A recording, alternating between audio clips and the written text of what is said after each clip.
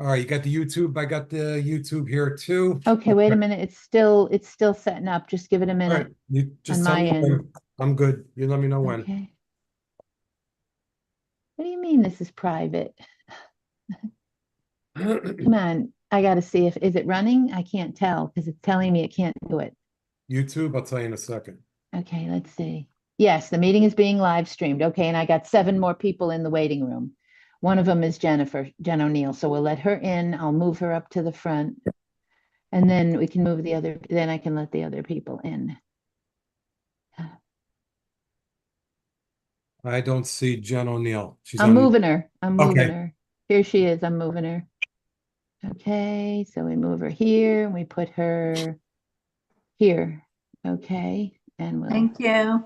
rename. And we have, okay, rename. Okay, O apostrophe N-E-I-L-L. Okay.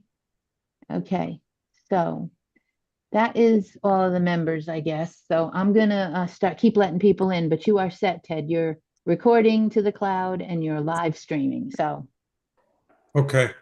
I didn't see it on YouTube yet. it says this meeting is being live streamed. It's up on the top. Yeah, no, I see I didn't see it here, but I'm I on know YouTube. this says the video is not available. I don't know why on Yeah, it did that that. last time too. It did that Oh, last time. Then all of a sudden, like 15 minutes in, it started up. Okay. yes. All right, well, I'm Okay. gonna start here. Yeah, go ahead and I'll keep fiddling with it. All right. Good evening, ladies and gentlemen. Welcome to a regularly scheduled meeting of the Zoning Commission, City of Danbury, April 9th, 2024 at 7:30 p.m. Let the record show we will begin with a roll call at 7:41. Commission members, turn on your mics, please. Commissioner Bennett.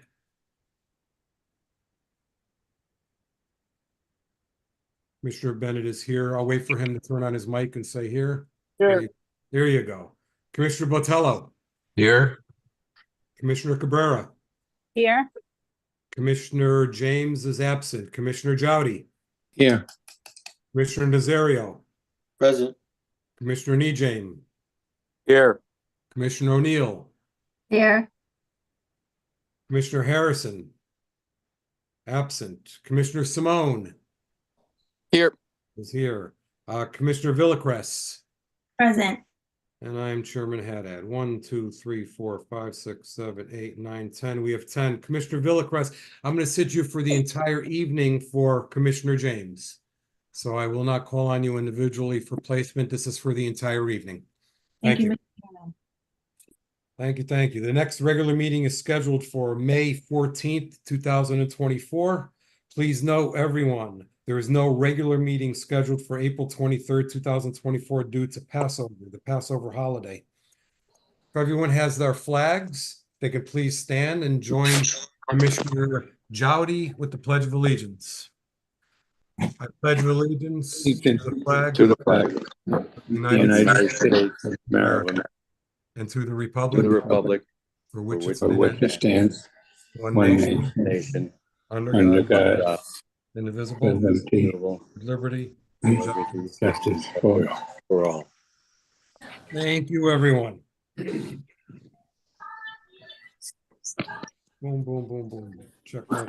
I want you to receive the minutes of the March 26th meeting. There was a link. It's public record on the agenda and posted. Commission members, I hear a motion to accept the minutes of March 26th, 2024.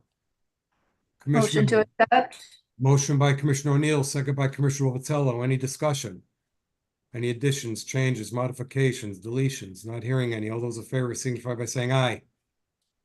Aye. Thank you. Let me read the instructions as required. This meeting of the Danbury Zoning Commission is being held on Zoom as a virtual meeting. Even though this meeting is a virtual meeting, members of the public and interested parties continue to have the opportunity to participate in the meeting in a couple of different ways. You could participate via Zoom and see the audio and the video, or you can call in by phone and participate via audio only. Please be aware that we may have to mute your microphone or telephone to avoid an echo or some other background noise.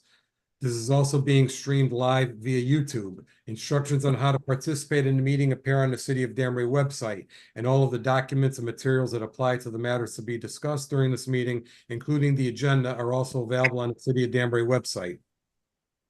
As always, if you have any questions, please contact the City of Danbury Planning and Zoning Department. As a reminder, the entire meeting will be posted on and can be seen on the City of Danbury website. We will follow the posted agenda as per standard practice. If prior to the meeting, any questions or comments on agenda items were submitted via email to Jennifer Eminger, those comments will be read during the appropriate portion of the meeting. Finally, please remember that technology glitches sometimes do occur. If so, please be patient. Sometimes that happens. Before we get to the public hearing, let me just explain the procedure on the public hearing. I read into the record the public hearing as it's titled and was posted. After I read the legal notice, we will then have exhibits read in, and we will then ask the commission members if they have any questions of staff. We'll then call upon the petitioner to speak and make their presentation. I will then ask if there's anyone else in favor to speak. I will then ask for opposition to speak. And then I will ask the petitioner, the applicant, or the representative attorney to rebut anything, ask the staff for final comments, and one of three things will happen. We may continue the public hearing. We may continue the public hearing for a specific reason only, or we may close the public hearing. All right, let me read the legal notice. Oh, by the way, anybody wishing to speak in favor or wishing to speak in opposition, there's no time limit. You have as much time as you'd like. You can repeat comments that you may have heard before you. We ask you that you do not repeat yourself and you stay on topic. So you have as much time as you want, as long as you just speak only on the topic and just try not to repeat yourself. But we do not limit time here. Legal notice. Notice is hereby given that the zoning commission of the city of Danbury will hold public hearings commencing at 7:30 p.m. on Tuesday, April 9th, 2024, in a web-based meeting hosted on Zoom to consider the following matters. Petition of Bright Ravens IS Innovation Studios Danbury LLC to amend sections 5B, 2B, and 6 and 5B5 of the zoning regulations, in parentheses, add hotel conversion as a special exception use with specific use regulations to the CA80 zone.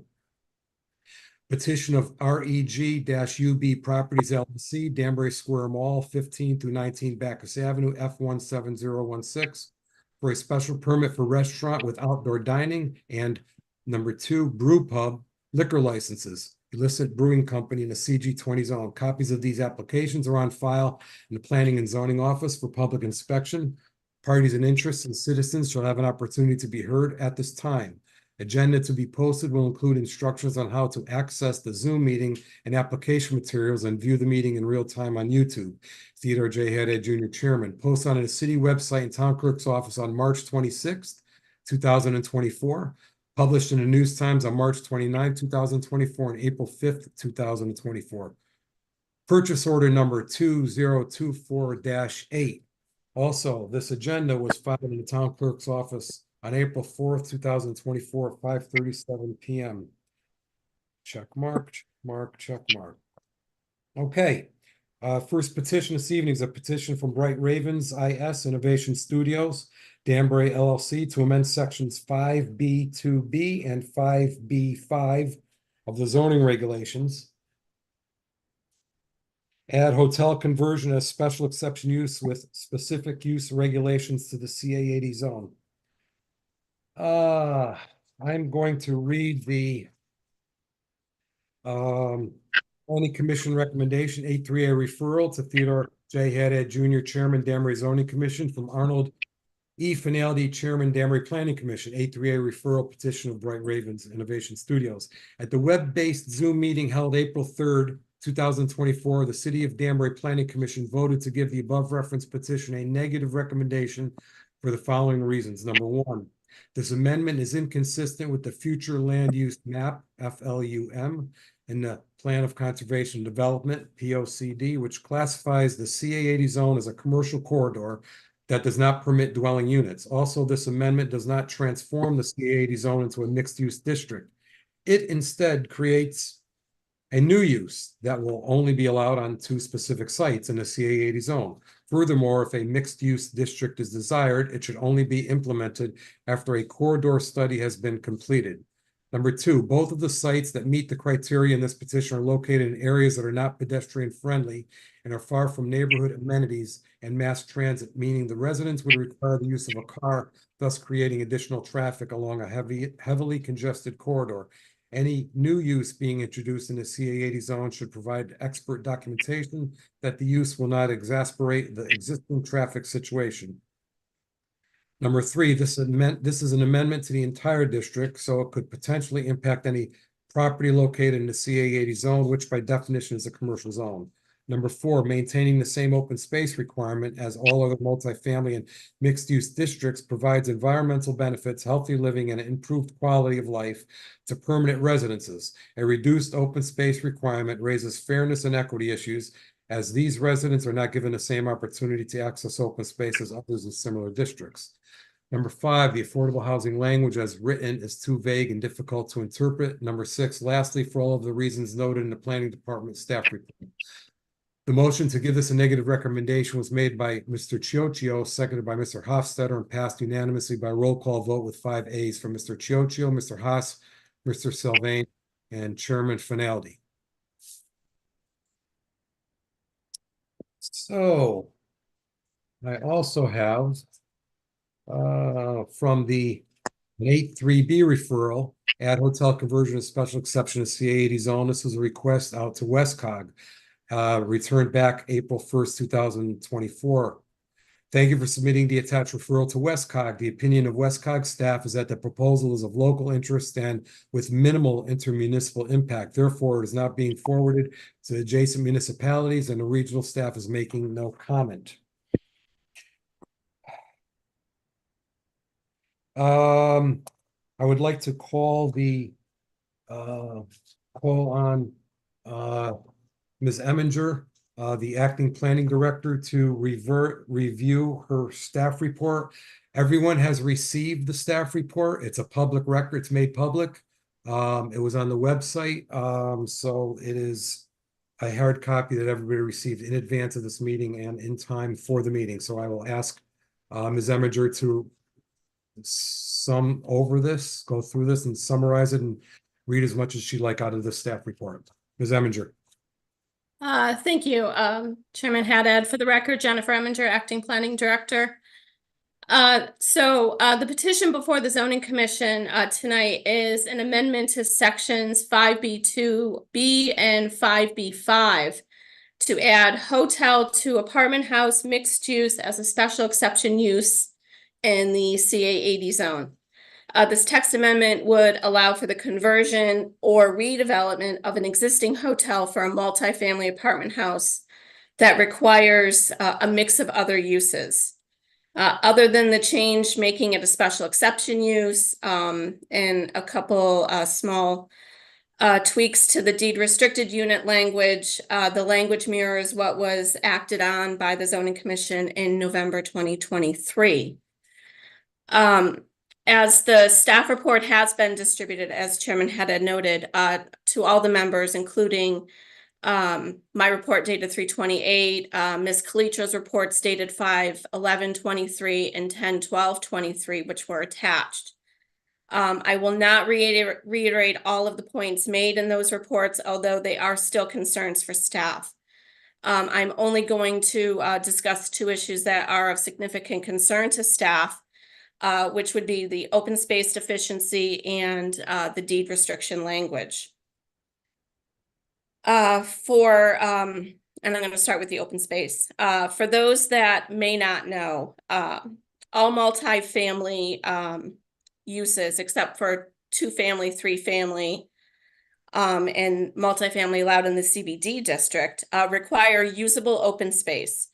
This calculation is consistent even in our mixed use zones, which include the PND zone, the Planned Neighborhood Development Zone, and the Murham District, which is the mall district that was just approved by the Zoning Commission. that requirement is 500 square feet of usable open space per dwelling unit. So in this petition, the applicant is proposing a 250 square foot per unit requirement. This is 50% less than that required in other districts. Again, standard across the board, except in those zones noted, it's 500 square feet of usable open space per dwelling unit. The petition is proposing half that at 250 square feet. So while the usable open space may not be necessary for transient hotel users, it is critical for permanent residents to ensure equal and fair access to open space, thereby encouraging health equity.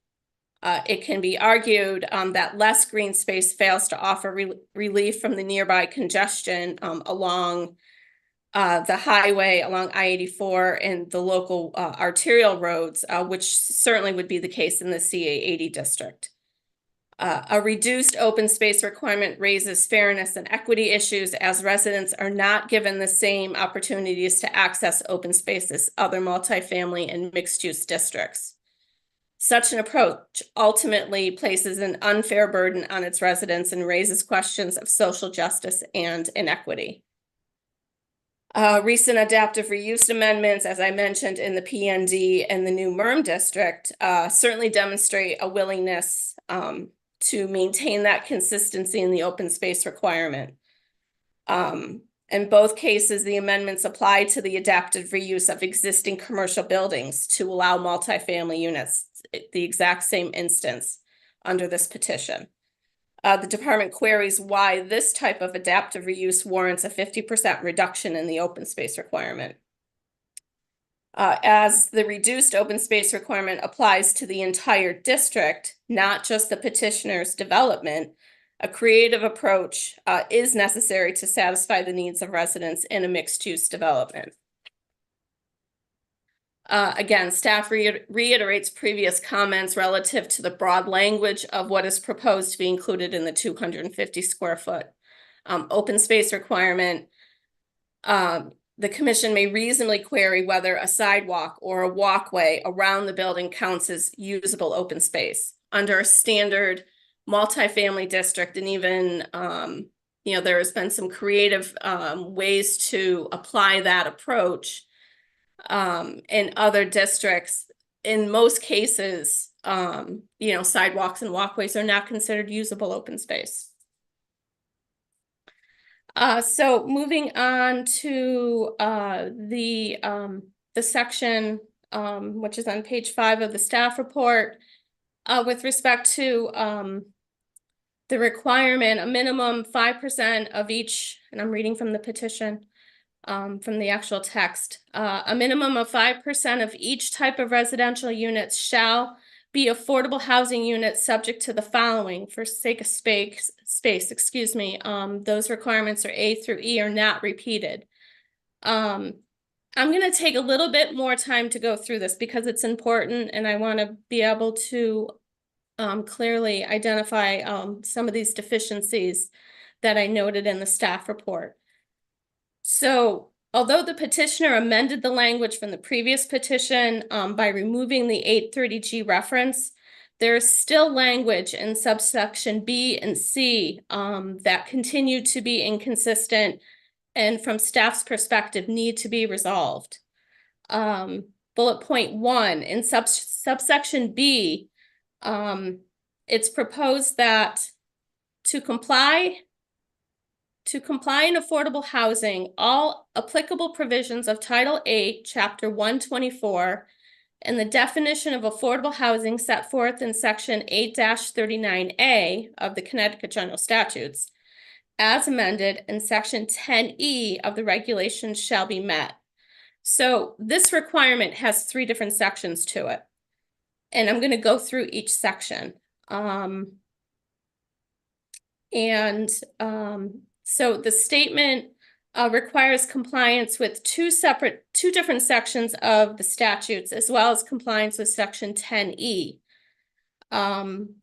Again, this is not an easy task for the applicant, the staff, any applicant, staff, or the Planning Commission. So I'm gonna dissect each section, starting with the reference to general compliance, Title 8, Chapter 124. That section in the statutes has over 4 dozen sections. Such a broad reference without specifically identifying the section to which it applies is not acceptable to staff. The second part of that section, again, when you go back up to that first bullet point, it starts the provisions of Title 8, Chapter 124, the second part, and the definition of affordable housing set forth in Section 8-39. This section, again, part of the municipal housing project section, is defined as housing for which persons and families pay 30% or less of their annual income, where such income is less than or equal to the area median income for the municipality in which such housing is located, as determined by the Department of Housing and Urban Development. The issue with this, the reference to this section of the statute seems misplaced and is not consistent with the requirements of subsection C of this petition, which I have noted in parentheses. The third part of that requirement, as amended in Section 10E of the regulations, again, 3 parts. This is the last part. Compliance with 10E of the zoning regulations, which is the affordable housing application, applies to specific types of developments consisting of assisted housing, a housing development under the housing incentive option, which is the bonus density under our zoning regulations, and a set-aside as defined under 830G. The language in the petition does not apply to any of these types of developments and is an inherent conflict in the language as proposed. The language in subsection C is also incorrect, as it's a carryover of the housing incentive option language, which was developed pursuant to different statutes that require a density bonus. Again, that's not what's being proposed under this petition. Furthermore, the reference to the submission of the affordable housing application as specified in 10E is not applicable in this case. Again, both requirements are inherent conflicts in the language as proposed. The last point, the references to application for site plan approval in both subsection B and C are not consistent, as this process has now changed. It's now a special exception process. Again, it speaks to the inconsistency of the section. The language in 5B5F11 must be clear and concise to ensure fairness and consistency within the regulations. Staff's recommendation is that this section be revised. So in conclusion, and the Planning Commission spoke about consistency. It's not consistent with the POCD. I will not reiterate those comments. So in conclusion, the comments relative to the minimum lot area, density, open space, the affordable housing language, the inconsistencies in the POCD, all remain outstanding issues that have been repeated through 2 previous petitions and have not been addressed. Although it could be argued that this type of housing is needed in the city, providing dense mixed-use housing without considering walkability, transportation options, is simply not good planning and fails to foster sustainable development and smart growth that is accessible to all residents with a focus on inclusion, equity, affordability, and quality of life. So. Thank you. That is, if there's any questions. Commission members, any questions at this time of Ms. Eminger? Keeping in mind, we will also be able to have her again after the toward the end of the presentation. Commission members, anything at this time? Ms. Eminger, it doesn't look like we have any right now. I don't know. Thank you. So let me, and thank you for that, by the way. We did receive some letters that are new, that are not part of the previous applications. Before I read the letters, let me say that we talked about it the last meeting, and what I'm going to do is take this position, since all of the documents from all of the previous meetings, links were posted on the agenda, and all of the two other prior petitions with all of the exhibits, public statements, letters, documents, exhibits, traffic reports are all part of the tonight's submission. I'm also going to say that all of the previous applications, exhibits, letters, recordings, presentations, minutes, etc., are to be included in tonight's presentation as well as part of tonight's record. So it was requested by a commission member, and I think the applicant also had stressed that to staff. So our commission members that have reviewed the prior meetings, that is now part of this meeting as well. The letters that I was talking about a minute ago are brand new. They have not been submitted before. I'm not going to read anything of the past. I'm only going to read it brand new. So we have a couple letters here, and I'm going to read them. This is from Jim Foley, dated April 9, 2024. Dear members of the Zoning Commission, as a lifelong Danburyan, I urge you to support the Bright Ravens Innovation Studios application before you this evening. I had intended to speak live, but I am in Florida and due to a family situation will be unavailable. Having owned and operated Foley's Pump and Plumbing for decades and truly understanding the housing needs of my employees, this project makes so much sense in this location. We need housing, not just anywhere, of course, but we can repurpose this outdated hotel and provide a work, live, and recreational environment right off of I-84 as a gateway to Danbury. The project is impressive, will provide significant amenities, and is ideally situated for these efficiency and one-bedroom apartments. I urge you to vote favorably, Jim Foley.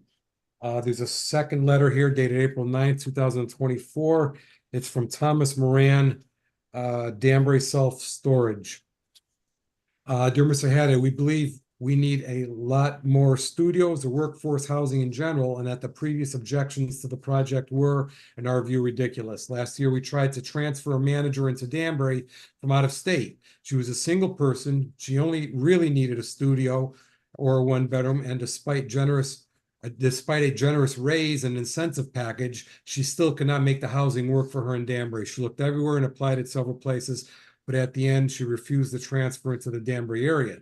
The same thing happened, but with a different person about 4 years earlier. We believe there is a largely artificial shortage of workforce housing because of zoning that doesn't work for the area. Whatever you can do to alleviate what amounts to a crisis, we deeply appreciate. Thank you for consideration. Again, Thomas Moran of Danbury Self-Storage LLC. I have another letter here from Gina Cassetta, April 9th. I wanted to share my thoughts about this hotel conversion usage. First of all, I think it is a good idea. To have a large hotel sit empty for so long when many people in Danbury need housing is a shame. Number two, I think that any sort of change to the current zoning regulations need to consider not just the developer's needs, but first and foremost, what Danbury needs. Truly in this housing market that Danbury still only requires 10% of all housing units to be affordable housing is far too limited. One of the reasons minimum wage jobs in retail and hospitality remain unfulfilled is because people can no longer afford to live here. So my proposal would be to significantly increase the quantity of affordable housing units that would be built. At least 20, but 25% would be preferable. The small size of these units and the fact that they are furnished would appeal to recent college grads or newly settled immigrants, neither of which have a lot of money but can make a meaningful contribution to the Danbury labor market. The proximity to the bus lines also makes sense. I also feel that expensive housing draws more people from New York, not currently Danbury residents, which only makes traffic issues worse. The regular housing prices seem like a decent deal to them, but remain out of reach for current residents. So it does nothing to solve Danbury's current housing issues. Affordable housing for current Danbury residents, not just individuals or couples, but for families as well, remains top priority for Danbury, but this project would barely address those needs in its current proposal. Number three, regarding the outdoor space requirement, there used to be a lovely restaurant in the back of the hotel that had a backdrop of a rock ledge wall, which made it very private despite its proximity to I-84. Could that space be used as a common space with outdoor furniture and grills that people could use? Also, if a parking garage were added, then part of the parking lot could be used for a playground, basketball hoop, picnic tables, etc. Sincerely yours, Gina Cassetta. Additionally, there was a letter that came in, but it was after our cutoff, so we're going to carry that over to the next meeting. We did that. Mr. Chairman, Mr. Chairman, Yes, can I yes, just say agreed. that anybody who is not identified, if you're just showing up as an iPhone or an iPad, I can't let you in. Your name has to show, even if it's just your first name. I've got like 3 or 4 people I let in, but they're all under iPhone, and I really need a name, or I have to put you back in the waiting room. So they Okay. need to show their name. Okay, so those present, you should probably know by now how to work the Zoom, put your name on there, or she's gonna put you back out into the parking lot. What else, commission members, am I missing? I don't think I got all the housekeeping is done, I think. For now, we can go right to those wishing to speak in favor of this petition. Mr. Bertram, do you have representation this evening to present? I'm going to present, and then it will be supplemented with legal representation as well. So Okay, so when I say those wishing to speak in favor of this petition, I'm gonna say, Mr. Bertram, you're on. I do wish to speak in favor of the petition. So thank you, Chairman. You're very welcome. Thank you. Go ahead. May I share my screen? Yes, absolutely. That's going to be Ms. Reed will help you with that. Okay. Thank you.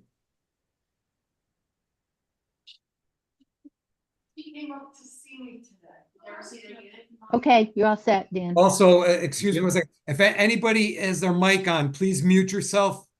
Everyone mute yourself during this presentation, please. Thank you. All right. So good evening, everyone. Good evening.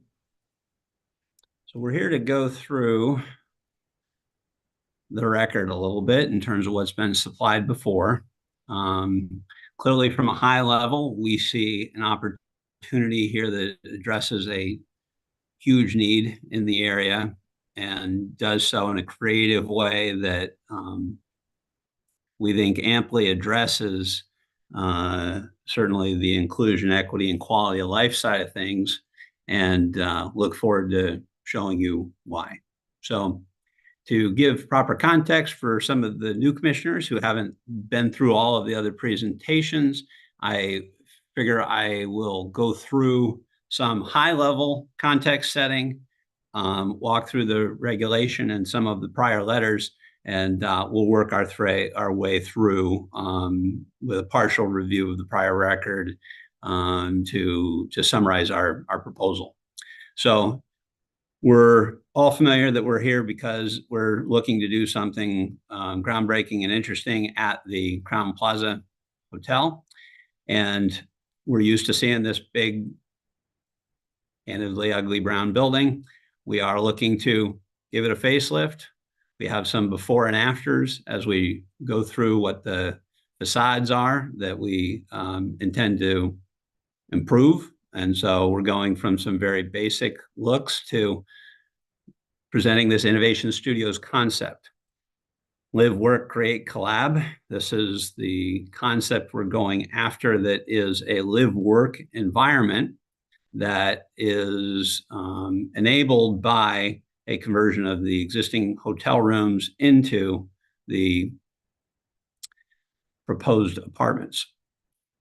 If we go to the other sides of the building, this is the one where everybody sees it from the highway. And this is the look of kind of the new and improved side of things.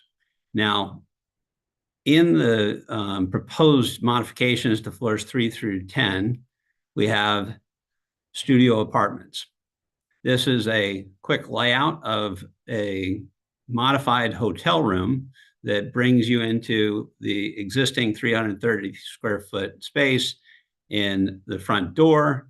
This is a table and chairs. This is the bed with side tables. These are existing furnishings in the hotel.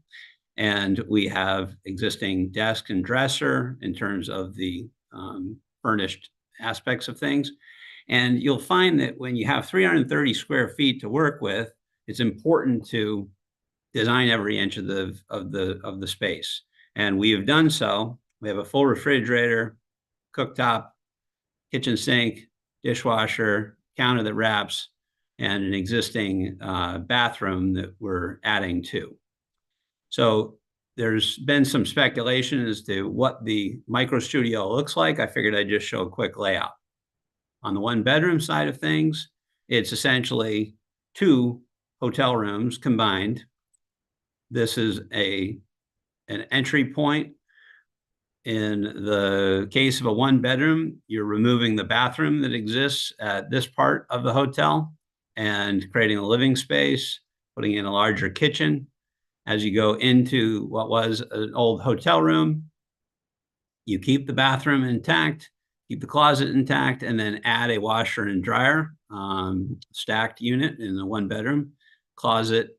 And this at 660 square feet is a very, very normal size for this type of dwelling unit in the area. The studio is more compact, but is the enabling mechanism to do what we find so exciting about the entire concept here, which is to provide workforce housing in a way that is highly qualitative. And so we did a building on Main Street at 333 Main Street recently that has all the modern finishes. The same thing are proposed here. We'll have quartz countertops, stainless steel appliances. This is a full-on high quality fit up of space that we can deliver in a way that addresses this source or need for housing in our area. As it relates to, and I do want to walk through this relatively quickly, the actual text amendment, because it's only a page and a half. We have a special exception use that was referred to. And if we go through what the criteria for where this can be applied, we have a 6-acre minimum. Only an existing hotel building may be repurposed for dwelling units.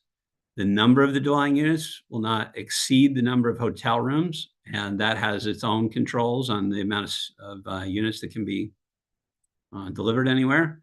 75% of the dwelling units shall be efficiency unit apartments.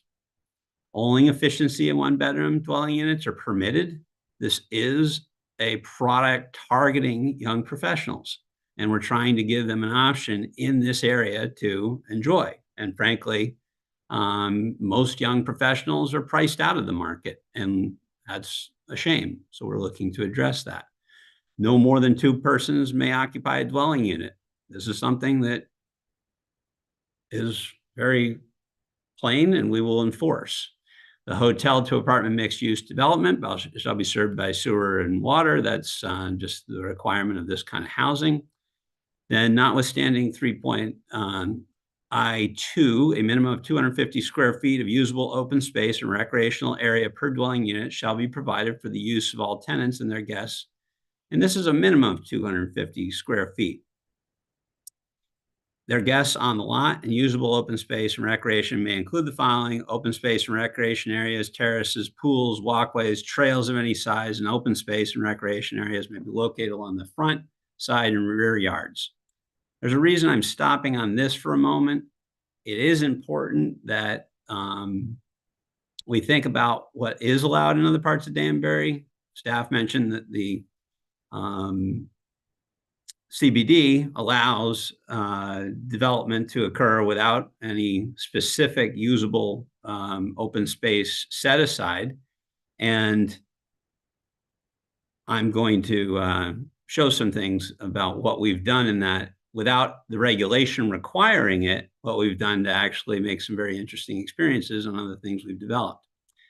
Other uses permitted in the zone shall include the hotel. There's not a lot to that one. Parking shall be determined the minimum of 5%, excuse me, of each type of residential unit be affordable. And we talk through the specific affordability proposal, and I will get into that in greater detail later. And so we won't go through the specifics of it right now. I do want to call attention to a letter that was presented and I highlighted because it was a nice summary of the proposal to date, which talks, this is from Tom Beecher on October 3rd during the processing of the second attempted regulation change. And he summarizes the things we just talked about. We have a 242 Crown Plaza Hotel starting point. It's on 7.24 acres. It talks about the 154 studio efficiency apartments, the 44 one bedrooms, and talks about also the thing that is particularly engaging to me, which is what this conversion enables, which is a live, work, create, collab environment anchored in part by an experience with the Danbury Hackerspace, which I'm a founding board member of, and we've looked at a lot of spaces to grow and expand into, but haven't found anything till now. And we have offered, if we are able to provide this type of housing in the floors 3 through 10, to allow the Hackerspace to expand into this for $1 a year rent. And that is not a deal that they can get anywhere else. So the space would include offices, classrooms, research, testing spaces, woodworking, photography, recording studios, computer labs, you name it. If I go down, we talk about mandating open space and recreational areas and affordable units. If we go back to context, the Crown Plaza closed in March of 2020 during COVID, hasn't reopened. It has very limited applicability within the city. There's only one other site that would qualify. That's Hilton Garden Inns. It's on 9.8 acres. And that was recently remodeled, and we don't see as a candidate for really being converted to apartments. But it is where the only other site that this could manifest. The discussion about density, we referenced in the original regulation itself that it's limited to the number of hotel rooms. And when we get into the minimum of 250 per square foot of open space, I wanted to just pause here and show that all open space isn't the same. When you're doing higher density housing, and the density, again, constrained by the number of housing units from the hotel, is the required component for the affordability piece. And so when we talk about a $1,300 rent, it is enabled because we're converting a building that was extremely well built, but outlived its useful life. And the walls, ceiling, floor are poured concrete. Each room is almost a soundproof vault, incredibly well built. So we're talking about a very interesting living experience, and the site itself has some interesting characteristics. Now, I would like to show you something at Brookview Commons. This is a project that we built not too long ago that has all kinds of open space experiences outside with those bridges, the park in between the two buildings in terms of the, bringing to life the Padenham Brook, these walkways that staff would say shouldn't count, but they're oversized and are areas to hang out and do interesting things. Again, I'm showing you something that is and was developed with no requirement for open space, but we did open space because it's good development. You do interesting things. You make the housing desirable. This is the front of the place. I'm sure our marketing people will be mad at me because I'm showing a green pool. This was just done over the last couple of days, and that's opening. But this here shows the actual view off of the top of the building, right? And I'm having a little bit of a technical difficulty because I'm not able to, oh, here we go. Sorry, I wanted to pause this. that view that I showed a moment ago, my Zoom controls were in the way of my being able to pause, but I'll get back to that. This view is a very high value experience that required a very expensive deck. That's the deck that gives you the ability to get out to the 7th floor and look around the beautiful, beautiful downtown. Now, on the square foot metric, how many square feet of cool thing do you have for each dwelling unit? It doesn't make sense this is like selling art by the pound. We have to actually say the amenities that are possible at each development opportunity can be made with maybe a little more flexibility. And so if we think about what's possible at the hotel, I'd like to show you another thing that gets into open space calculations. This is the entry to the lobby of the hotel. Excuse me, but we're not getting, our pictures are not changing. We're looking at we're looking at the back of a building with the Peyton Aaron Brook and the deck leading from one to Oh, I'm sorry, Ted. Thank you for telling me that. we may have missed a couple. I didn't know if I was waiting to be here. sure. Let me. Oh, okay. So hang on. Let me. I'm going to restart the share because something interrupted it. Okay. Yeah. So let me go from the top, but now I actually have controls over it. So what I was trying to show, is it now coming through? It moved a little bit. I stopped it for a second just to make sure it was actually coming through. So forgive me, but it's only 1 minute and 16 seconds long. Yeah. So I'll restart it. Sure. Let it rip. Yeah, absolutely. Okay. So this is a view showing all kinds of cool amenities. There's a dog park off screen off to the left, but this is something that we developed in downtown Danbury. The building that we're showing right now gives you a feel for the level of quality that we're looking to deliver here as well, and what experience we're trying to create. So is this all coming through? I just paused it again, but it's working now. Yes. Yes, it is. I had to, excellent. Find my box to unmute. Yes. Yeah, great. Okay, so basically these bridges are very interesting amenities. They're places where people walk their dogs out to the dog walk. And they provide continuity between the buildings in an elevated way. To stand up on this 8-foot wide walkway is an experience unto itself, and to look at the river going by underneath you. These are things that are done to, in a creative way, enhance and improve. This is the thing I made the joke about the green pool, which I'm sure the marketing people aren't going to like. But my point is, here's an outside deck up on the 2nd level over Main Street. And this is just shot over the last couple of days. That's why this will be a beautiful blue water looking pool shortly. But, we have another 2,000 square feet, which will be a co-working space.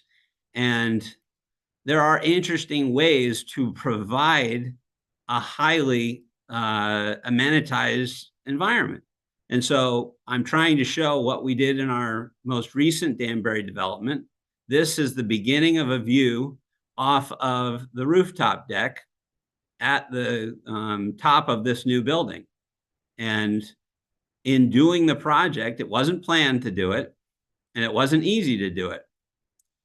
That deck and that view and that experience, and that was what I was talking about earlier when the video wasn't coming through, was expensive to provide, but it provides a differentiated and cool and interesting experience. One that I'm highlighting, and basically that's me flying the drone and realizing I'm in the picture. So the point is that this is something that was done where the requirements for open space were 0. We're going to, in that same context, do something that is we think, very impactful. And if we now cue this video, this is walking into the lobby of Innovation Studios. This storefront is something that divides the open co-working space in this main lobby. That's a very large space, and we would argue is a open space component. And we've put in some rough calculations, but we conservatively said we can do 250 square feet per unit, but we don't want to. And if you look at what's going on, our history with this isn't great with staff. We have not had a meeting of the minds because we think this is the best thing since sliced bread, and they think this is inappropriate as it relates to a development opportunity or redevelopment opportunity of this hotel. So if we, though, look at what the opportunities are, the left side of this open space when you come in, the right side, this is open co-working space that will be a very interesting and differentiated experience at this asset. And so when you come into this and you think about what a young person wants, they want to be able to get together, and they want to be able to afford where they live. They might not mind having in this tavern space this kind of on-premises experience. This 2,000-3,000 square feet of restaurant, by the way, doesn't factor into the open space calculation, but it's a hell of an amenity. This is something that is on premises, okay? So when we look at this, we say, okay, the regulations don't capture the entire experience. This is the gym, other things. Now, if I go back to the reason I'm cutting to this next scene right here, this right here is a perfect place to add an outdoor deck, right? This is the entrance, and you're looking down on a bunch of satellite dishes, and it's a kind of sort of a lifeless mess when you drive in there now. It can absolutely be an open space for the residents of the community and of the makerspace community. There are two populations that are slated to coexist in this space. And so we think that this is an absolutely excellent place to do an outside amenity. We don't have a full-on rooftop opportunity at this asset because there was an easement sold to the entire, for the entire roof on the above the 10th floor that is for mobile phone carriers and stuff. And there's nothing we can do about that. That was done 12 years ago before we had any involvement with the place.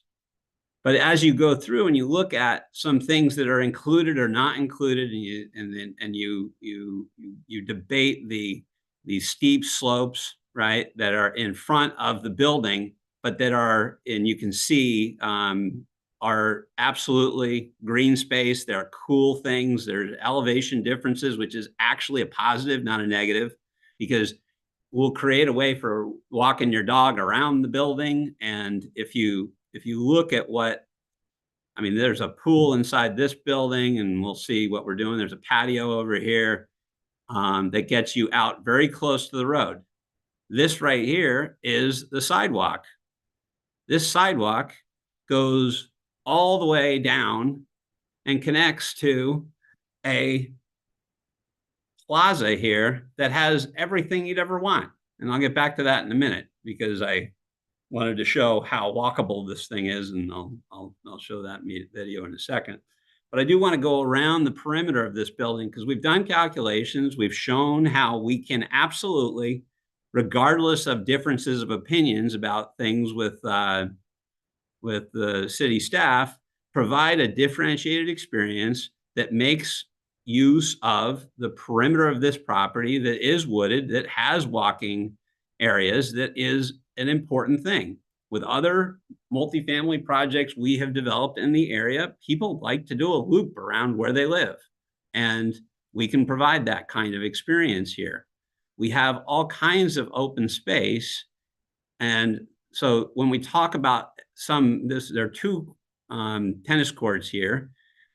one will be turned into a pickleball court, another be a sport court, but there'll be modern amenities for the community that I think will be terrifically compelling. Now, I think all that stuff around the building is more interesting than all the way down here at the end of this parking lot. There's some wetlands and some areas that count. That's 20,000 square feet of applicable open space. But all day long, I think the exciting open space is the core experience around the building itself. Okay. So if we look at what we're having here in terms of conventional inclusions, this is a patio here, an outdoor patio. There are these spaces that we just looked at from an overfly from the other side, and now I will do one last thing, which is my demonstration of walkability. Right.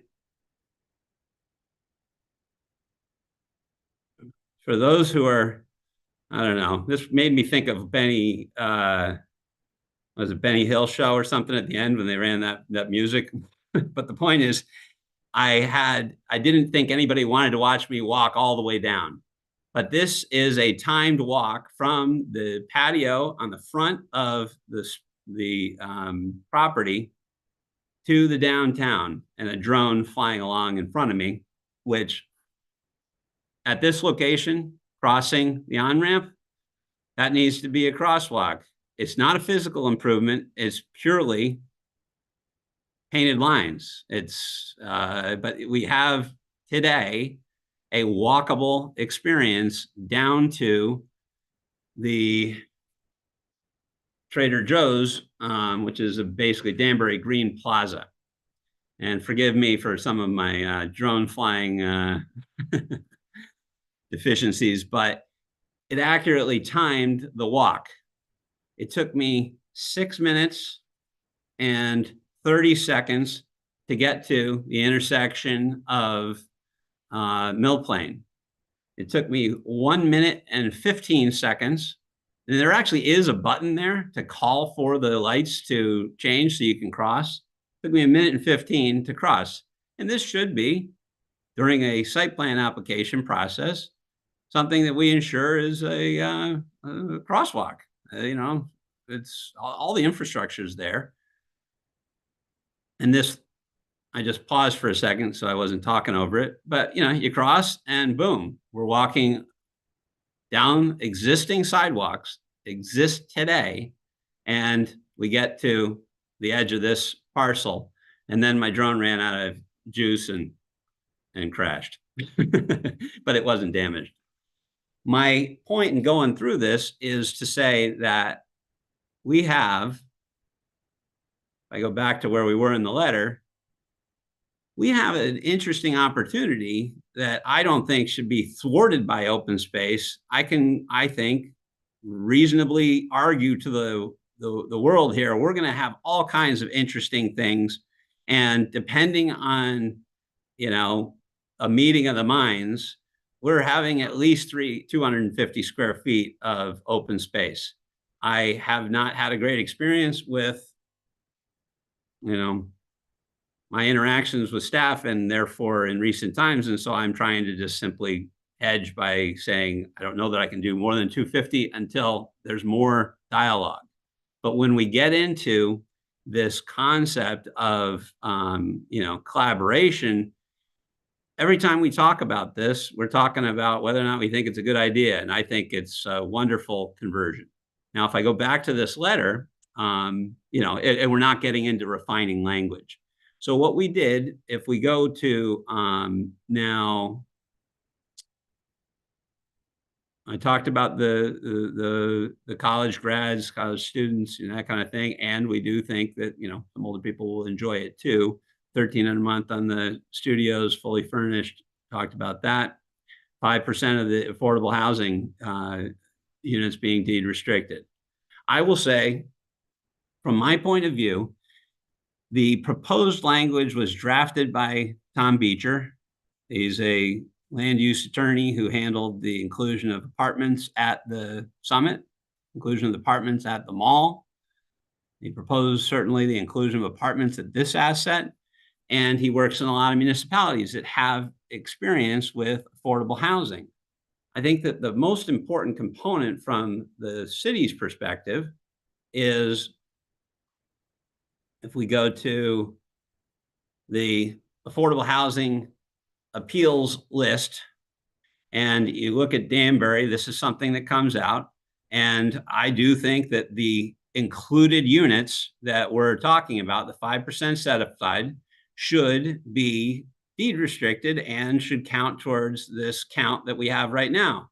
But in Danbury, we have 33,000 households, right?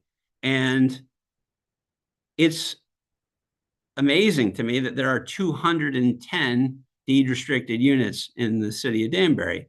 And it is because it's always been over that 10% threshold since the affordable housing. So other area towns have more experience in implementing these things. So I have counsel here with me today who reviewed Tom's work, feels that it's adequate, that the proposal will count towards the 210 and the 198 plus the 210 will take us to 220 deed restricted units.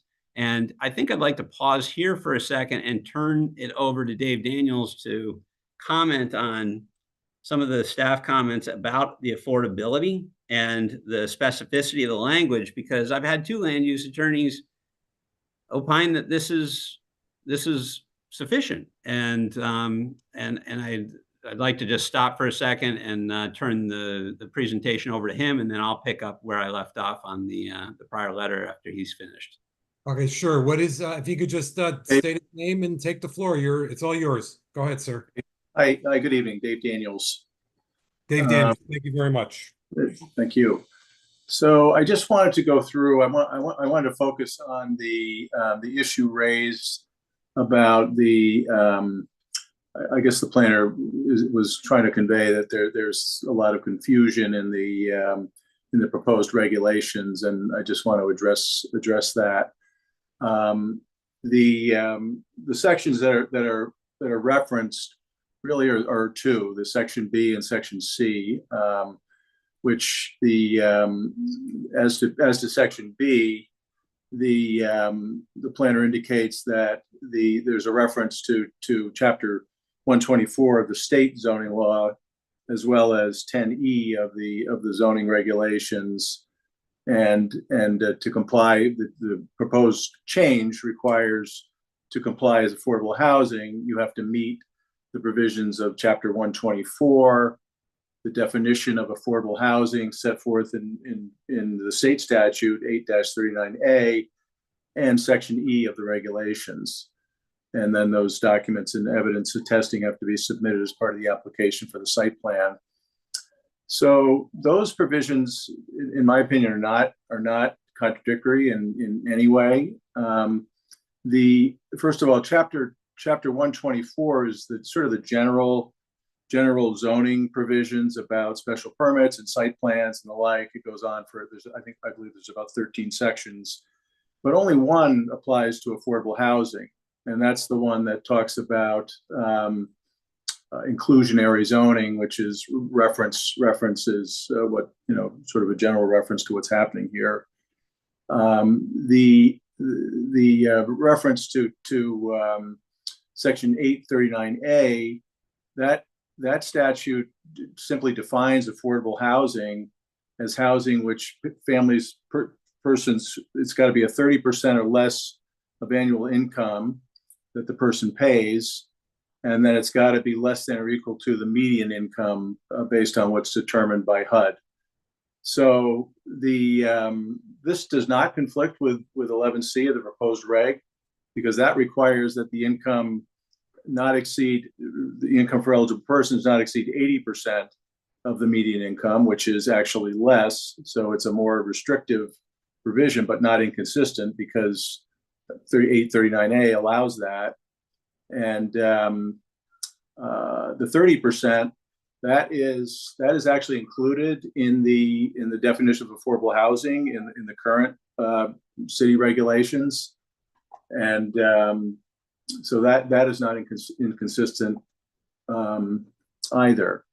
In terms of the section 10E, which is the clear intent of the regulation is to reference that section as it's applicable to the application requirements that are required for affordable housing. And it's quite clear how that plays out. There's a general section about the application, what it has to include. It gets filed, the contents have to be, appropriate. And it goes on to say that the contract that is subject of it has to meet the requirements of the state statute, which 2G of the Connecticut statute just lays out the contract requirements, which are comparable to those that are being proposed in these regulations. So that's kind of a quick synopsis of how I view these regulations, and I think they're clear when you read through the various things. I just want to comment on the other thing that was mentioned was that there was an inconsistency when the petition changed from a permitted use to a special exception, that the reference to site plan approval was remained in the proposal. But again, that is perfectly appropriate, because in order to get a special exception, you have to submit a site plan application. So it's really a distinction without a difference to say that has any practical impact. So, and then the last point is the reference to the HIO, the housing incentive option language, saying that it's not correct because it's not what this is referencing. But that was just where the language was taken from. It just says that there'll be an application for site plan approval, which is accompanied by an affordable housing application as specified in 10E. And then it goes on to talk about the income eligibility requirements, again, being 80%. And the period that which it has to be offered is no less than 40 years. So again, imposing more restrictive requirements than are actually required.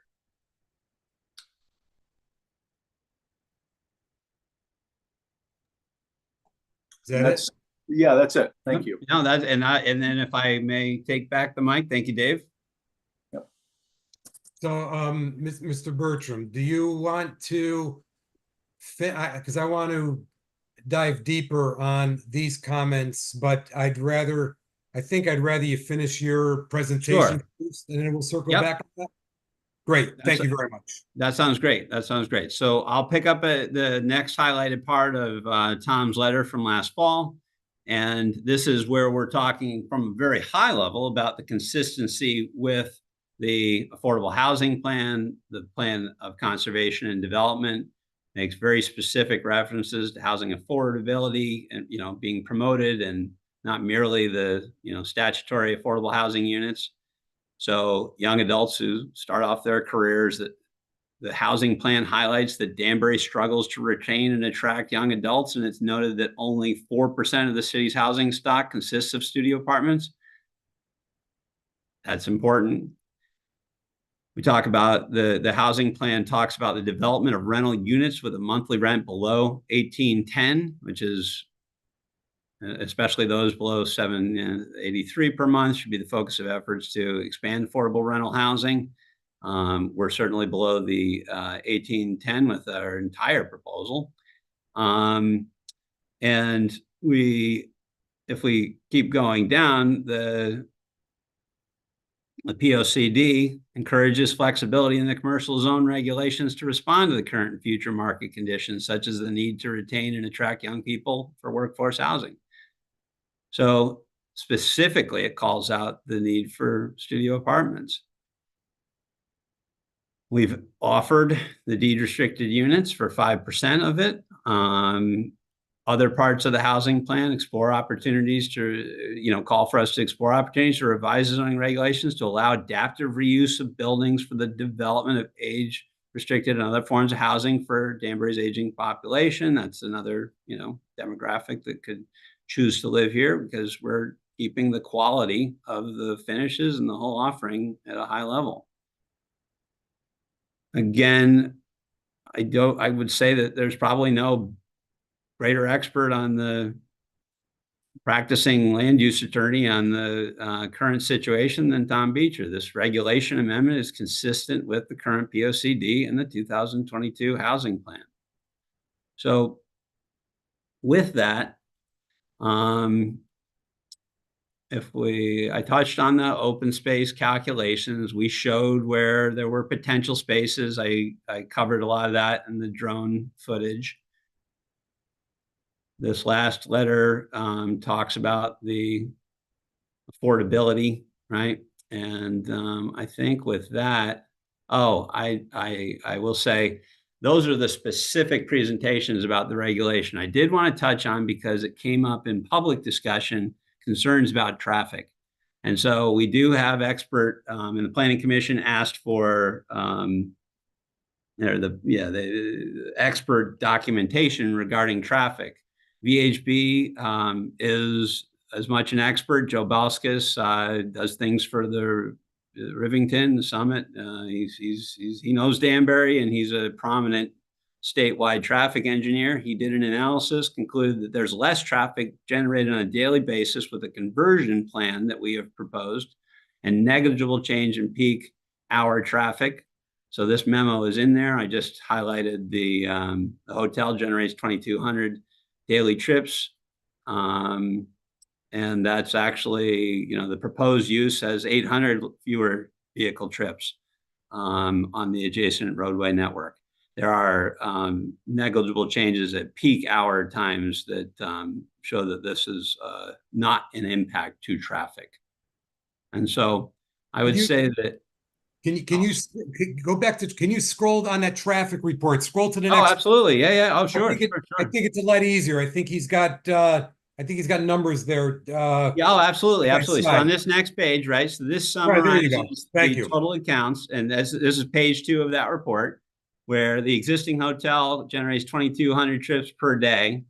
And that shows a negative 844. So that's less than the proposed apartments, restaurant, and office is what he characterized the hackerspace as. And then the AM peak was up by 14 and the PM peak was down by 12. And so in his professional opinion, to go back to the summary, but those are the numbers of it, and it's in everybody's packet. But, the traffic generated by the proposed conversion of the hotel will have no impact on the weekday, morning, and afternoon peak hours from the previous hotel use. I think it's a settled point. The comparison we can't make is to the existing condition today, because the hotel has been closed for 4 years. It's going to reopen in some way, and relatively soon. We hope very much that it opens in the way proposed. Now, as it relates to this concept of walkability, if I were to walk out of 333 Main Street at Brookview Commons, where we showed the drone footage for the open space, and I turned right and I started walking towards Seatown, or if I turned left and I started walking towards the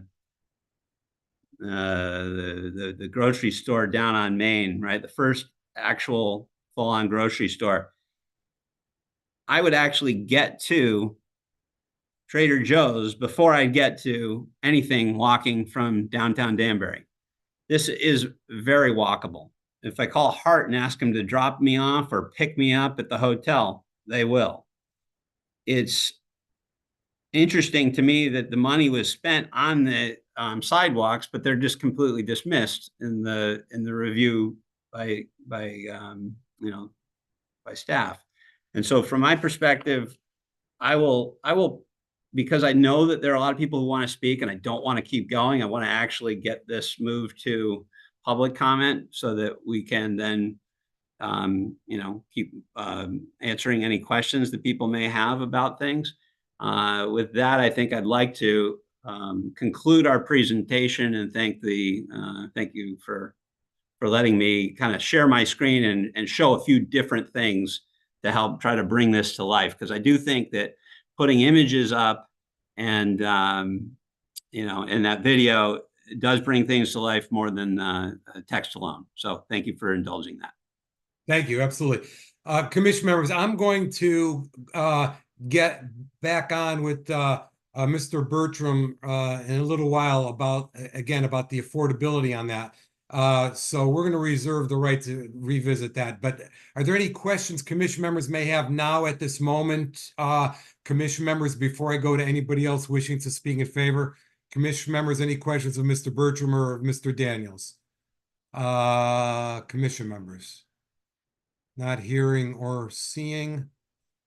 Okay, so we're going to revisit you again shortly, Mr. Bertram. So I'm going to now ask for anyone wishing to speak in favor of this petition, Senator Kushner. And I see some hands, so if anybody knows how to work the Zoom, if they want to just raise their hands, it'll go in a little box. I'll call on you all in order. But right now I have Senator Kushner. Go ahead. Senator Kushner, I think I just lost you. Does anybody else? I'm here. Oh, there you go. They bumped me out for a minute, and when I came back in, they put me at the end. Oh. So you can see me on the screen, but I am here. Okay, go ahead. Take your time and go ahead with what you have to say. And just for the person who's operating the Zoom, since I do a lot of Zoom meetings, if you would like, there's a way to pin the speaker to the front so everybody who's on the front page could see you speak and not just hear you. So I don't know if she knows how to do that, but that is something we typically do in the Senate. But I wanted to say I am Senator Julie Kushner. I live at 75 Old Ridgeberry Road. I am not here speaking as a senator, although I will say that a lot of the issues that you touch upon affect my work in the Senate representing Danbury. I feel like questions of housing, questions of affordability, questions of finding dynamic economic engines for the city of Danbury are all part of my state work, and it's very important to me. But I came here really tonight to speak as a resident because I live right up the street, and I have lived here for 30 years. And in my 30 years, I have had a lot of experience in that hotel. You know, I've attended weddings, I've attended bar and bat mitzvahs, I attended chambered, luncheons. I have put up family members many, many times over the 30 years. And so I'm very familiar with the hotel. And since 2020, I would say that it's been very disturbing to me and my husband that this has become a blight upon our neighborhood. It is not pleasant to look at. It is not a good introduction to our neighborhood. And it worries me greatly that it will only get worse. You talked about the visibility from the highway, along Old Ridgeberry Road. Some of the buildings have been updated, and I'm really pleased to see the updated pictures that you showed, the depictions of what this will look like. And I think that will make it really appealing for those of us who live in the neighborhood and for anybody who drives into Danbury. It was said that it's the gateway to Danbury.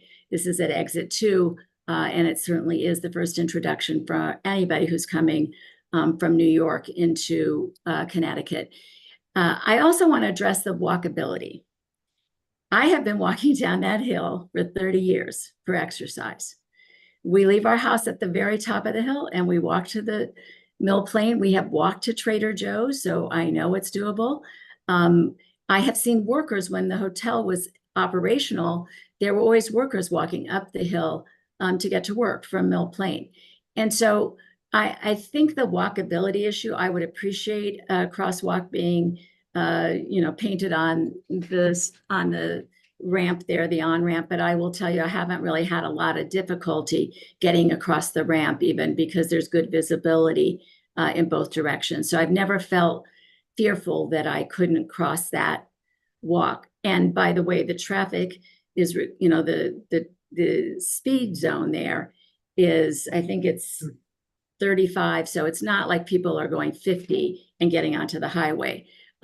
So I have not had any of those issues about walking down the street. For me, I think the idea of having more housing in Danbury is absolutely critical. And I particularly like the idea of having studios and having one-bedroom apartments. We don't have that in our neighborhood, and I think that's something that would be good for our neighborhood. But I also want to mention the importance of the Innovation Center. I toured the hackerspace when I first got elected. It was across the street on Main Street. I toured it, and I was so impressed with the work that they were doing there and the opportunities for innovation.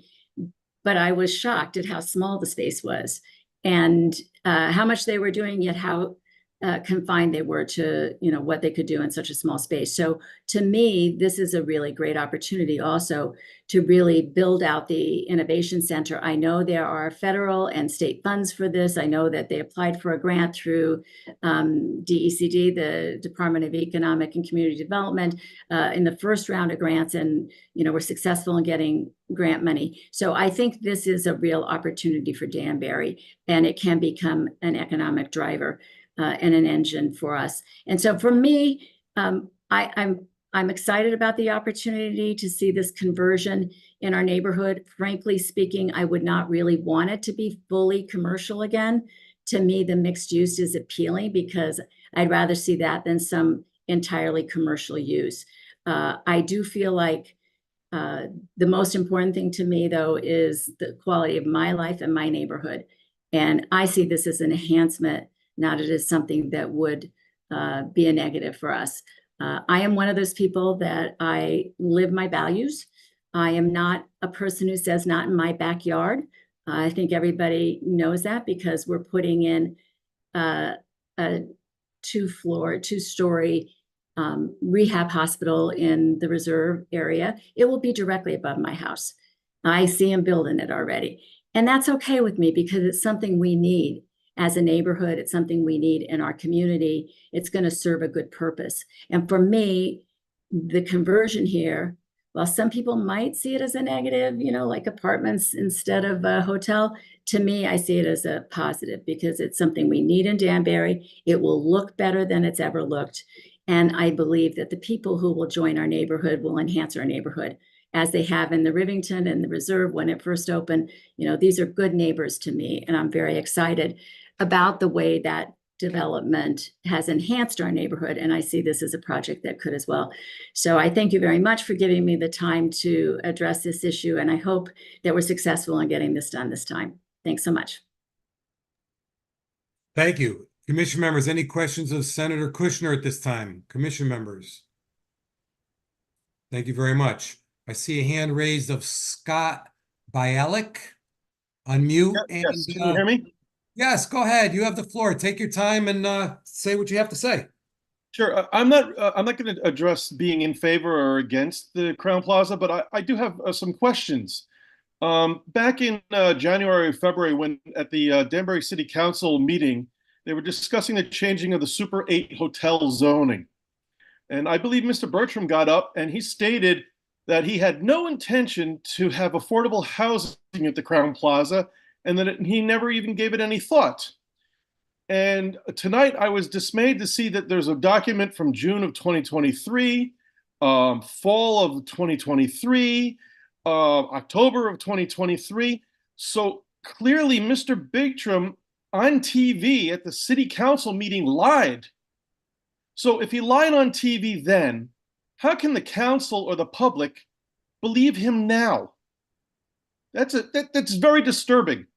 And that's what, that's my main question. How can the zoning committee believe anything now if a person can blatantly lie to the city council? Can you state your name and address, please? Scott Bialik, 5 Wilderswood Way, Danbury, Connecticut. Thank you. We're going to have Mr. Bertram will address that. Commission members, are there any questions of Mr. Bialik at this time? Commission members, any questions of Mr. Bialik? Thank you. Yes, if I may. I usually don't. I usually wait till the end. Oh, okay. Oh, I thought you meant now. But No. But what I'd like you to do clarify. is, yeah, absolutely. What you should just jot down what you're hearing, and then this way here when we circle back to you. I see Lisa Scales. Hello there. Hi, Ms. Scales. How are you? Good, thank you. So So you have thank- the mic. Why don't you state your name and address and take your time? Happy to do that. Thank you, Chairman Haddad. So my name is Lisa Scales and I live at 5 Lombardi Street in Danbury. I'm also the Executive Director of the Cultural Alliance of Western Connecticut. We are a regional arts organization based here in Danbury. I'm here to express my strong support for Bright Ravens Innovation Studios project and the conversion of the hotel to affordable apartments. The Cultural Alliance is a nonprofit service organization, and we promote and advocate for the interest and needs of artists, creative entrepreneurs, arts and cultural organizations. We engage with the public, collaborate with businesses and government leaders to advance the arts and to integrate creativity in communities. So I have some understanding of the challenges and opportunities that artists and creative entrepreneurs face. I have two essential points that I'd like to mention. One, creative entrepreneurs and affordable housing are very intertwined. Live, work, innovative spaces with affordable housing create symbiotic environments and fosters creativity. These spaces are not just residences, they are incubators for new ideas, which Danbury can use. Many artists struggle to find affordable spaces to live. Fresh, young, creative minds don't stay here in Danbury. They look for other places with affordable housing and space to work. There's other reasons, but those are the two big reasons that they don't stay. I'm reminded, I raised three very creative people.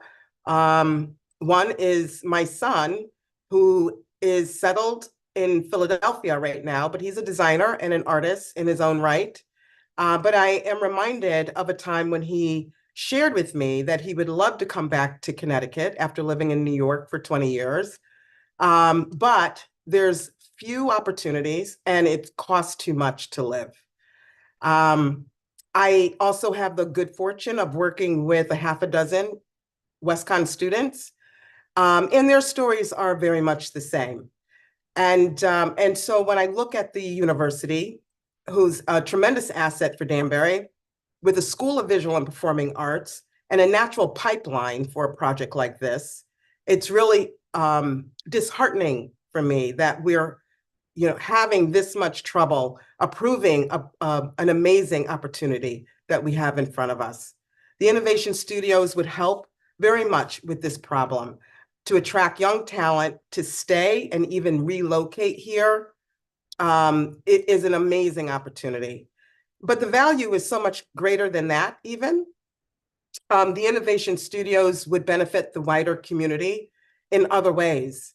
As a hub for artistic innovation, it will attract visitors, investors, partners, near and far, which brings me to my second point.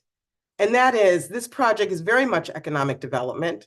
The arts community contributes significantly to the greater Danbury area with $72.2 million in economic activity, $16.5 million in government taxes.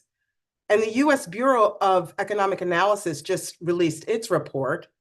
The creative economy, which accounts for over 35 industries in its sector, and the Innovation Center would be incubating many of the creative professionals that would fall into this sector, contributes over $12 billion or 4% to Connecticut's economy. It's amazing. Almost 55,000 Connecticut jobs. The sector ranks second, with retail being the only one that generated more money. So the arts really does give back in a significant way. So this idea of creativity and live, work, collab spaces is something that is a strong economic driver and should have some serious consideration. I have an appreciation for the tough role that you as zoning board members have. It's significant. You have an opportunity here, though, to help shape our urban landscape and create something new and different for our community. A new environment that fosters creativity and a sense of community. Supporting this application will help us to turn a corner towards something more positive, vibrant, culturally rich environments where artists can live and create in the same space, contributing to the local economy and our cultural scene. I had the great pleasure of visiting this property, and everything that you saw on screen is even better in person. The common spaces are very generous. There's several shared workspaces. The apartments are very laid out, as you saw. The materials are top quality. So as a longtime Danburyan, I'm from here. My family goes back to the 30s. It would be absolutely a privilege to see something new and innovative like this to finally hit Danbury. We need this. I left that building today feeling a sense of pride and excitement for its potential for our city. The Cultural Alliance is very proud to partner with the Innovation Center and hopefully in the future in some way with the Innovation Studios. We support its vision and its mission. So I really do urge the commissioners to find a way to get to yes and approve this petition. Thank you. Thank you. Thank you, Ms. Scales. Commission members, are there any questions of Ms. Scales at this time? Commission members, thank you very much. Next, I see PJ Prunty. Sir. Good evening, Chairman Haddad and Zoning Commission members. My name is PJ Prunty. I reside at 6 Society Hill Road here in Danbury, Connecticut. I'm speaking before you tonight in my capacity as the President and CEO of the Greater Danbury Chamber of Commerce. And for those that may not be familiar with our chamber, we span the 10-town region of Greater Danbury, and we're headquartered right in downtown Danbury at 1 Ives Street. And we represent hundreds of businesses of all sizes and advocate on behalf of our members. So I'm here tonight to speak in favor of Bright Ravens Innovation Studios petition that is before you this evening. So our chamber feels strongly that within this proposal, there is opportunity for our city to send a message to businesses really of all sizes and all industries, whether they be solopreneurs, mid-sized businesses, large corporations, that we are aware of the importance of the type of housing that is needed for our economy to continue to grow, and particularly to focus on workforce housing, which we believe this model fits in perfectly with the desperate need to create suitable housing for our current and most importantly, future workforce. So our chamber hosts an annual economic forecast outlook type of event each year, and every year the metrics come in that Danbury and the Greater Danbury labor market consistently rank as the lowest unemployment rate in the state, and that seems like it's almost guaranteed every year. And clearly that doesn't happen by accident. That happens because here in Danbury, our elected officials, including the members on this commission, work hand in hand with the businesses and industry to understand the big picture, really, of our regional economy. And in order for our city to continue to prosper economically and be the leading example of what a strong and, more importantly, diverse economy looks like, we need to provide opportunities for our employers to attract employees. Innovation Studios provides this exact opportunity. This type of unique housing proposed, particularly for young creative thinkers, would fit well into the recruitment efforts of many of our corporate partners who collectively employ thousands of our current and future neighbors and taxpayers. Lastly, I had the opportunity to serve on the city's most recent plan of conservation and development, as well as the housing plan, which was referenced multiple times here this evening, which, as you all know, is a very well put together document by the respective committees and the staff at City Hall. A lot of time, energy, and effort into that. Now, one of the themes that consistently came up in our conversations was the importance for younger adults who are starting their careers to be able to have ample housing and opportunities that are in line with what they want and can afford, frankly. Ideally, we would love to see our local graduates from whether it be WestConn or Naugatuck Valley Community College land local jobs with local employers and reside within the city of Danbury. So the Greater Danbury Chamber of Commerce strongly supports this application from Bright Ravens Innovation Studios, and we appreciate your consideration to approve, and we thank you for your service to our city. Thank you. Thank you very much. Commission members, any questions of Mr. Prunty at this time? Commission members? Thank you very much. Thank you. See a hand by Councilman Ryan Hawley. Councilman Hawley, you have the floor. Hello. Feels weird How being are on this end of things. So hello, yep, Ryan Hawley, 1 Acre Drive, Danbury. And I'm on the city council, but tonight I'm speaking as a private citizen without my city council title. And as many of you may know, I served on this commission for a total of 4 years. And I was privileged to be able to see the different iterations of this as it came. Because I believe, as I said back then, that this is a opportunity for Danbury to really practice the POCD's title, which I believe is called Innovate. But there's a bunch of different reasons bouncing around my head why I believe this is great for our community, but I really try to boil it down to 3 reasons why I support this petition. So first, as we all know, Danbury has an affordable housing crisis. Now, I'm not talking about the 13 or 14% affordable housing that we have on paper. I'm talking about people in our community not being able to afford to live here.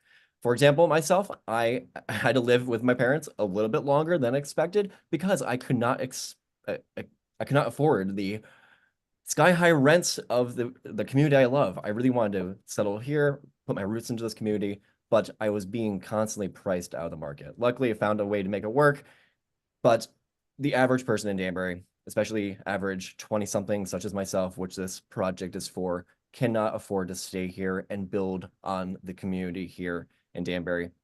And that concerns me because if we do not have young people being retained here and investing in our community is going to lose its cultural identity and look like whatever community is across the state, and we lose our differentiating factor, which is our diversity.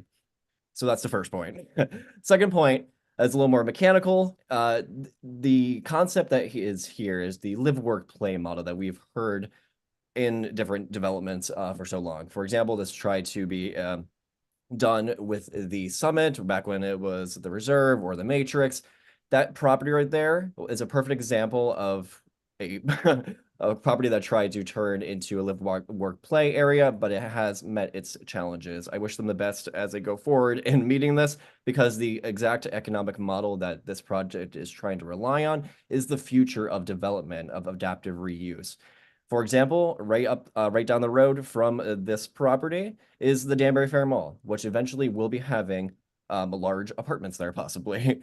And that right there is the exact same type of economic model that this is trying to do on a smaller scale. If you want to responsibly develop and go with the wins on these different economic models, we need to understand them at a granular level. And I believe that starts by doing it with local developers at a small scale in a very limited way, such as adding this use to the CA80 zone, where it's not affecting everything in town. It's not changing the zone for so many different areas of town. It is only going to be affecting possibly these 2 properties, but more so just for this one right here. And the benefit of being able to do it this way is that we can really learn how this happens and what the little nuances are that come with projects like this before Danbury's largest taxpayer is doing this right down the road as well. So we gotta make sure we get it right, because this is a great opportunity. And third, this petition, I believe, gives a voice to the 6th Ward residents. The people in that community have moved into this wonderful development of a grand vision that was a long time ago. And they're coming in, getting involved in civic life. However, they've been met with a roadblock each time when they try to voice their concerns. And by adding this as a special exception use, it means these things have to go to a public hearing, and it gives a voice to the residents of that community. So those are 3 of the main reasons why I really think this would be a great thing for our community. And I believe it also follows the POCD plan. So with that, let's just recap. This will have a positive impact on our affordable housing stock, the actual affordable housing, and also the state mandated type of affordable housing. Both those, check. This is going to be a good pilot study for emerging economic models as our community continues to develop. And third, this is giving a voice to the residents of Danbury. That's why I support it, and I urge all 9 of you to please support this as well. Thank you. Thank you, Councilman Hawley. Keep your mic open. Commission members, any questions of Councilman Hawley at this time? I'm going to take a couple minutes with Councilman Hawley. Oh, God. Because you were on the zoning commission when you saw the first application on this. And the conversation I'm going to have to the public here with Councilman Hawley is going to give you a little bit more background on it. As I admitted those documents into the record of the prior 2 petitions, what's interesting, for the citizens that are tuning in for the first time is the first petition did not have any affordable housing as a component, and it did not have open space as a component. When this commission denied that petition, we telegraphed. It's interesting because the newspaper also said Chairman Haddad telegraphed to the petitioner that it might be a good idea to put some affordable housing in, and it might be a good idea to have some open space. So that's how it found its way through the second petition. And during the second petition, conversation was about changing the petition, about adding it as a special exception, as a special exception. As it continues to go down the line for future approvals, there will be public hearings as a permitted use that would not have taken place. So you remember that conversation, Commissioner Hawley, or Councilman Hawley, on that when you were on this commission. So you were one of the ones that were concerned about trying to get some additional affordable housing in Danbury, and that's how it made its way through it here. So I wanted to take the opportunity to give a little bit more background on that. Commission members, anything else of Councilman Hawley? Did you want anything to say? Anything else? It's what I said, Councilman. Nope. Thank you all for your service, and I look forward to watching the rest of this hearing. Thank you. Have a good evening. Thank you. I see a hand of Frank Camilletti. Frank Camilletti, would you like to speak? Yes, thank you. Thank you, Chairman. Absolutely. Go ahead.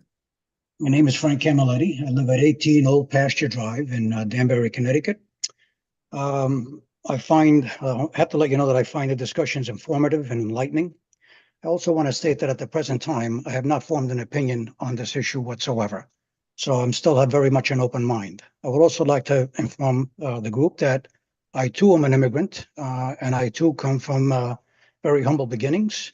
When my wife and I first got married, we lived in a one-room basement apartment with my daughter for a number of years until we moved on. So I can relate to what it is that we need in terms of affordable housing. Having said that, I'd like to make a couple of comments as well. First of all, Mr. Bertram gave a very great presentation here. I think if I was looking at the presentation without knowing anything, I would say, gee, what a great job. He's got some beautiful properties. They really know what they're doing. You know, how can we not support any of this stuff? So his presentation was great. That's really what I'm saying. It's a compliment. It's nothing more than that. And it is meant to be a compliment to Dan. With regard to the hotel itself, I mean, the purpose of buying the property, from what I gather at this point, was to repurpose the hotel, to change the zoning and make it partially residential. The bottom line is, when you look at this property, if it wasn't for the for-profit part of it, which is the 198 units that we're talking about, you really couldn't do the nonprofit, not-for-profit part of it. So that you need the profit part of it to be able to perform the nonprofit part of this whole thing. So the thing that I'm trying to bring out here is this, you know, before I actually make my decision in terms of where I stand on this stuff, I try to kind of dig into the facts in terms of what is it that's the motivating factor. Now, to me, if I were a businessman, what it is the motivating factor is profit. And that's the reason why you will buy a building, in order to turn it into a profitable space, because that is the proper thing to do if you're a business person. So I have no objection to turning something into profit, buying a building and turning it into a profit. Whether or not it should be, the building code should be changed, the zones should be changed at this point in time in order to accommodate the purchaser, which is Mr. Bertram. I guess I really have not made up my mind as of yet at this point either. So therefore, what I'm saying here is this: I think these discussions are very important. I think we need more information before we get to the point that we actually declare whether or not there should be a zoning change or not. I would like to very much to hear what the response is to, I believe, was Scott Bialik's question in terms of what was said before versus what's being said now. So to me, the motivating factor behind the purpose of purchasing the property is what I really would like to get my hands on, my hands wrapped around a little bit better. So I will be attending the meetings going forward. This is the first meeting I've attended on this particular issue. I appreciate the comments from the senator, as well as from, I believe it was Lisa, who made very pointed comments. And I thank you, Mr. Chairman, for the meeting as it's been going on right now. I hope that the next time we have a meeting, you could also have it in person, because I'm much better at face-to-face kind of stuff than Zoom meeting. I like the face-to-face stuff. You look good now anyway. Hey, sir, keep your mic open. I'm going to tell you what I'm going to do here. We generally do not allow any rebuttal from a speaker to the petitioner, to speaker to the petitioner. However, I lost sight of the fact that I told Mr. Bertram that he can rebut at the end, which of course he gets the last word in rebut. But we are, the first speaker, Mr. Bialik, or the second speaker, made a comment. We are still under those in favor. Technically, Mr. Bertram is still in that category of those in favor. And you brought it up also. So I'm going to let Mr. Bertram address that issue now in case any other speakers are wondering that, or it may change what they have to say from this point forward. I'm going to let Mr. Bertram address Mr. Bialik's question, and I'm going to let you stay on in case you want to continue speaking, and then I'll ask for commission members. So, Mr. Bertram, did you want to respond to that? Yeah, I'd love to. So I don't remember the date, but it is all posted video online. So anything I say here can be validated. And I can tell you what I can specifically remember. There are too many moving pieces for me to go look up the video and show the clip right now, but that can be done. So this is easily dealt with in terms of what was actually said. And I remember the day vividly because I was in town and my phone was blowing up because people were texting me saying that it was when the settlement was proposed for a vote on the Super 8 hotel, right?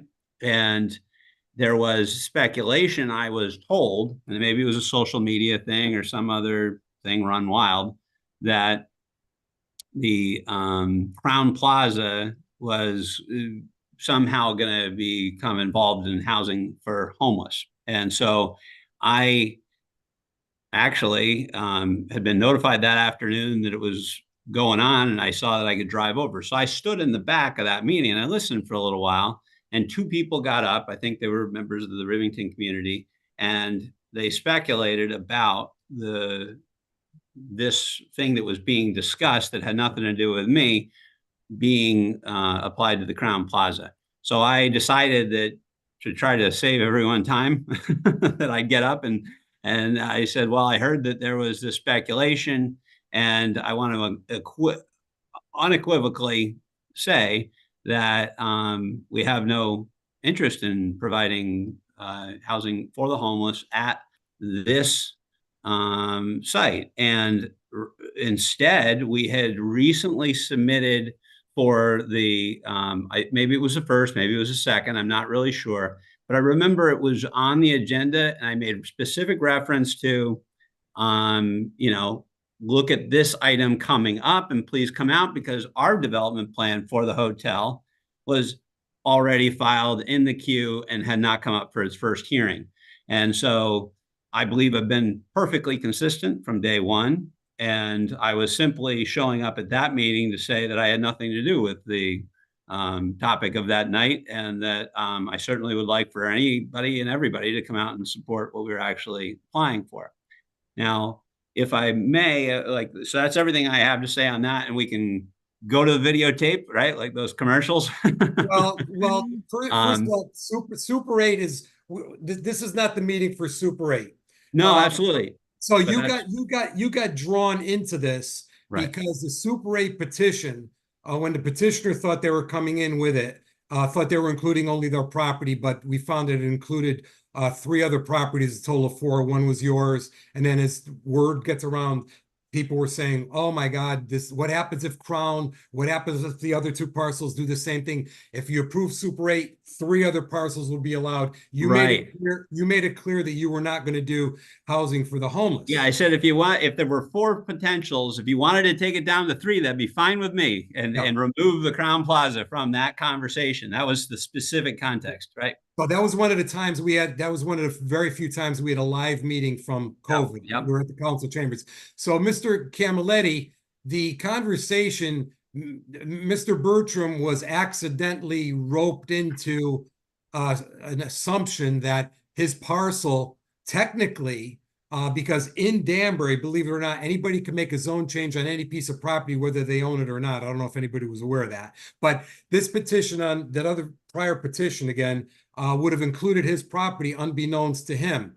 He wanted to make it clear that, hey, look it, this isn't my deal, this isn't my petition, and this is not my intention. So he was speaking, I am not doing a homeless shelter. And then that petition that came in the first time around was a straight petition. It was the city of Danbury that asked him to do affordable units, not any homeless shelter, migrant shelter, Section 8s, market rates, affordable. No, it's just, this is a market rate project that's going to have some units, 10 units that will be under the affordable statute, which we're going to address later because I have some concerns about that. But in actuality, in my opinion, Mr. Bertram lucked out because the units that he's building happen to fall into a very affordable category to begin with. So under the market terms, because you could only get so much per square foot anywhere in the world.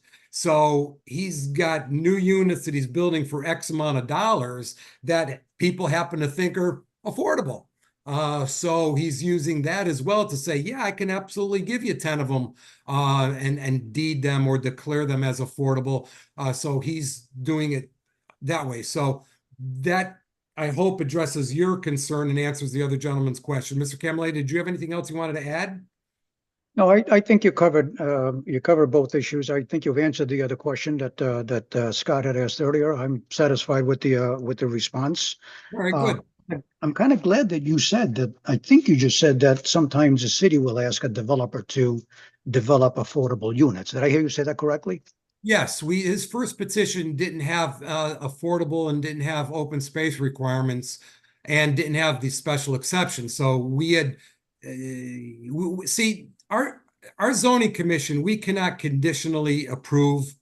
We can't sit and negotiate with a developer. A combined planning and zoning commission can. We don't have that in Danbury. Some other municipalities do.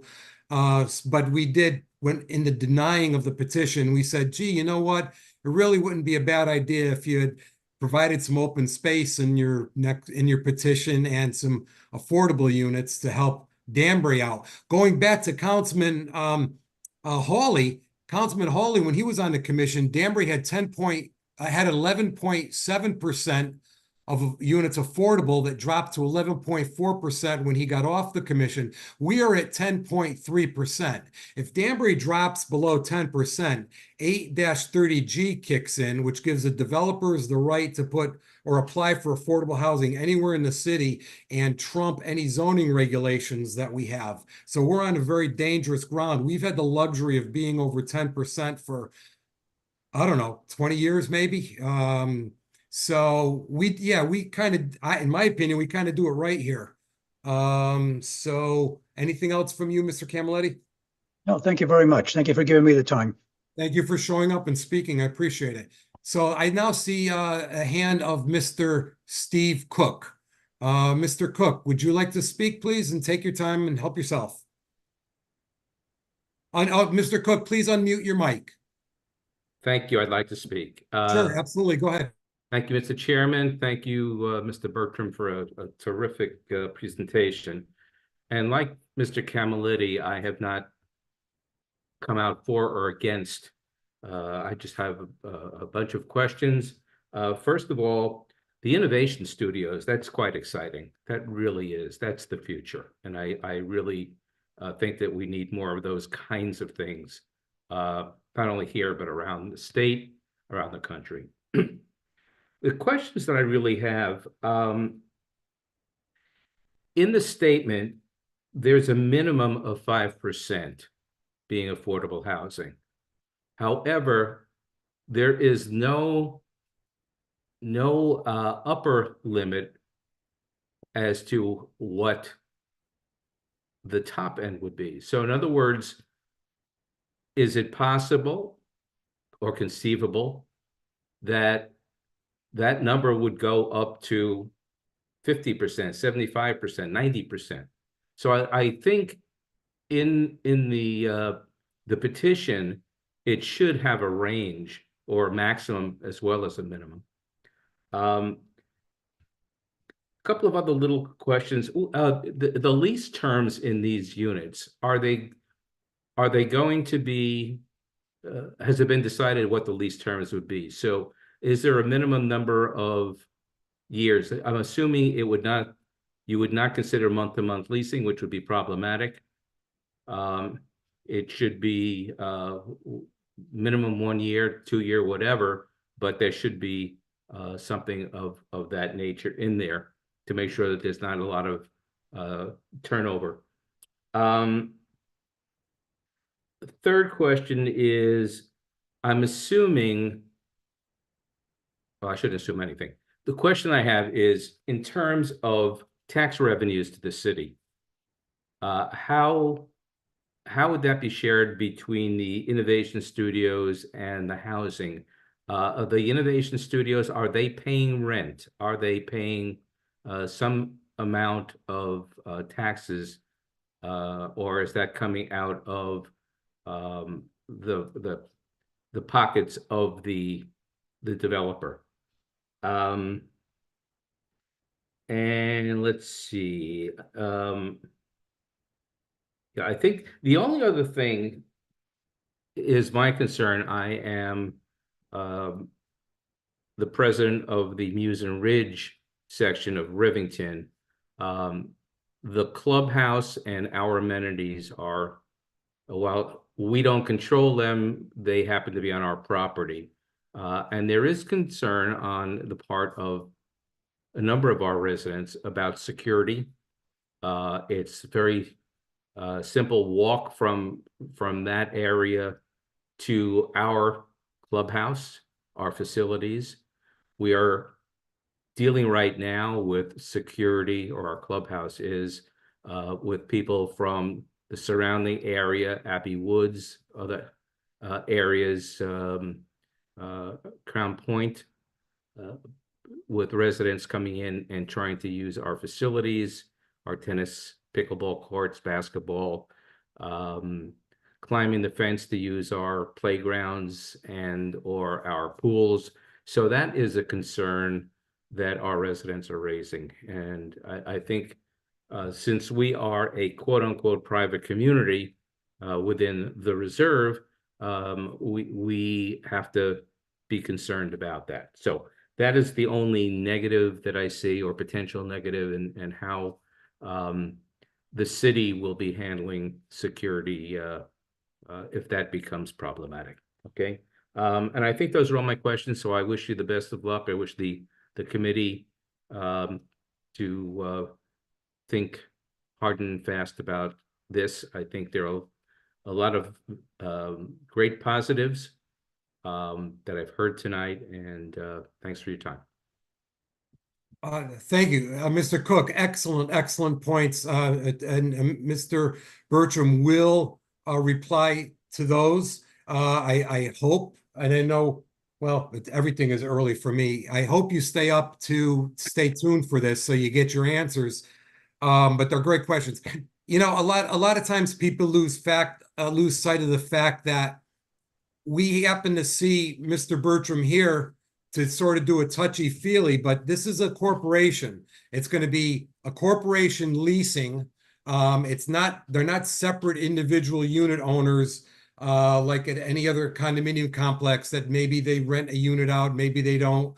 If there's 50 units, there's 50 different people there, whether they're renters or owners. This is one group that's going to be controlling 198 leases.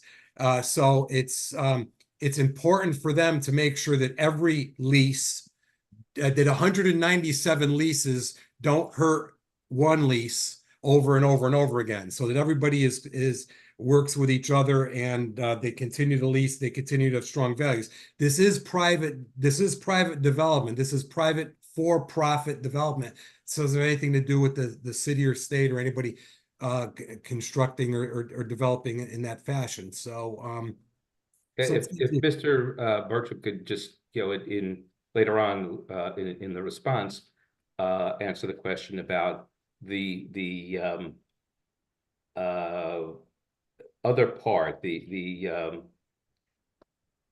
the innovation studios and Yes. how that is being handled, what, whether there's tax revenues generated from that. Yeah, he'll go on that. They were in the last petitions, but we're gonna have him tonight explain that as well. So that would answer your question directly, and also maybe it's on the minds of some of the other people here as well. And I see the next hand I'm gonna call on is Mr. Kalchny, and he's also part of that group. So you'll get it from him, I'm sure, and you'll also get it from Mr. Bertram in a short while. Thank you very much, Mr. Cook. Commission members, any questions of Mr. Cook? Commission members?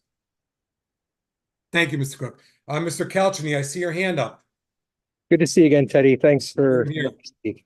I would like to thank the commissioners for once again considering this incredible project. Having sat through many zoning meetings, I really appreciate your incredible service to the city of Danbury and the duration of these meetings. You guys are underpaid. First, I'd like to mention too that there are letters of support that were provided by Hackerspace community members that were also submitted. They don't need to be read out loud, but they're part of the record. I just wanted to start by saying that the POCD, which was an incredible document developed by our planning department and zoning department and a ton of people in the city, is titled Innovate. And that's really the subject of what this project is about. Live, Work, and Play is something completely new for the area. And it'll be one of the only facilities like it in New England. Okay. It'll help bring people to Danbury live, work, play, and create. If this does not pass, we will scale back to Hackerspace. We won't have people moving into the building to get access. Sorry. I didn't have a technical problem this time, so I'm kind of nervous. The last two Don't be nervous. You've done this before. Go ahead. Yeah. We won't have people moving in the building, and we won't be able to help as many people with our tech and manufacturing incubator. And we offer public access to training equipment, including 3D printers, lasers, wood and metal working tools, plasma cutters, CNCs, and water jets. Over the past 10 years, we've been a nonprofit. We've had members from 35 different towns visiting our 3,700 square feet on Main Street. Okay. I think we kept Nico's in business before COVID, with so many people eating on Main Street. We have members still driving 45 minutes to use our equipment. We're the only space like it from Danbury to Manhattan. The other places like us are in Hartford and New Haven. Okay. We've helped hundreds of entrepreneurs and artists absolutely free through our business mentoring, prototyping, training, and providing access to equipment. We now have the opportunity to expand to a second, much bigger location to help even more people. Bright Ravens, to answer your question, is donating approximately 25,000 square feet of the building. And it's incredible. If anybody would like a tour, please contact me. Plus, the state is providing $250,000 worth of equipment. Okay, and $250,000 for fit out of the space to suit our purposes. Okay, this will be one of the biggest hackerspaces or makerspaces. We're changing our name to Danbury Makerspace as we speak in New England, and it'll be located right here in Danbury. Okay, hackerspaces and makerspaces are all over the world, and the Make Haven in New Haven has more than 750 members. We're rebuilding. We shut down after COVID, so we're not there yet, but we could easily see having hundreds of members for our community. Okay. In terms of affordable rents, I'm speaking now as a father with 2 daughters. I want to stay in the area. They're in their early 20s working full-time. They're completely priced out of the market. It is absolutely ludicrous what a rent costs. A studio is $2,000. Okay, $1,250 and $1,750 are some of the lowest in Danbury. I'm also a landlord, and we have been slowly raising our rents, but we are below market in almost every single place we have units. And to answer a serious question about rumors I've heard about this project, there is a limit of 2 people per unit. I will repeat that. There will only be 2 people per unit. And the rumors, and I don't know what if it's politics or some other BS, is absolutely ludicrous. Okay, there will not be 8 or 10 people living in a unit.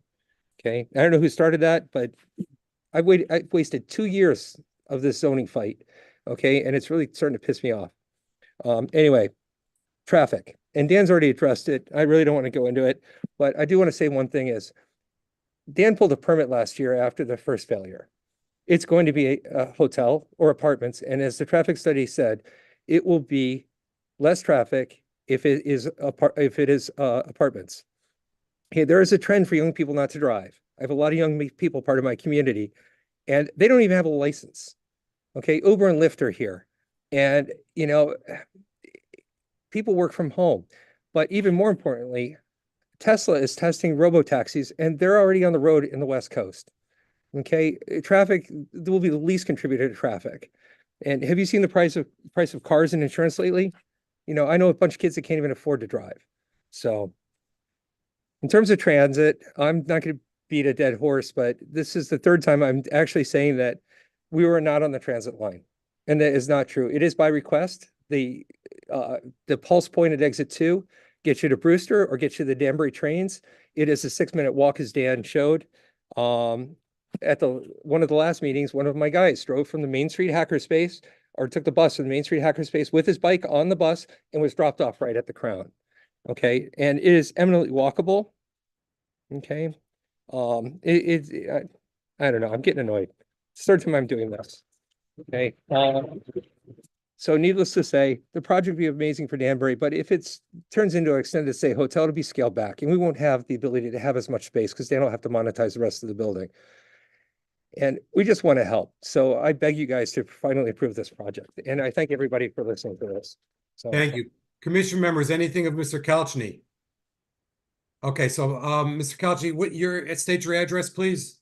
66A Judith Drive, Danbury, Connecticut. Well, Teddy, I live next to you. I So- know, but I want you to go for the record because I'm not going to ask Mr. Cook for his address because I didn't get it. Mr. Cook, can you? Excuse me. I need your address. So 60 everybody needs to state their address or else I have to look it up. And if I can't Joanne- find it, I'm going to have to call you. Joanne, I'll give it to you. You're wonderful for putting up with all this. 66A Judith Drive, Danbury, Okay, Connecticut. thank you. Mr. Cook, And- can you give us yeah. your address, please? Well, it's right there. It's 23 Country View Road in Danbury. Okay, Country View Road. Yeah. Okay, so the rest of the people speaking, I may forget to ask you, but please give me your address.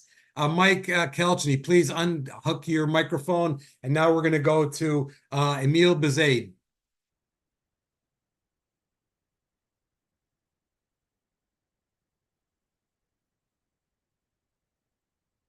Mr. Bezaid, just unmute. There you we go. are. There Good you evening. are. Yay. Good evening, everybody. Good evening. Say us your name and address, please. Yes, my name is Emil Bezaid, and I live at 7 Wilderswood Way in Danbury. And Thank you. I'm a longtime Danbury resident, actually 3 generations. Spent pretty much my entire life doing business downtown Danbury, so I'm kind of familiar with what's going on. I'm listening to the plans here. I think they're wonderful plans. I think they're great plans.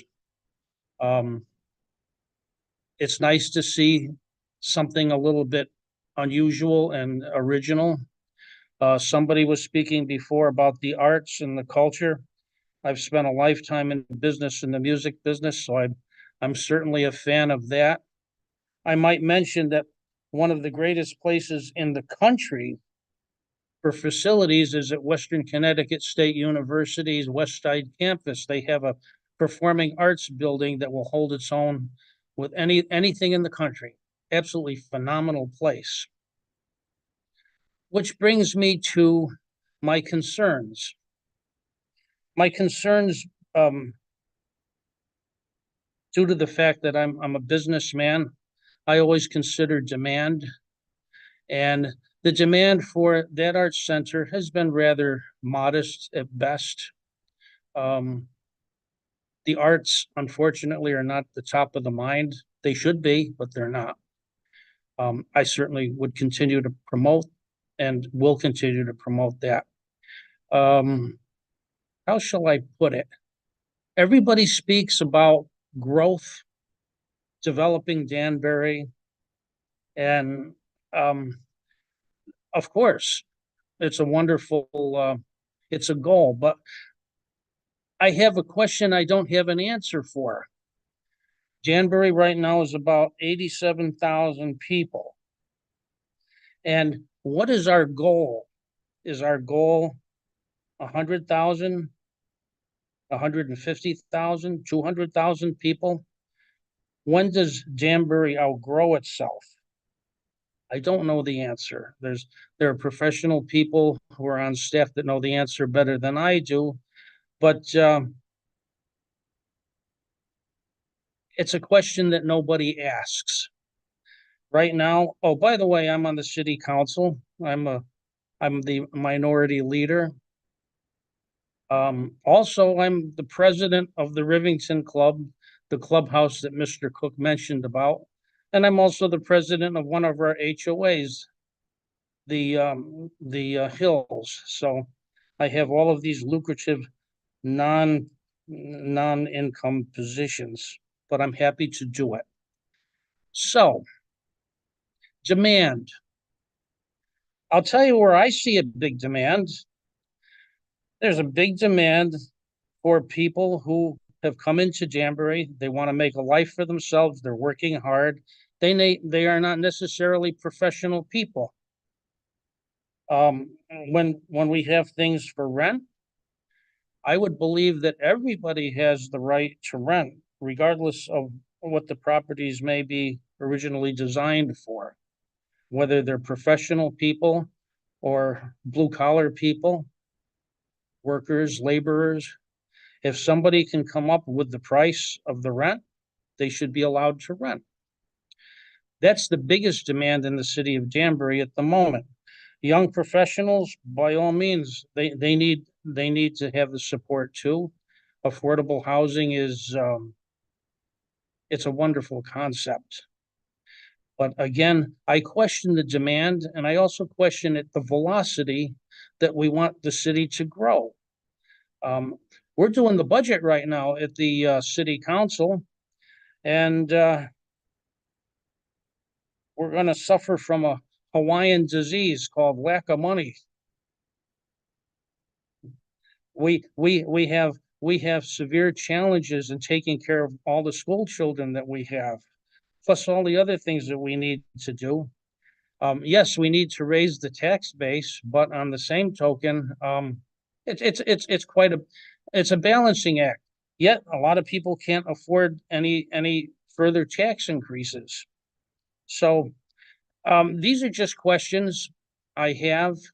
Again, I like any project like that, but I just at this point I'm a little uncomfortable about also changing zoning for a couple of places. I don't know if that opens up a slippery slope for the rest of the west side. Some young fellow talked a little bit before about, well, the west side, this or that. Well, the west side, there's a lot of people here too, and we're pretty congested. So for me, the jury is out on this particular project. And again, most of these are questions that I don't have the answer for, but again, how fast and do we want Danbury to grow? And again, what is actually the goal? How many people? And I just want everybody to realize that, everything's a balancing act. And I thank you for your time. Thank you, Councilman Bezade. As always, speaking to you, we go very, very deep. You're very, very deep in some of your questions. So I'm going to say to you that there's a couple questions that Mr. Bertram's going to answer. There's a couple questions that you have that can't be answered, and there's a question that I can't answer. This petition, if approved, will only affect one other parcel. And it's the last parcel in Danbury on the Connecticut-New York line, or the last built parcel in Danbury on the Connecticut-New York line, and that's called Hilton Gardens. So regarding any other hotel or facility in Danbury, this would not, this petition, if approved, would only involve the Crown and Hilton. And nobody has crystal balls to know whether the Hilton will ever do that. But if it gets approved, then I think they have 158 units over there. They may convert that. This is 242 going to 198. If they go to 158 and they do the same thing, they may be 158 to 158 or 158 to less. But it only pertains to two parcels. Commission members, is there any questions to Councilman Bezade at this time? Commission members. Thank you, Councilman Bezade. Appreciate it. And thank you for all your services and volunteer services on your other commissions. I see in favor, we're sworn in favor. I see a hand of George Sousa. George Sousa, undo your mic and go ahead and speak. Can you hear me? Is that okay? Yes, we got you. Name and address, please. George Sousa, 16 Old 40-acre Mountain Road in Danbury. I want to speak about this project. Some of you might know or might not know. I'm serving as an economic development director for the city of Danbury since last December. I am a resident in Danbury, and I consider myself to be somewhat of a small investor as well in Danbury. And I have a tendency not to comment or not to make statements before you get some information. And I appreciate those that did their own research, and I'm listening to the comments, and it looks like people look into this before they come forward with their opinions. I do respect the reports and the work that everybody has done on the first, second, third application. But as I meet companies trying to work in Danbury, as I visit work sites, there's two major concerns that come with these visits as an economic development officer. And the first thing I hear is, a company looking to expand. Do we have the housing? Can Danbury offer the housing for these companies to expand? And the second issue that comes up, the second most biggest issue is, do we have the infrastructure for us to grow here? And so I actually paid a visit to the summit to see how those apartments are coming along, something that's somewhat of a mixed use on that site. I visit those, and I requested the owner of this property to allow me to visit the property. And I have to tell you, once you visit the property, once you actually view the physical space and what's being planned and what's being set up over there, the generosity of 25,000 square feet really being donated for innovation studios. Again, it doesn't have to be that way. And I just hope that people, when they look at this project, look at the project, don't look at the executor, look at what this does, not at the people that are doing it. I think people might have a certain made up their mind about whom is doing the project instead of looking at the project itself. I think this is very positive for Danbury. I also took the time to walk down to the plaza and see how quickly can somebody get to some of these services, aside from having a food service on site. So I think as an economic driven sort of project, this is very positive for the city of Danbury. I think, and I ask our commission, it is not an easy job that you are the task to do, but when you weigh all the positives and the negatives, definitely the positives weigh the negatives that some might have, and some might have without the proper information, without actually visiting the site, look at the quality that's being put into there, the planning, and the passion that this is being done. If you do speak to those involved directly in it, you will see, yes, it is an economic project. People in business are not in business to lose money. Yes, we understand. And without having that sort of positive cash flow, there's no way to donate 25,000 square feet. People need to understand that big piece of that project. It's providing 25,000 square feet of really free space for innovative spaces that we don't have in Danbury. This is certainly a unique type of project. And I ask this commission to highly moving the project along. I think it's overdue that we move this project along. It is for the benefit of Danbury. It is not just for young innovators. Innovators don't have age. It's just an opportunity that's there for innovation, for working, for playing. And so, I ask again, please support the application. Thank you for staying so late, and I'm sure he'll be here for another few hours. But this is the labor of, I call your guys are the ones doing the labor of love. So you do it for Danbury. This is early for us. do it for Danbury, and I ask the other ones that come before me. If you don't have the full information, please do so. I think this is definitely a very positive project. Please support it. Thank you. Commission members, are there any questions of Mr. Sousa at this time? Commission members, any questions of Mr. Sousa? Thank you, Mr. Sousa. I see the hand of Mr. Berlant. Mr. Burland, unmic and take your time. You have the floor. Well, I came in here with a different attitude. Please give us your name and address, please. Yeah, my name is Jeff Burland. I live at 18 Fairlawn Avenue in Danbury. Thank you very much. We have done some long, late events together. Mr. This is not going to be a 2 o'clock in the morning one for me. Oh, okay. I did hear some things tonight from a very positive standpoint. And where I thought my mind was made up, I would have had to wait until the end of this to state my beliefs when I started this. I don't think my mind is made up as I sit here.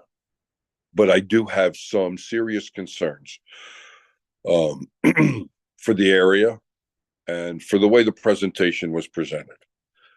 I've been in business a really long time, and when I've made presentations to small groups, to boards of directors, to thousands of people, when I used to do a lot of public speaking, I always presented pictures and finished views for people to be able to see, so they didn't have to take things on hope and faith and try and guess what things were going to look like when they were done. Showing us a property with a river running through it and beautiful views has nothing to do with the Crown Plaza, because the view over 84 show isn't beautiful, especially during rush hour and in the summer months. So you can show us the roof and tell us what it would look like, but I don't understand why we haven't gone to the point where you're going to show us what the final things your expectations were that they are going to look like, and wanting us to take this on faith. I don't take anything on faith, because once this is approved, given the set of circumstances and what's been presented, they can do whatever the hell they want to do. They could put a fresh coat of paint on the brick and say, see, we made it look better. Walkways, yes, there is a sidewalk that goes down to Mill Plain Avenue, and if you make a hard left, you hit the cannabis center, you hit a gas station, and you do hit the mall, that little shopping center, which is a wonderful place because it's the only Starbucks for miles. But with that said, if you make a right-hand turn, there are no sidewalks. There is nothing going the other direction. And Mill Plain over the last few years has gone through some significant changes and has huge increased traffic patterns that they didn't have before. And I go back to the beginning of COVID, when the New Yorkers have migrated to in over the border, and then the new facilities that have been built down at that end of Mill Plain have caused more traffic. So showing us the old traffic numbers and what it was when it was a hotel and what it's going to be now really has no effect on the way I'm seeing this. I don't think the infrastructure is in place right now to handle the additional traffic, and it's definitely not in place to handle the additional foot traffic making a right-hand turn. And we have a state senator hopefully still listening. This is the time where we go to the state and say, listen, we have something great for this city. And I agree. So, I'm sure usually when I speak publicly, Mr. Hawley's laughing at me in the background, but I do agree that that this additional housing is needed for the city. Do I want to live in a room that's 15 by 23 square feet? No, but I'm sure there's a lot of young people and new people. And at this point in my life, that's kind of small for me. But I think the times are changing. I did take the time to read about some of the new micro projects in New York City where they had minimum square footage of 400 square feet. And because they were so successful, they changed them and brought the minimum square footages down. So do I think we're on the right track? Yes. Do I think this is the time to pull the trigger? I'm not sure. And I think that the state and there needs to be a study done on the real traffic patterns and what would happen if people make a right-hand turn. And one of the concerns I have is further down that road, somebody was killed 2 weeks ago and hit by a Danbury High School student. A young girl hit somebody by accident that was walking down the road that had no sidewalks. So it's easy to paint the picture about making a left and walk into the plaza, but there are restaurants and there's another plaza to the right, and there's a new fast food to the right, and Molly's is up there, and the bagel place is up there, and it's all within walking distance. But there are no sidewalks for people to walk on, and they walk in the road. And the reason I know they walk in the road is because I wasn't going to mention it, but because when the Super 8 was here and people were walking up and down Lake Avenue through to the end of Mill Plain, they were walking in the street. And we know about the accidents and the people that got nicked and hit. And unfortunately, 2 weeks ago, a man was killed on that road. So, and it's due to the increased traffic. And because 84 has become so congested with the amount of people that have moved over the border, people are going to Mill Plain and getting off and trying to sneak up the back way and trying to find ways away from the traffic. Do I think this project's wrong? No. Do I think this is the time to approve this project? I'm not sure, because we haven't really done the studies and gotten the answers that we need to see what the traffic patterns really would be, and with the new businesses down on that end of Mill Plain, how the walking traffic would be affected, and can we put sidewalks in, and will the state support us? And those are the things that I think need to be asked long before this commission approves what I still consider this to be, which is spot zoning. And spot zoning is a problem in this city because it's not legal. So I know you're calling it a special exception, but this is spot zoning, and it is to the benefit of one business owner. Do I think he's trying to do the right thing? I don't know. He's trying to make money. He's invested in a property, and I don't begrudge anybody that at all. But I am concerned about the way the picture was painted, because we don't know what he's going to build there. We have promises that he could do certain things. And to one of the other speakers who said he can't, the last gentleman who said it's not just young people that are looking for affordable housing. I totally agree. The pictures has been painted of just young people flocking here to want to live in affordable housing. Pictures can be painted any way you want them. So I say to the commission, do I think this is the wrong project? I don't think so. I think we need affordable housing here in Danbury, just to sustain, let alone to grow. Is the arts important? Oh my gosh, yes. I love the arts. I support the arts. And the center they're donating, I think, is wonderful. So they fixed up the center to make it look great. But what's the rest of the place going to look like when they're done? I think we need to be shown that. So again, making a right turn at the bottom of that road. I don't care how long it takes you to walk. Some people like walking for hours and some people like walking for minutes. There are no sidewalks. It is dangerous. The facility that's right there at the edge of the bridge, they have tractor trailers unloading. It seems like at rush hour, 3 or 4 days a week, and cause horrible congestion there. There is nowhere to walk through, past there. You actually have to cross over the road to do it, and some people have, and it really is a nightmare when the lights change. So I think some of that infrastructure needs to be looked at. A study needs to be done, and we need to figure out solutions to that problem before this commission actually approves the project that I think is necessary. So that's my take on it. I think I'm being positive, but I also think I'm being honest with myself and the commission and the people of Danbury. Again, had somebody not got killed 2 weeks ago walking on that road, and they were on the right-hand side, they didn't make a left, they were at the other end of the road. I don't know that I'd be as passionate about wanting to get a study done about how do we get the sidewalks in and how do we upgrade that end of Mill Plain Road. You know, let's build the house, and then let's build the infrastructure, and then build the house before somebody gets hurt. And that's what I do want to say. I think Mr. Bertram has the best intentions as a businessman, but he didn't really show us anything. He showed us what he's done in other places. And I'd like to see what he actually wants to do here, besides the center downstairs that he's donating. Show us what the rooms are going to look like. Show us what the building's going to look like. Show us what the common areas are going to look like.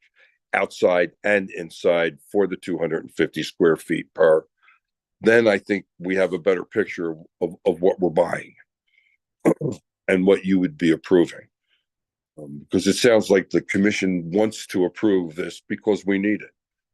But I think the commission also needs to see what the finished project is really being proposed, not on faith, but really defined. So that's really what I have to say tonight. And I Thank appreciate it for Thank you. listening. To answer your question, the commission doesn't know what it's going to do yet because it didn't hear all of those wishing to speak in favor and it didn't hear all of those wishing to speak in opposition, and it didn't have a discussion yet, and we didn't finish addressing any of our concerns with Mr. Bertram. So we're still a long way off from that. But thank you very much. Keeping in mind, Mr. Berland, what's interesting here is, and I know that you're a sophisticated businessman because we've met before on Zoom here in previous meetings. What's interesting is this commission gets a lot of things across its desk. And here, we're not looking at raw land where a developer is looking to propose to put up 198 units, 154 one bedrooms and 54. This is 242 hotel rooms that are there right now that he could continue on and open as a hotel. But what's interesting to me is, and it's none of my business because I'm on the zoning commission here and it's a land thing and it's a law and a regulation and I serve 83,000 people. What's interesting to me is as a hotel at 242 rooms at $70 a night, that would pull in $525,000 a month in income. But 154 studios and 44 one bedrooms, based on the numbers in his proposal, brings in $270,000 a month. So for a developer to say, I don't think that I can earn $525,000 a month because I can't get to 100% occupancy. Instead, I'd rather do some apartments. That leads me to believe that hotels may be overbuilt in Danbury, and the elimination of some hotel rooms into apartments may strengthen some of the other existing hotels to get their occupancy up. So everything goes from one extreme to another in everything in life. If there's way too much hotels and then they start to become apartments and then there's not enough hotels again, somebody will build a hotel again until you find equilibrium. So I don't know if Danbury put up too many hotels, but this guy here clearly says, I don't want to take a chance and rent out 242 rooms for 365 days a year. I want to do something else and make half the amount of money by eliminating risk. So we're not looking at land that somebody's looking to say, I want to build 198 units. They're looking to say, I have this building here and it's a white elephant and it's kind of outlived its intended creation, so I want to do something different to it, so that's weird. Well, the other side of the coin is there is a hotel up on the hill that's running at 80% occupancy and doing very well and charging extraordinary numbers for food and rooms, and they don't seem to have a problem for selling it out. So an upgrade to this facility, interior wise, room wise, luxury wise, amenity wise, to be able to fulfill some of the more luxurious needs of that area, relative people coming in, businesses coming in, because the commercial hill is booming. There's not a lot of square footage available for businesses, and we're creating more as a town. So I can make the other side of the argument too. It's absolutely. Not my job, nor is it your job to tell Mr. Bertram how to make money. Exactly. But I will say, as a citizen of Danbury, my concern is the safety of Danburyans. Yeah. And paint the picture to make a left. It's a beautiful picture. Show me your new building that you built someplace else with a river running through it. It's beautiful. We have 84 running through it, and you have to make a right sometimes to get to other places, and there's nowhere safe to walk. Yep. So I think that it's a great idea. It may not be its time because we may need some help from the state. But again, I think there's too many unanswered questions. And we need to have some studies done and have some questions answered. And I also think Mr. Bertram and his partners need to come back and say, hey, this is what it's really going to look like. This is what the plans are, not, well, trust us, we're going to make it nice, and trust us, we're going to do this. Okay, so the Innovation Center, great. You put a few dollars into it and you're saying, we're giving you this. It feels great. But show us what the apartments are going to look like. Show us what the outside of the building is going to look like. Show us what the 250 square feet per is going to look like. And I think this board and this city deserve those answers. Good points. Thank you Thank so you. much. So stay there just in case commission members have any questions. Commission members, any questions of Mr. Berlant at this time? Commission members? Thank you very much, Mr. Berlant. I now see a hand of Paul Heery. Paul Heery, if you would undo your microphone and give us your name and address, please. Yes, my name is Paul Heery. I live at 1007 Briarwoods Road in Danbury, Briarwoods Lane, excuse me, Briarwoods Lane.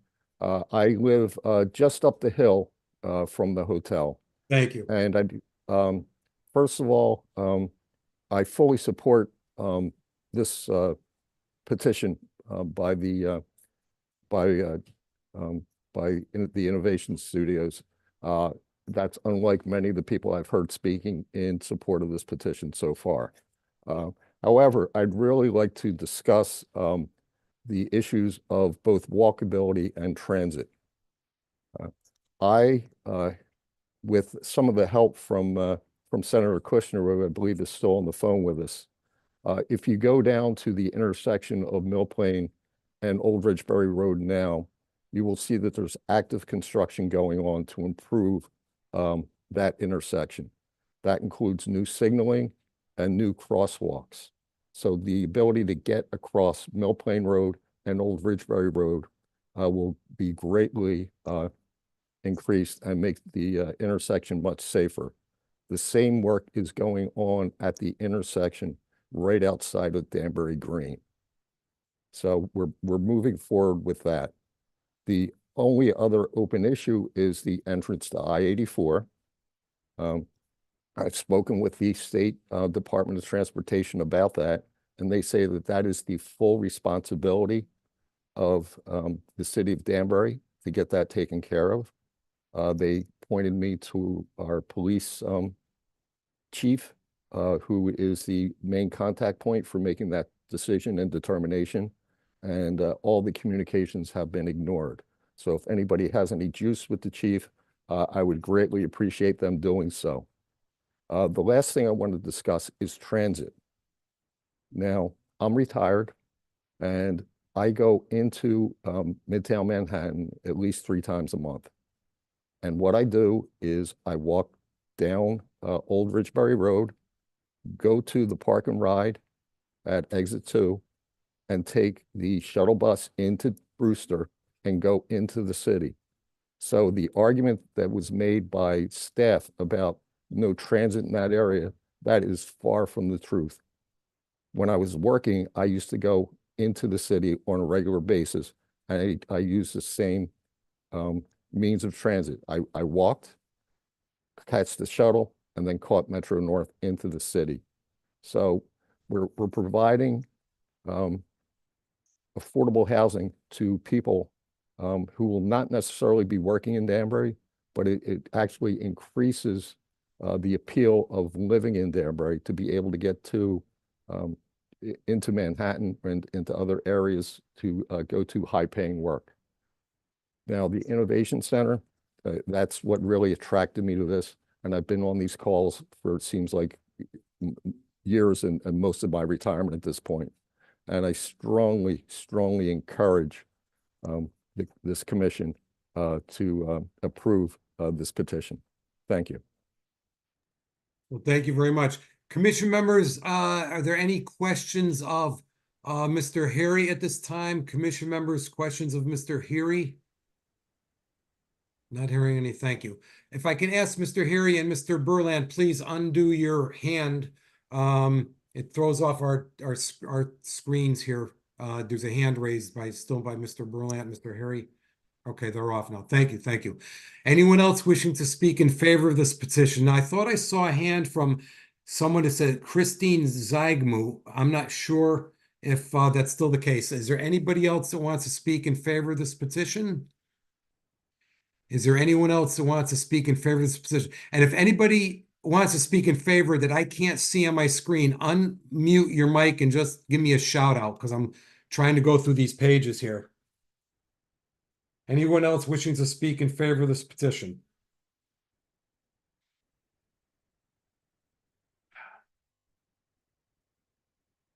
Okay. Mr. Chairman, excuse Yes, me, I don't- we are I down don't- to one page. Oh, I still have 3 pages. I only have, I have 74 don't. people still here. yeah, I don't, but I've only got one page. I don't know where they all went. Yep, I show 74 participants and I got 3 pages. Yep. Okay, so not hearing any, I'm gonna have Mr. Bertram rebut those that were in favor portion of it. Then we're gonna have people wishing to speak in opposition immediately after that. Mr. Bertram. Sure, thank you. And hopefully the people that asked you questions are still here. I think I see them on the screen. So go ahead, Mr. Bertram, Sure. please. Sure. Okay, so we can start. I made notes and highlighted. If anybody thinks I missed something, please raise your hand and let me know if I at the end. So this motivation, there was a question that came up from Mr. Camilletti about the motivation behind buying the building. It is something that I originally passed on and came back on after the auction failed, and it was clear to me that the asset was going to trade and it would continue to operate as a kind of tired and old and under improved asset, a hotel that had functioned in recent years. And I felt that would be a shame in comparison to the program that we put on this evening. So I had expected it to be sold at auction and did not participate in it and was surprised that it came back my way. I had been tracking it for quite some time, but didn't want to buy it without approvals, as this process might have indicated. It can be quite a long process to get something actionable. However, when I raised money for this, I think I put out the word to my partners that I was probably the biggest obstacle on this because I am from Danbury and care deeply about the community and wanted to see something good happen here and had this plan to help the hackerspace. And so with that, I'll kind of bridge into the rest of the other questions that Mr. Cook asked about, and I'll take it in the order that they came up and I made notes. There was a reference to the 5% affordable housing. That is an allocation of deed restricted units that would show up on that state exemption list, right, towards that 10% threshold. That is a separate conversation and certainly one that we endorse any things that need to be done to make sure that they are included. But what it means is that there's a specific allocation of units that are underwritten a certain way so that the occupant does not make over 80% of an area median income, and there are ratios for how much can be spent on the dwelling unit, inclusive of utilities and the like.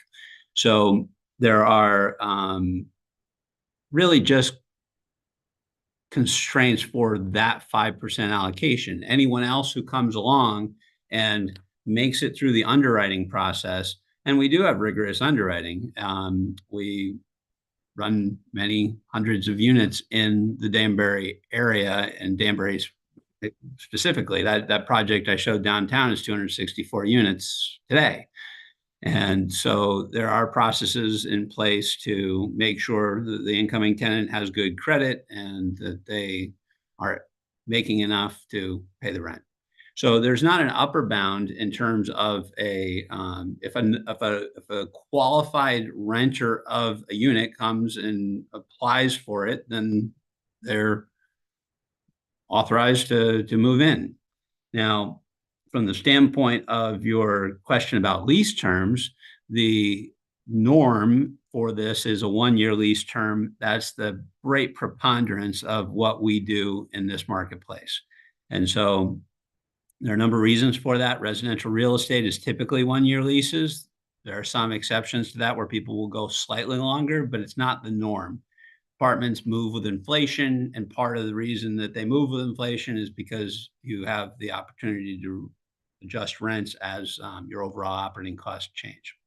So from the standpoint of the shortest lease that we typically offer in our system, for very good circumstances, maybe a 6-month lease, but it is the vast preponderance is a 1-year commitment. And if someone has concerned about being transferred or something like it, might work in a transfer clause. So there's a whole world of things that go with that. There was a question about tax revenues. And I will say this is economic development from a revenue perspective, because a later speaker asked about what's in it, just will reference the city budget process. The anticipated taxation on the apartment component alone is going to increase the taxes paid by this property. And it'll be a significant increase, at least 50% over what's paid now. And so that's by our rough estimates based on other properties we operate in the area. So the tax revenues, that's inclusive of the residential piece, the Innovation Studios allocation for the hackerspace, and how that would be structured. It is set up to be $1 a year plus CAM charges. And so when you get into what those charges are, there's an insurance allocation, there's maintenance allocations that are allocated on a per square foot basis that would be paid in part by a restaurant operating from that same space. And that kind of thing is an allocation. It's just separate from the rent. So that means they'd be paying their utilities for their space. They'd be paying the the operating costs associated with the areas in the common areas that are allocated for their shared use with the rest of the property. And so that's all kind of formulaic.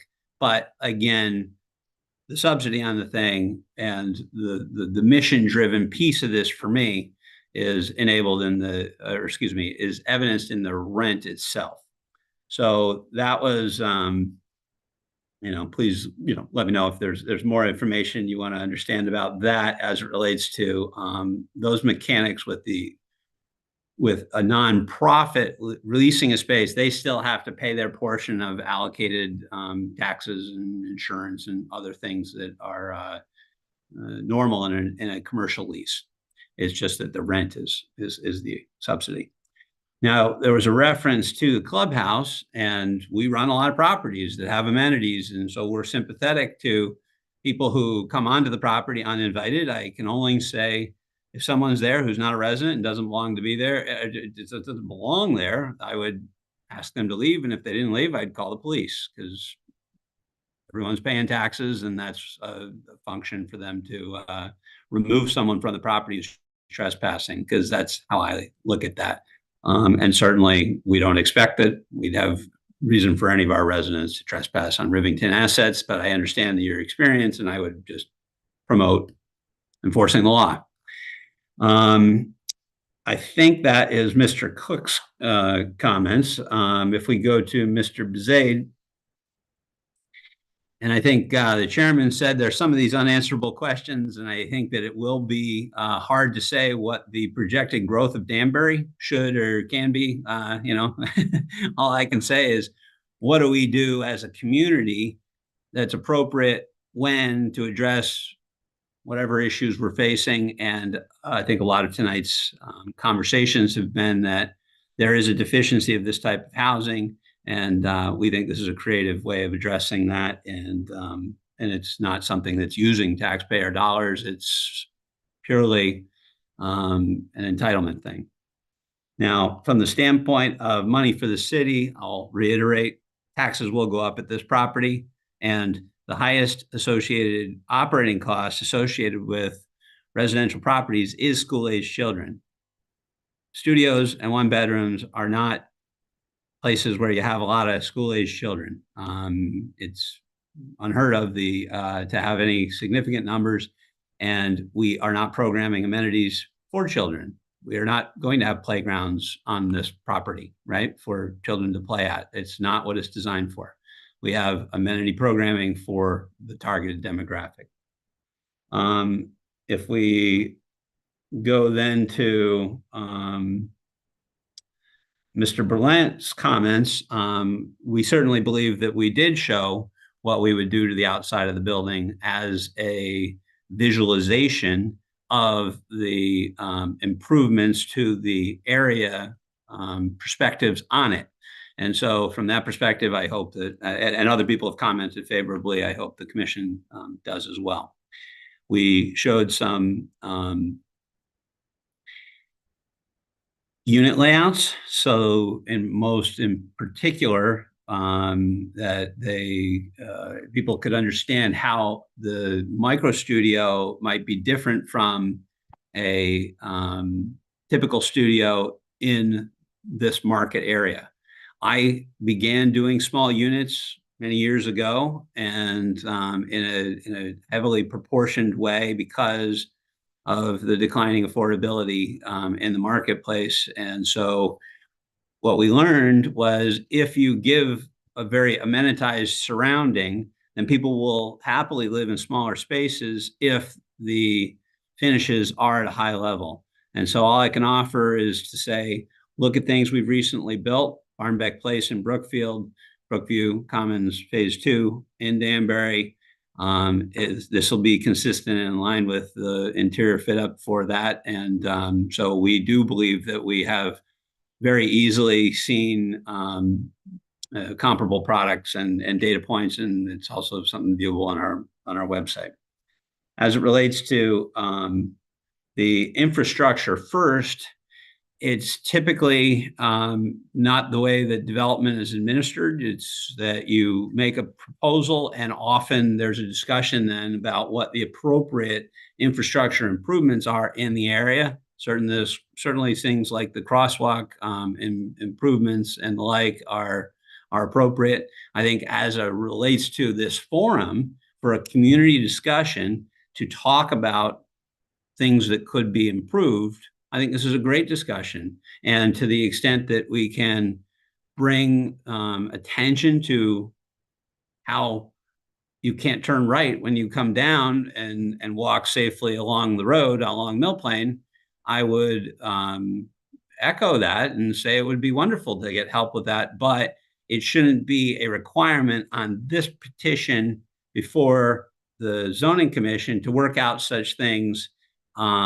because it's one of these processes. It's very unusual to come back 3 times for this text amendment. And this is as long as we can give this. And so I can only say, if not now, when, right? As it relates to moving forward on this type of proposal, because there are economics involved with a building that's been closed for 4 years. So from the standpoint of other comments made, I would say that I don't have anything else from Mr. Berlant other than that, he made reference to doing something great for the city. I do think this would be something great for the city. And the process is always a little difficult. And there's always somebody second guessing your motivations. And I remember back in the day when we were the owners of what became Kennedy Flats, and we wanted to expand City Center Tax District over it. And it was met with skepticism when all I was saying was that it was an appropriate expansion of that tax district that ultimately, when the properties got developed, doubled its revenues. It's a special tax district that has excess cash flows right now. And it's something I'm proud of as a business person in Danbury. And I think that my motivation here is to do something that I can be proud of as a resident and business person in Danbury, because my passion is in tech. I have gone and lived in Silicon Valley. I've lived in Boulder, Colorado, all while splitting my time between here and there. And this is a passion project of mine. And I hope that that can be taken at face value. there's a heavy subsidy in making this hackerspace piece happen.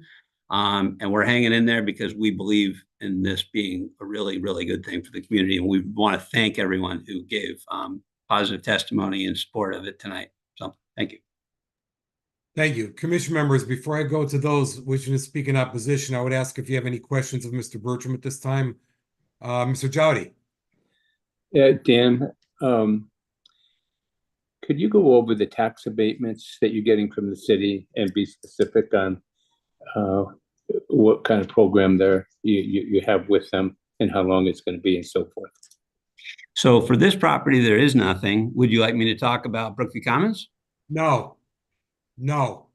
Okay. Absolutely not. Then, I'm just trying to ask No, a question. I understand it. But there is none, is the answer. Okay. I was under the impression there was. Yeah, no, this is, there's no help. Okay. The question should pertain just to this property and it's answered. Yes. Okay. Okay. We don't want to get involved in anything else. Commission members, any other questions of Mr. Bertram? I see Mr. Botello. Commissioner Botello, unclick your hand and go ahead and take the floor. Yes, Mr. Bertram, question. Should something happen to the hackerspace, would that be turned into additional housing in the building? Is that this concept? I haven't seen the building itself. Is that all open, or is that units that you're going to tear apart to make it hackerspace? Mr. Birch. Sorry, I Birch, muted myself and started talking. Excuse right. me.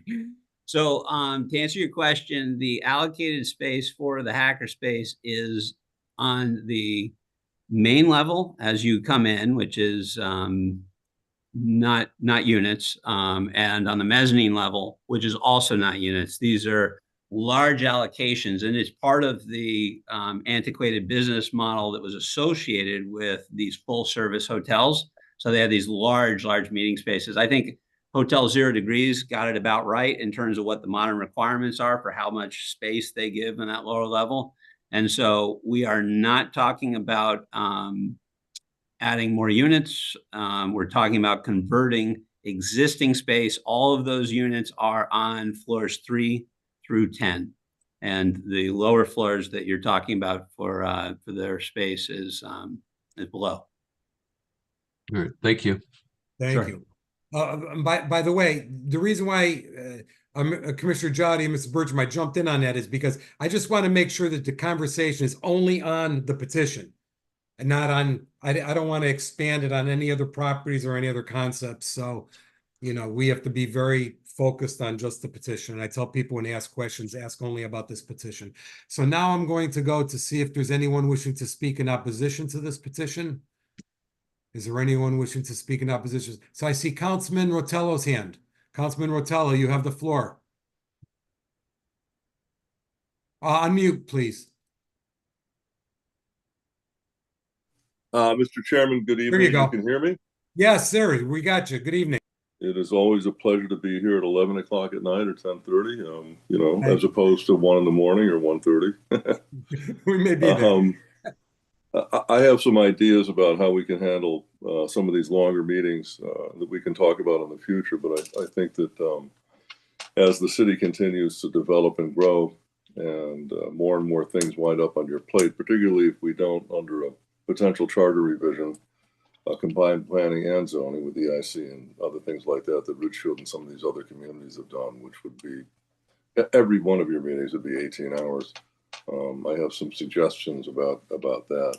We are starting at 7 o'clock, by the way. I think I understand that, which would make it 10:10 instead of 10:40. Which a distinction. Somebody said this earlier. Without a difference, perhaps.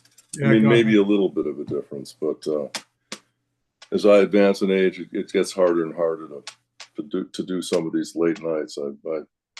I think my college sophomore days are far behind me. So we're here this evening for really one thing, and you alluded to that in your last comments, trying to keep us focused. I know that we heard from Mr. Bertram when he discussed other projects and photographs and flybys with drones and things like that. And when somebody else in opposition tried to talk about that, they were disallowed. So there seems to be some asymmetry in this, that somebody can talk about off-topic things, but somebody else can't. These are constant issues that you and I have discussed over the last 20 years. But the thing directly in front of the city of Danbury is, do we want to convert commercial spaces to residential? That's it. Nothing else is relevant. Not the hacker space, not the highway, not the sidewalks. Nothing else is relevant. The issue is grand lists and taxes. Commercial spaces generally don't use schools. They use very few services and they create jobs. They are also difficult to live next to, or can be. So they have to be placed very carefully, and generally we put them in places where nothing else is. And then we hope that they're not encroached by residential properties, because when that starts to happen, and it's happening in Danbury, the residences generally work out and win that argument because they vote, and vending machines do not.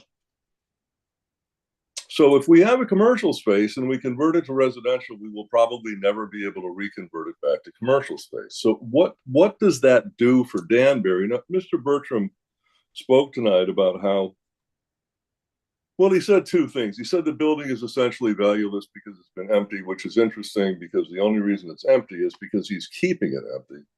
So that's sort of like that old saw about the kid who kills his parents and then throws himself on the mercy of the court because he's an orphan.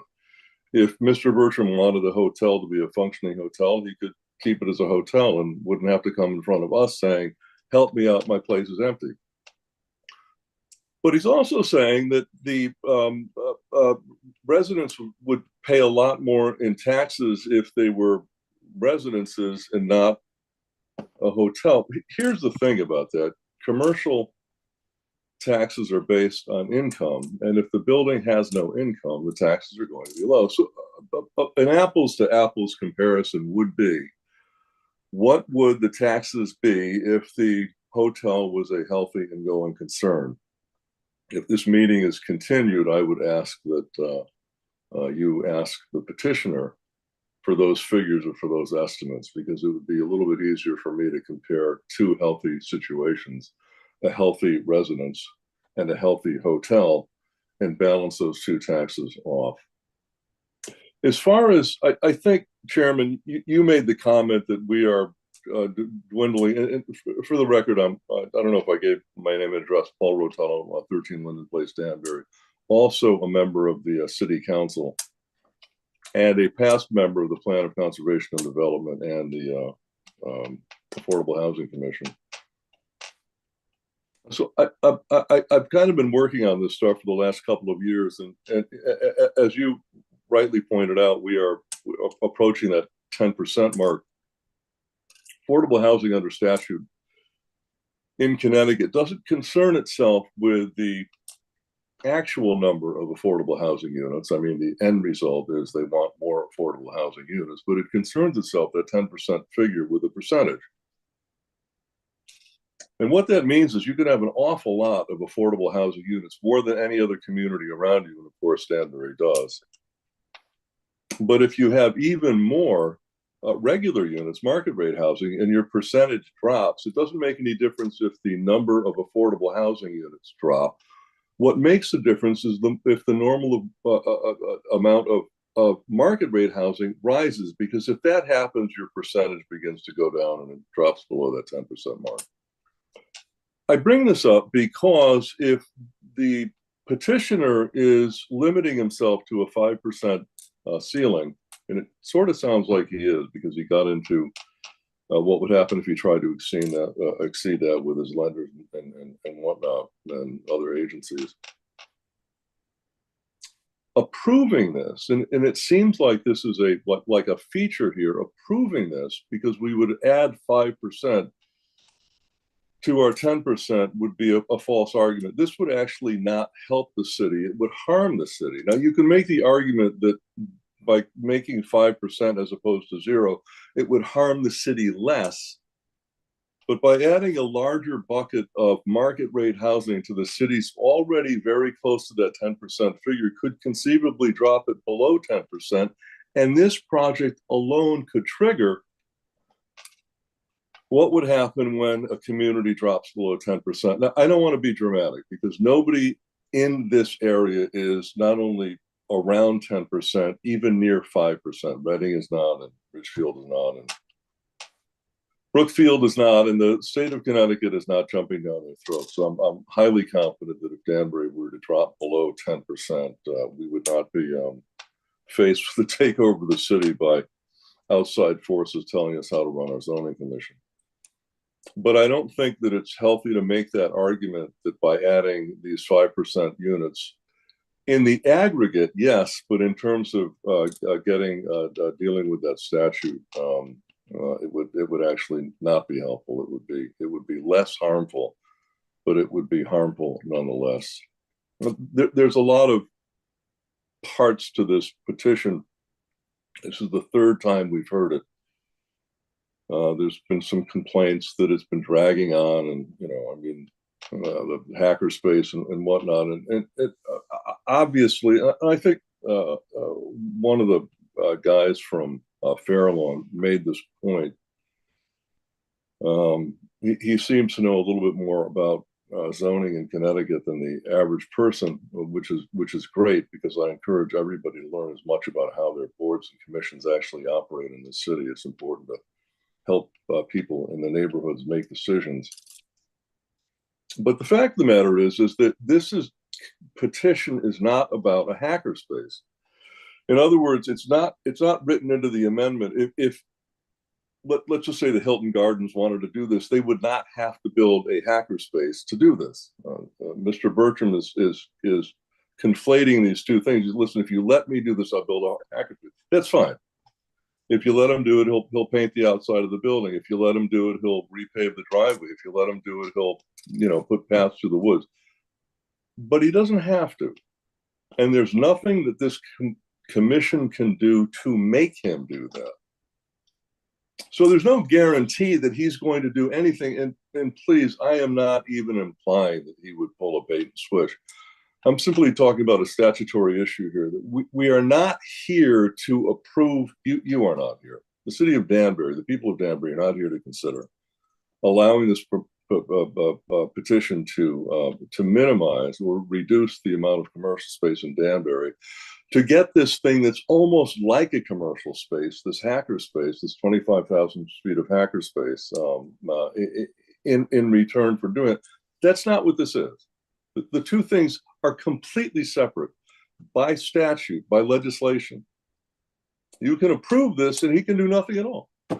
He just gets his apartments and rents them out for whatever he rents them out for, and that's it. And there's no hackerspace, or he has a feud with the people that are in there, and they decide, listen, it's just not going to work. We're going to go our separate ways. The marriages start with great intentions, and they often end with acrimony. And this can happen, and he will not run afoul at all from your decision if the decision is positive. It's not going to affect it at all. He doesn't even have to think about that. I can't divorce myself from the hackerspace because it's baked into the approval. It's not. There's I don't know if you guys are going to continue this or not. Continuing meetings generally favors the petitioner, so it seems like there's a lot of goodwill to give Mr. Bertram one more bite at the apple. I would have more to say on this if it were to be continued. But the general gist of things, I mentioned that I was on the city council. I'm the city councilman for the 6th Ward. This project and the only other identifiable project so far is also in the 6th Ward. I would say that, like our fellow on Fairlawn, who believes that this might be spot zoning, I'm not sure that the intent from the petitioner is spot zoning. That's kind of a serious accusation.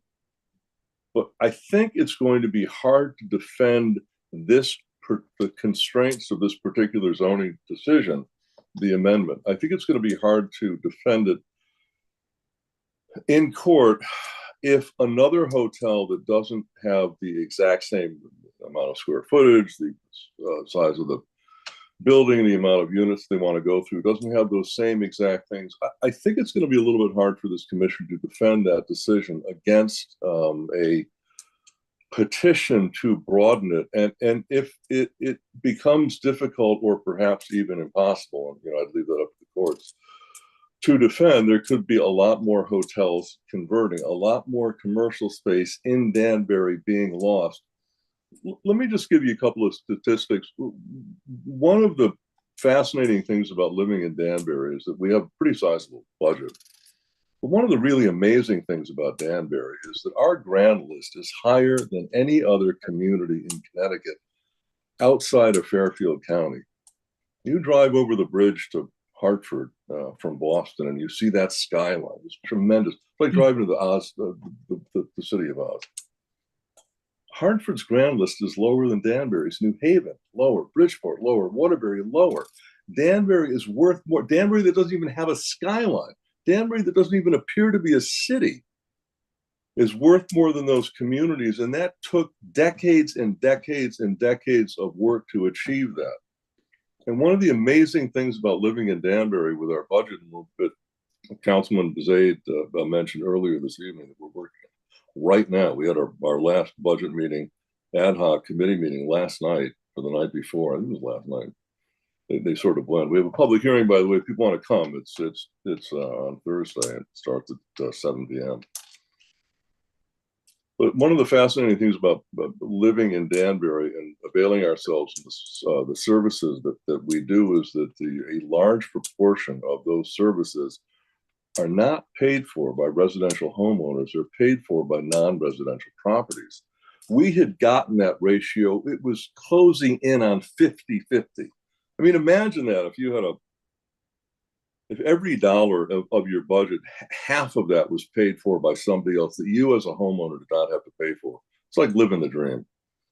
It was 40%.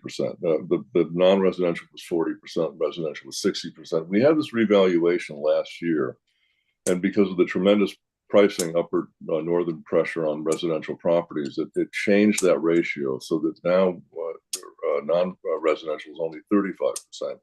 Residential is 65%. It's nothing changed in terms of the amount of buildings that we still have. We didn't lose a whole bunch of commercial buildings or gain a whole bunch of residential. It was a question of technical value. And we need to get that back closer to 40%. We went backwards, not forward. We need to get that back closer to 40%. Ideally, I would like to see in my lifetime, and we're working on this with development on the west side, to get that closer to 50%. We can't do that if we keep delisting commercial property. Do not, somebody expressed a tremendous amount of frustration that this thing is taking so long, that the hackerspace is just year after year, nothing happens. You're asking the residents of Danbury to subsidize this. This is what you're doing. You're not saying it out loud, and there's a bit of disingenuousness here because it seems to be free, but it's not free. You're asking the taxpayers of Danbury to support a pet project. Now, I'm not suggesting that project is valueless. I'm simply suggesting that there's more to that story than what's being presented tonight.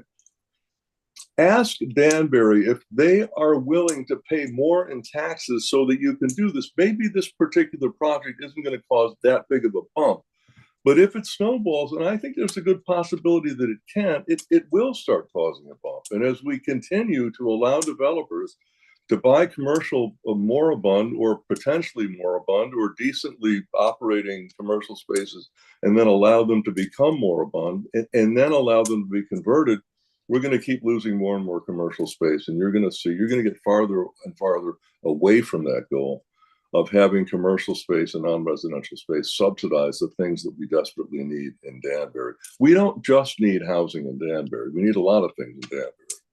And the non-residential parcels and the taxes that they pay, which essentially use up very few dollars in terms of services, help us to that goal. There has to be a balance, and we have to recognize that.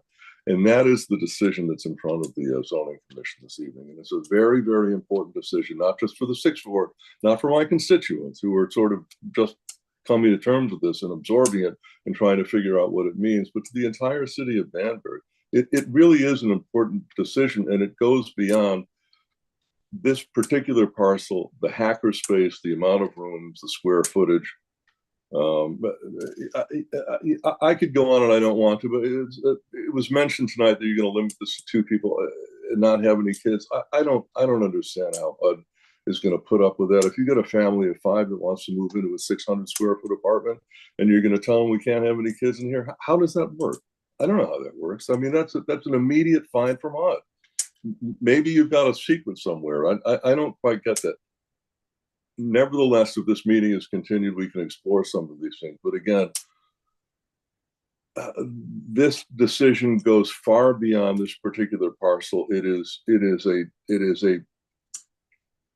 I don't want to call it it's almost an existential decision for the city of Danbury. Somebody asked where Danbury is going. My personal opinion is that Danbury always wants to be a little bit bigger and a little bit better off. And there's a sort of a narrow channel to allow that to happen. And one of the things that allows that to happen is a really good balance in our grand list, not just housing, but also things that provide jobs and pay taxes without using school funds and police funds and fire funds. And if we turn our backs on those things, we put even more pressure on housing, which is going to make it even harder for the people that you want to attract to Danbury to come to Danbury and live. It's holistic. It's an entire circle. And we have to take a look at the circle and everything that's inside of it. Thank you for allowing me to speak, Mr. Chairman. It's always a pleasure to appear here. Absolutely. Thank you. Commission members, are there any questions of Councilman Rotello at this time? Commission members. Thank you, Councilman Rotello. I now see a hand of Michael Cunningham. Michael Cunningham, if you can give us your name, state your name and address, please, we would appreciate it. Hi, yeah, thank you, everyone. My name is Michael Cunningham. I'm a resident of 9 Enclave Drive in Danbury, Connecticut. A little frustrated that, we're starting to have negative comments at almost 11 o'clock at night. And looking at the number of participants, I see we've lost over 33 folks already from, as the night has gone on. And wanted to, well, anyway, let me get started. One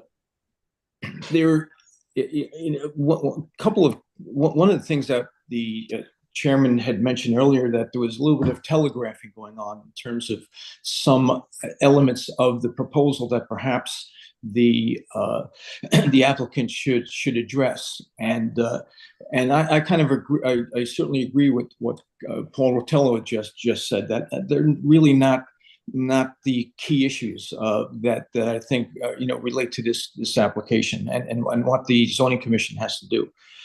We started earlier with the staff reports, and 2 issues that were focused on those staff reports one had to do with the open space requirement, and another had to do with affordable housing. That's really not what this is necessarily about. This application is for a special, as Mr. Rotello mentioned, is to take commercial property off of the CA80 zoning, which I think is a very serious element, and I really wonder if that's within the something that the zoning commission should be doing. No one has really discussed tonight that I can recall that the planning commission has not supported this project and is in fact against it, and that I think is certainly an important consideration.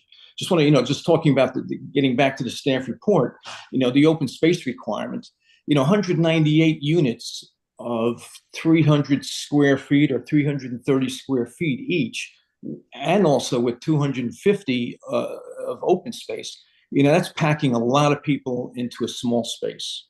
One of the other comments earlier was also that, well, this is going to be great for artists. I don't know, are there going to be 198 artists that are going to be moving into this facility? Are there 188, 198 other entrepreneurs or folks that are going to want to move into a 330 square foot apartment with, not a lot of space in terms of being able to move around. It's not like New York City where, you walk out in a micro apartment and, you got everything around you within a block or two, and you have the subway and you have the buses and you have taxis and you have a lot more amenities than what we're talking about here. So I think that's kind of a bit of an apples to oranges type of comparison. And the affordable housing, again, that's an issue that was raised by Ms. Enminger, and I understand those being considerations or questions, and perhaps those were being responded to after the targeting or telegraphing of some things that maybe the zoning commission would want to know more about. But the bottom line gets back to, this is a taking commercial property, taking this facility and perhaps another hotel, potentially taking them out of commercial zoning. And I don't know that that's, and it's not despite, I think there was some of the comments that were made earlier, a little bit dismissive of what an anticipation of some negative responses. This project is taking too long. Well, it has been turned down twice already. Now it's back a third time. Not necessarily, and it's not necessarily because of the issues regarding open space. That was a factor, or not necessarily because it's, affordable housing was addressed. There were other concerns that people voted no on this, in the zoning commission. I've gone back and looked at the meetings, and there are also other considerations that led to the planning department, the planning commission, to also not endorse and support this project. So for the zoning commission to kind of look at this without, which is I think a significant impact on the western side of the county, of the city, is something that I'm very, very concerned about, and certainly do not support this. Would not want to see this application supported. Thank you. Commission members, any questions of Mr. Cunningham at this time? Commission members, any questions of Mr. Cunningham? Thank you, Mr. Cunningham. I see a hand of Councilman Chianese. Councilman Chianese, unmute your mic and you're up. Hold on, do you see me or you don't? Hold on. No, there you go. Hold I'm on. awake. There you go. You're good. Thank you. Thank you, Commission. Thank you, Mr. Chairman. My name is Benjamin Chianese. I live at 5 Briar Ridge Road here, and I'm here to speak sort of like in the middle of whether I approve this or agree with this or not. But I have more concerns with the process that's going on. Where it was mentioned by the other participants this evening that this is the third time this has been coming in front of this commission. And, I did some research, and there is a court case that basically says if an application comes before this commission previously to the other application, that it's ordinary that the commission should not reverse its earlier decisions unless there has been a material change in conditions or circumstances. And that's a court case that, I don't know, it's back in, I have it here somewhere, 1998, I think it was, the court case was from. And the applicant this evening basically gave the same report as he did the first two times, changing it a little bit, but basically it's the same. And this commission rejected it both times with reasons. And so that has to be overcome by this commission as well, whether or not you should overturn your previous decision based on a court case that says you really shouldn't on it. So that's one thing that you really need to discuss with legal counsel at some point. So the other concern I have, I know Mr. Bertram talked about the walking and the pedestrian friendly. Old Ridgeberry Road is a very fast road. I mean, I live around the corner, I see it, I travel on it quite a bit. It's a fast road. It's 4 lanes, 35 miles an hour. You luckily they go on the fifth. They usually go close to 45, 50 miles an hour on that road. I know people on the reserve are concerned about it. We're working on getting a crosswalk so they can get the other side of the street, because without it, it's dangerous. It's a dangerous road. The other thing that wasn't mentioned is the incline to get into Crown Point. I don't know, I think what Ted, Mr. Commissioner, 12% incline? Is that the max for zoning? It's around 12% incline allowed, somewhere around there, correct? That incline got to be close to a 12% incline to get in and out of that, which does not make it a very good pedestrian friendly exit. So that's a concern. Queuing up on that incline will cause traffic light to be installed, because there'll be no way 5 or 6 cars queuing up on that incline will be able to get out of there when a car is barreling down on Old Ridgeberry going 55 miles an hour or 40 miles an hour. It's a fast road. So speeding is a concern as it approaches that that part of the where the Crown Plaza is. It's an issue.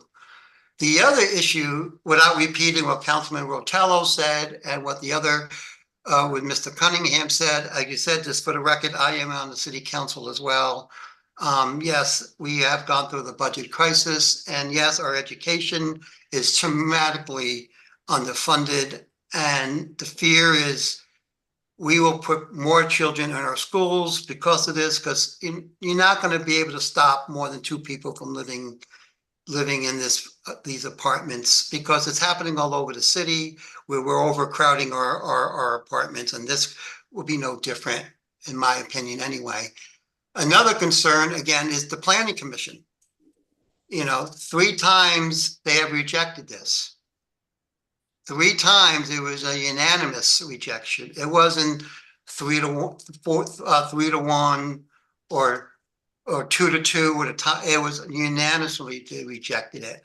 And one of the reasons why they rejected it is it's inconsistent with our plan of conservation and development, which is the #1 that this commission uses to approve your applications. You always refer to the plan of conservation, that it's consistent. Well, your planning commission, which you've been, basically, they've been together for what, Teddy? The chairman's been there for what, just as long as you've been chair as the zoning?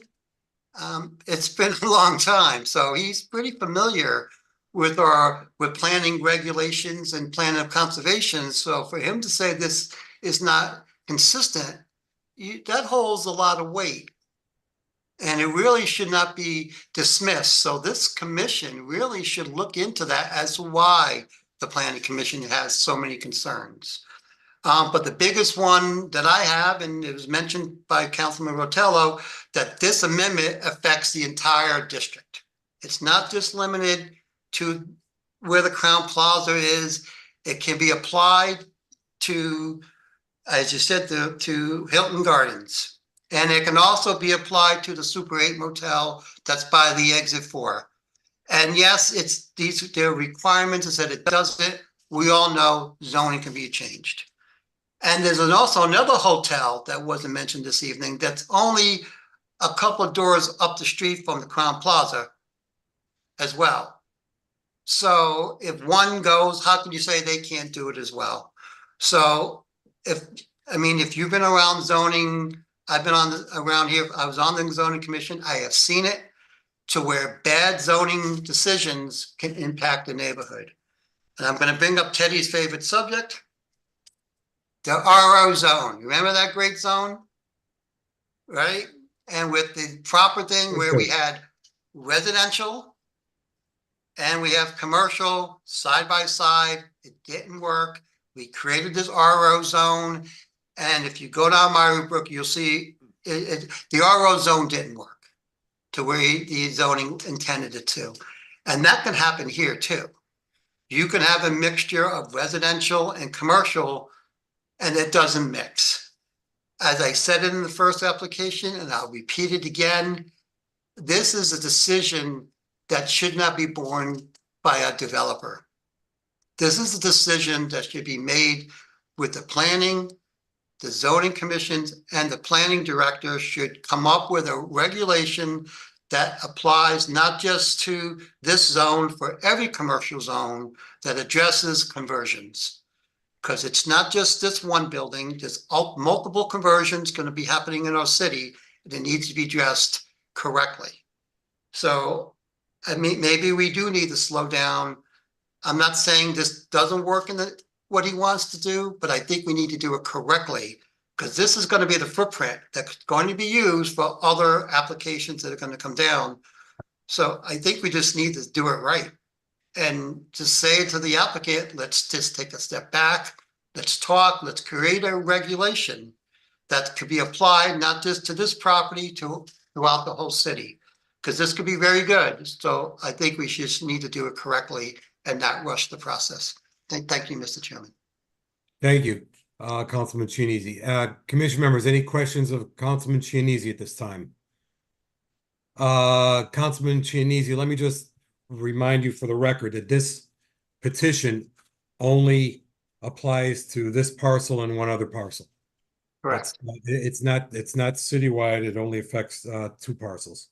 Correct. I understand that, Mr. Chairman, but the problem you'll have is this to be used for other applicants to expand this and change this, so, which is one of the reasons why planning has a negative recommendation.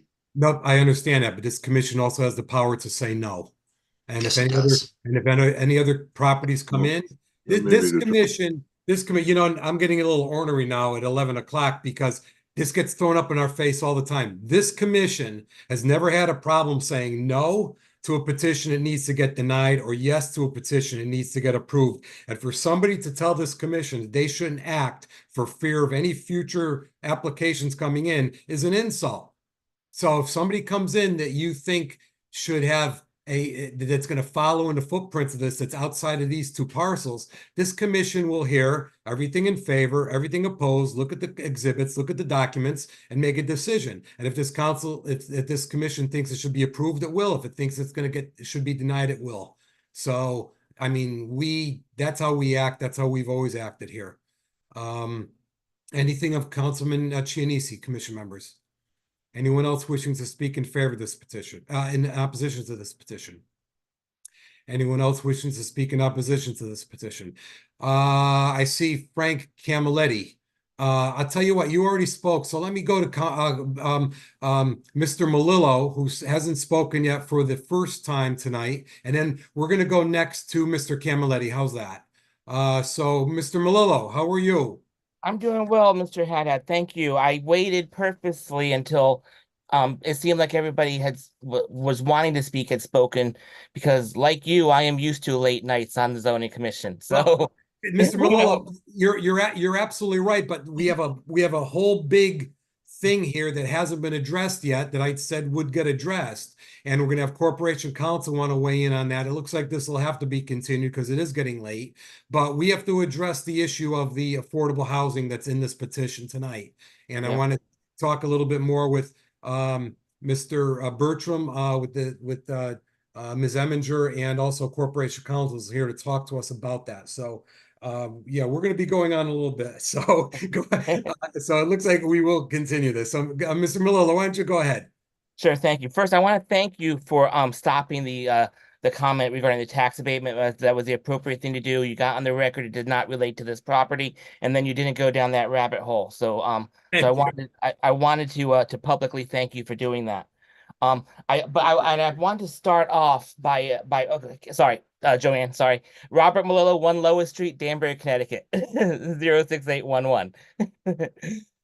Because I am speaking as a citizen this evening. Yes. I am speaking as a member of the commission, which allows me to actually give my opinion, by the way, and not really like be careful and cautious with what I say. Along those notes, in the staff report, the acting planning director quoted from Mr. It's late. I'm drawing a blank. Mr. Bertram. I'm trying to avoid saying first names. Mr. Bertram's application where he said during previous deliberations, certain zoning commissioners and staff expressed concern about the potential for a hotel to be converted to apartments without first requiring a public hearing process. The proposed modification addresses that. I do want to recognize that the proposed modification does address that. And I actually think that does make it a relatively substantial change. While very little else has changed in the petition, that one did change. And I do want to commend Mr. Bertram for making that change in there. That was one of the things I had spoke about. I was one of the zoning commissioners at the time who did say that change needed to be made. In fact, Mr. Hawley through you asked me if that change was made, would I vote that night to support the petition? And my response that night was no, because I had other concerns. And I even said that, and it's not going to be my concern because I'm not going to be on the commission when it becomes back before you guys. And, prophetic, I guess. But I want to address the major other concern I had really was the Mill Plain infrastructure improvements. And Mr. Bertram earlier did allude to that. And it's ironic. I feel as though I get to rebut Mr. Bertram because he rebutted a similar comment along these earlier, with those speaking in favor on it. So, and I'm sure he's going to rebut me again, and he's going to, as the process works, he's going to get the last word. But I did want to note that he did talk about infrastructure should when it should be considered. I wanted to say I would agree with him with what he said when it comes to site plan approval and planning commission public hearings, because at that point in time it is appropriate to say, okay, what infrastructure can be improved, what infrastructure does need to be improved, and that can be part of the site plan or the planning commission's requirements that are put in place from a special exception. This is different, however, because you're not looking at a site plan approval. You're looking at a regulation change. And I think it is appropriate when you tie it with a regulation change to say, well, what is the existing infrastructure like? Can the existing infrastructure support this change? And I still feel as though it can't. I know, the conversation was about what's the increase going to be? Is it negligible impact? It's already horrific conditions. The Mill Plain corridor at best during rush hour traffic is barely tolerable. Let something happen on 84 and we know it's a parking lot. And that's with the existing conditions right now. I understand if it's a hotel, it can add more to it, but that's already there. There's nothing we can do about that. But we do have the opportunity to say what can be done. And like was mentioned earlier, really put pressure on the state and saying, look, this is a state road. You've been talking about improving the Mill Plain corridor for over 20 years, and you've not done anything. Maybe it's time for action and not talk. And we have some economic development opportunities that we can't really give the light of day because you aren't doing your job on the state level to maintain the infrastructure the way it should be done. And therefore it's the state's fault. With that. So I really just want to draw your attention to say, I do have those concerns. As this petition would stand right now, I would not support it. If I was a member of the commission, I would be voting no again. And largely because of the Mill Plain corridor and that infrastructure.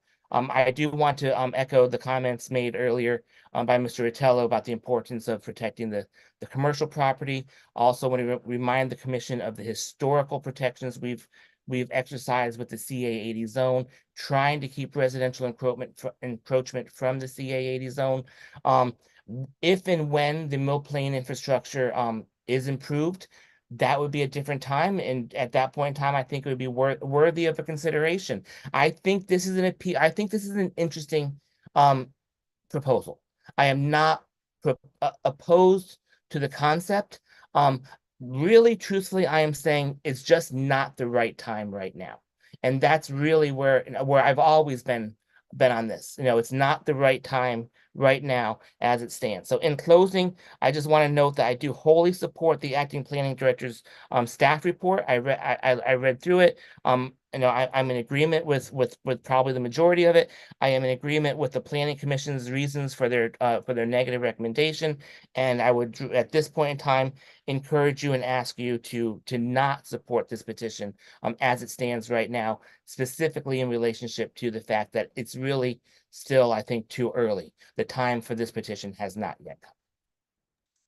Thank you, Mr. Melillo. Commission members, any questions of Mr. Melillo at this time? Commission members, Mr. Melillo. Mr. Melillo, thank you. Good to see you. Thank you, Mr. Haddad. Hope the family's well. Thank you. Yeah, same with yours. Great. Thank you so much. I see a hand of Mr. Camilletti. I promised I'd go to you next. So let's go to you now, Mr. Camilletti. Because of time, I'll try and be quick, but I started out my comments earlier in the evening by saying that I find the discussions informative and enlightening. I can't tell you, I can repeat what I said before. And I found the conversations that we have heard from, especially from the councilman, Rotello and Councilman Chianese, as well as Melillo. I know he's not a councilman, but I've heard him speak before.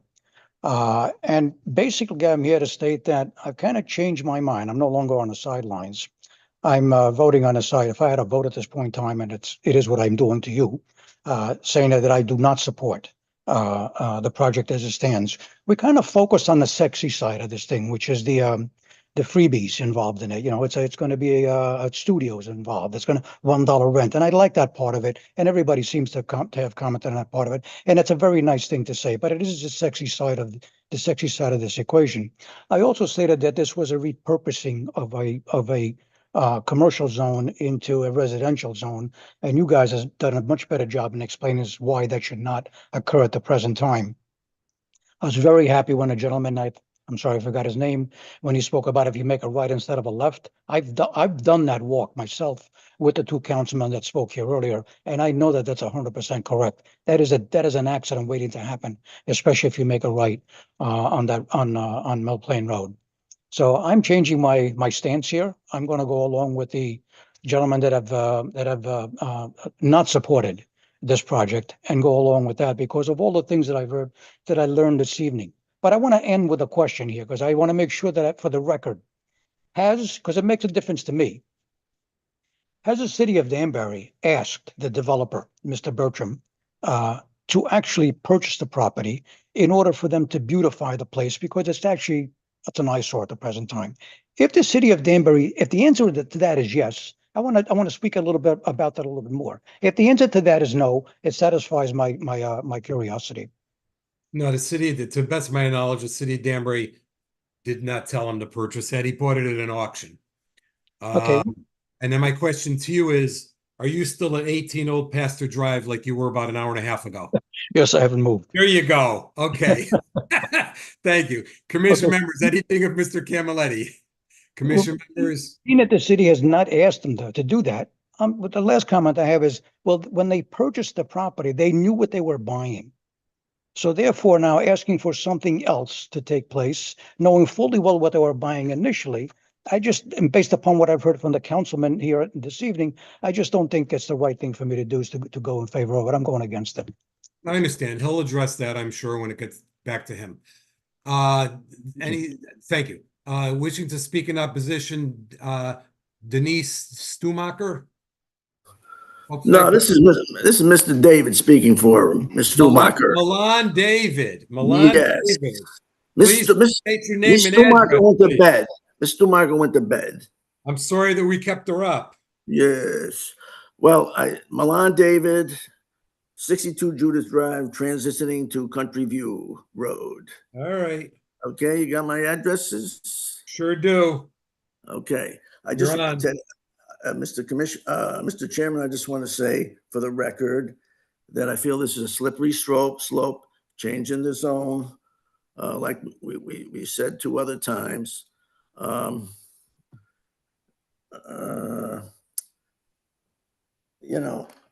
want to belabor it, but I appreciate what Paul said, what Ben said, what Michael Cunningham said, what Rob Malillo said, and good night. Thank you. Commission members, any questions of Mr. David? Commission members? No. Thank you, Mr. David, for looking us up again. Okay, rock and roll. Take care. Say hello to Denise, huh? Anyone else wishing to speak in opposition to this petition? Anyone else wishing to speak in opposition to this petition?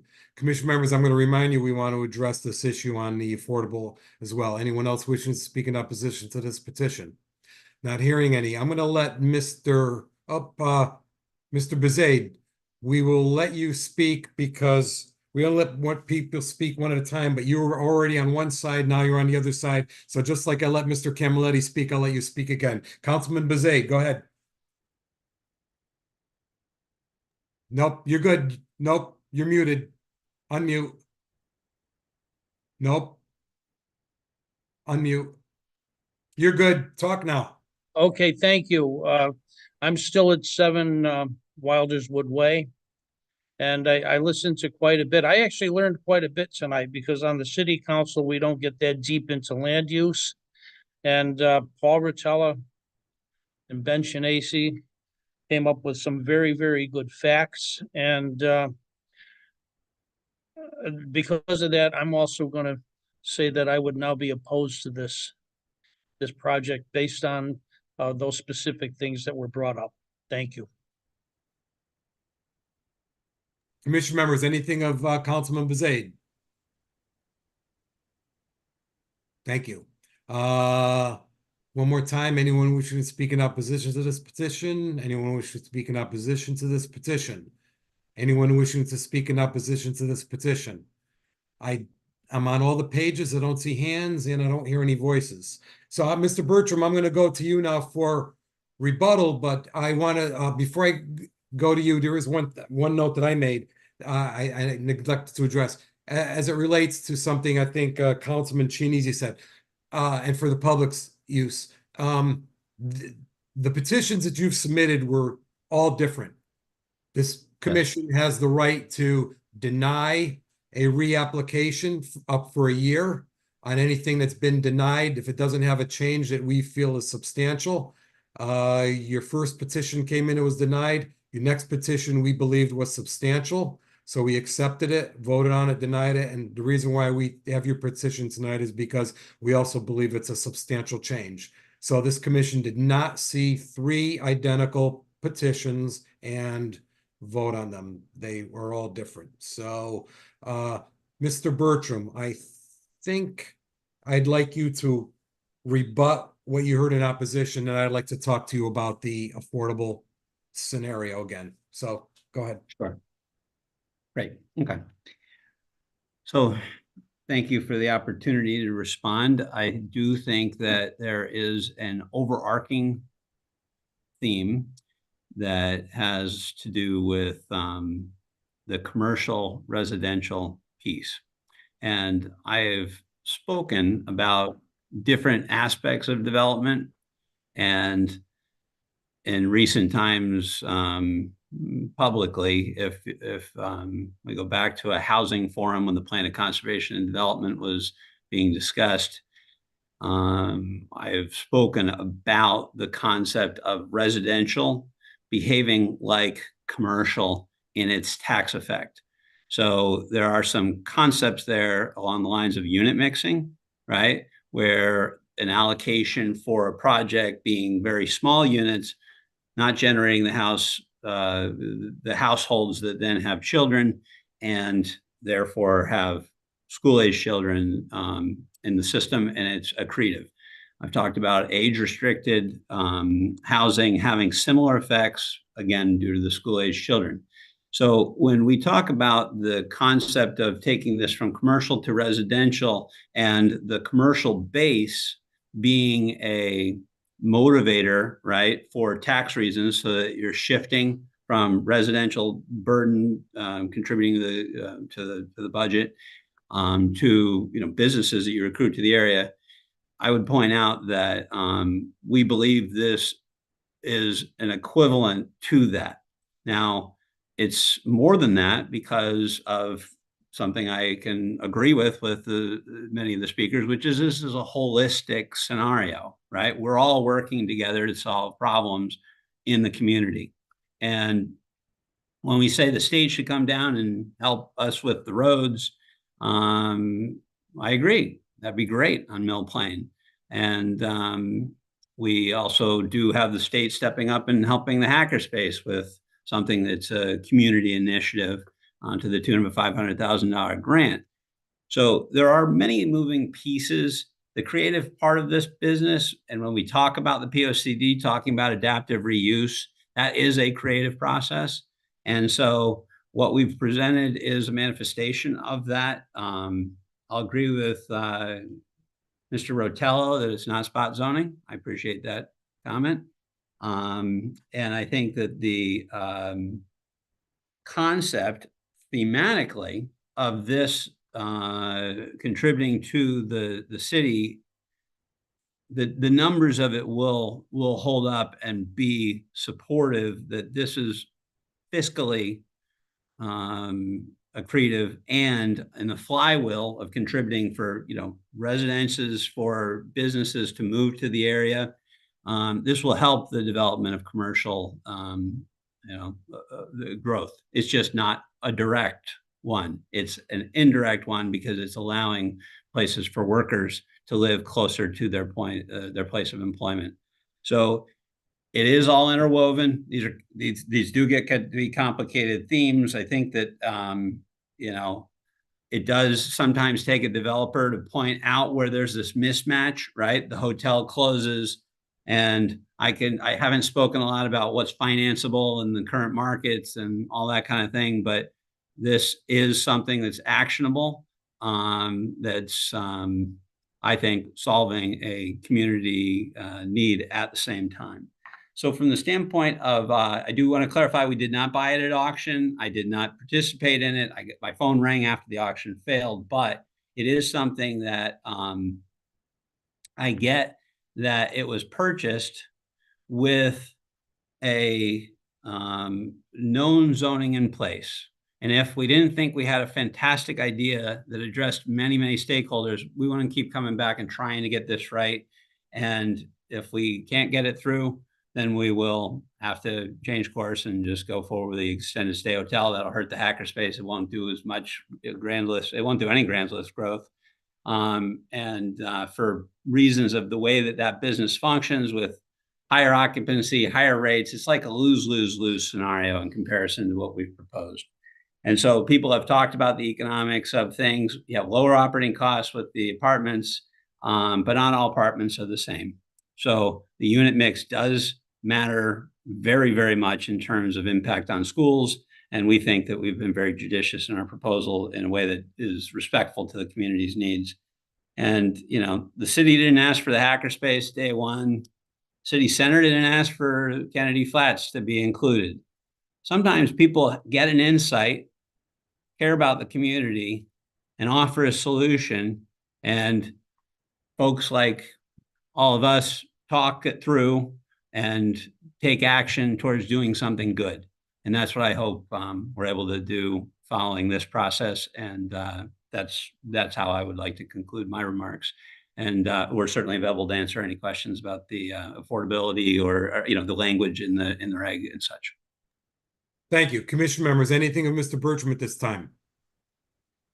I don't see any questions.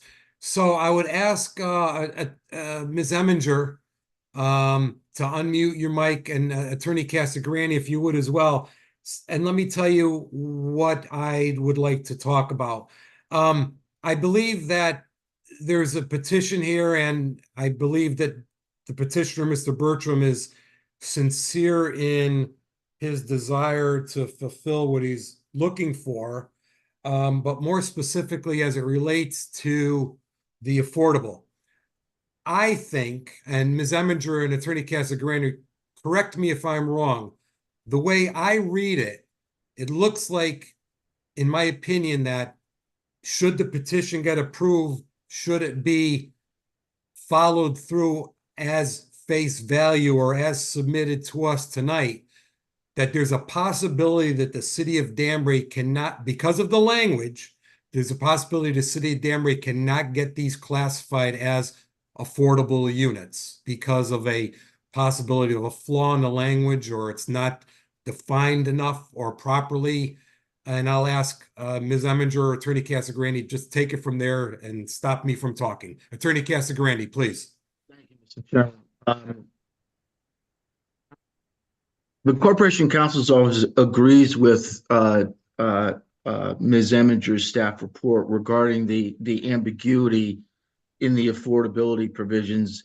And I very much appreciate Attorney Daniel's clarification of what the intent is. But, you know, years ago, I clerked for a federal judge, and whenever he found that a statute or a regulation was ambiguous, he would say, this is hardly as clear as a mountain lake in springtime. And I think that this regulation is, as drafted with the best of intentions, is hardly as clear as a mountain lake in springtime. And having said that, and listening to Attorney Daniel's comments, could the language be tweaked in such a way that makes clear the nexus between what this petition says and, for example, the relationship to Section 10E?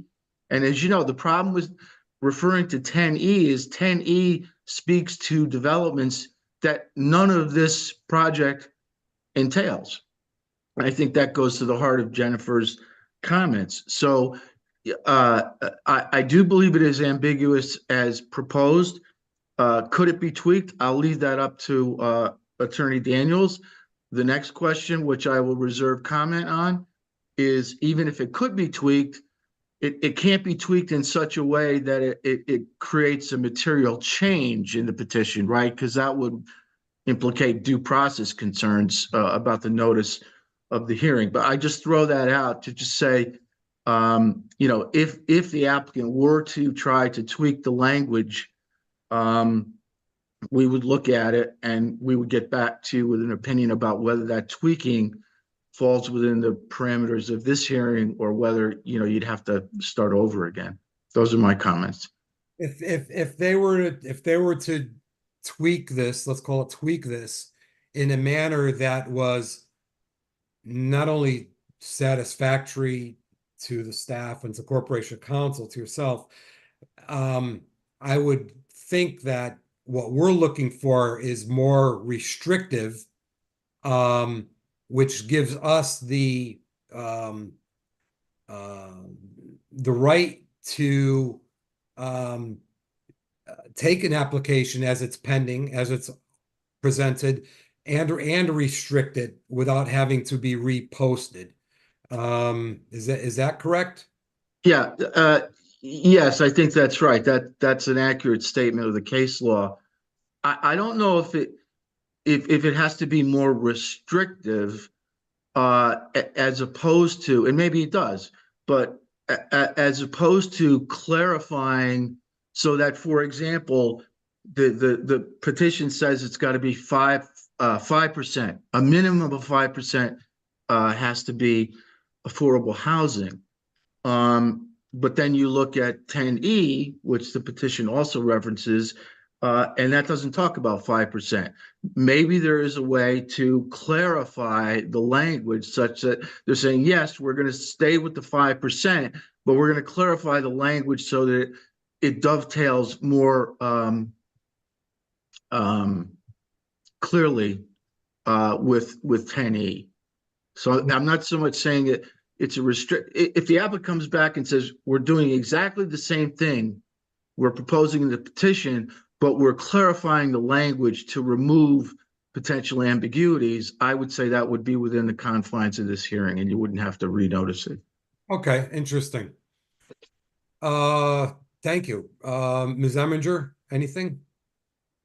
Thank you, Mr. Chairman. I certainly would implore you to continue the hearing to allow Corporation Counsel as well as Attorney Daniels along with the applicant to work out these the language issues so that you have a clear and concise amendment before you.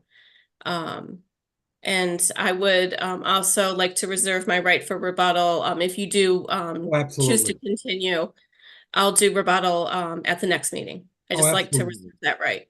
Oh, absolutely, absolutely. So I would now look to Attorney Daniels, Mr. Bertram, is that something that you can do before the next meeting? Yeah, I think Is that that something the, you're interested in doing? um, one foot in front of the other, Chairman. So I would say that the short answer is that we have applied and intend to have these units 5% set aside beyond that exemption list. So we have no issue with making sure they are and are accepted that way. No games.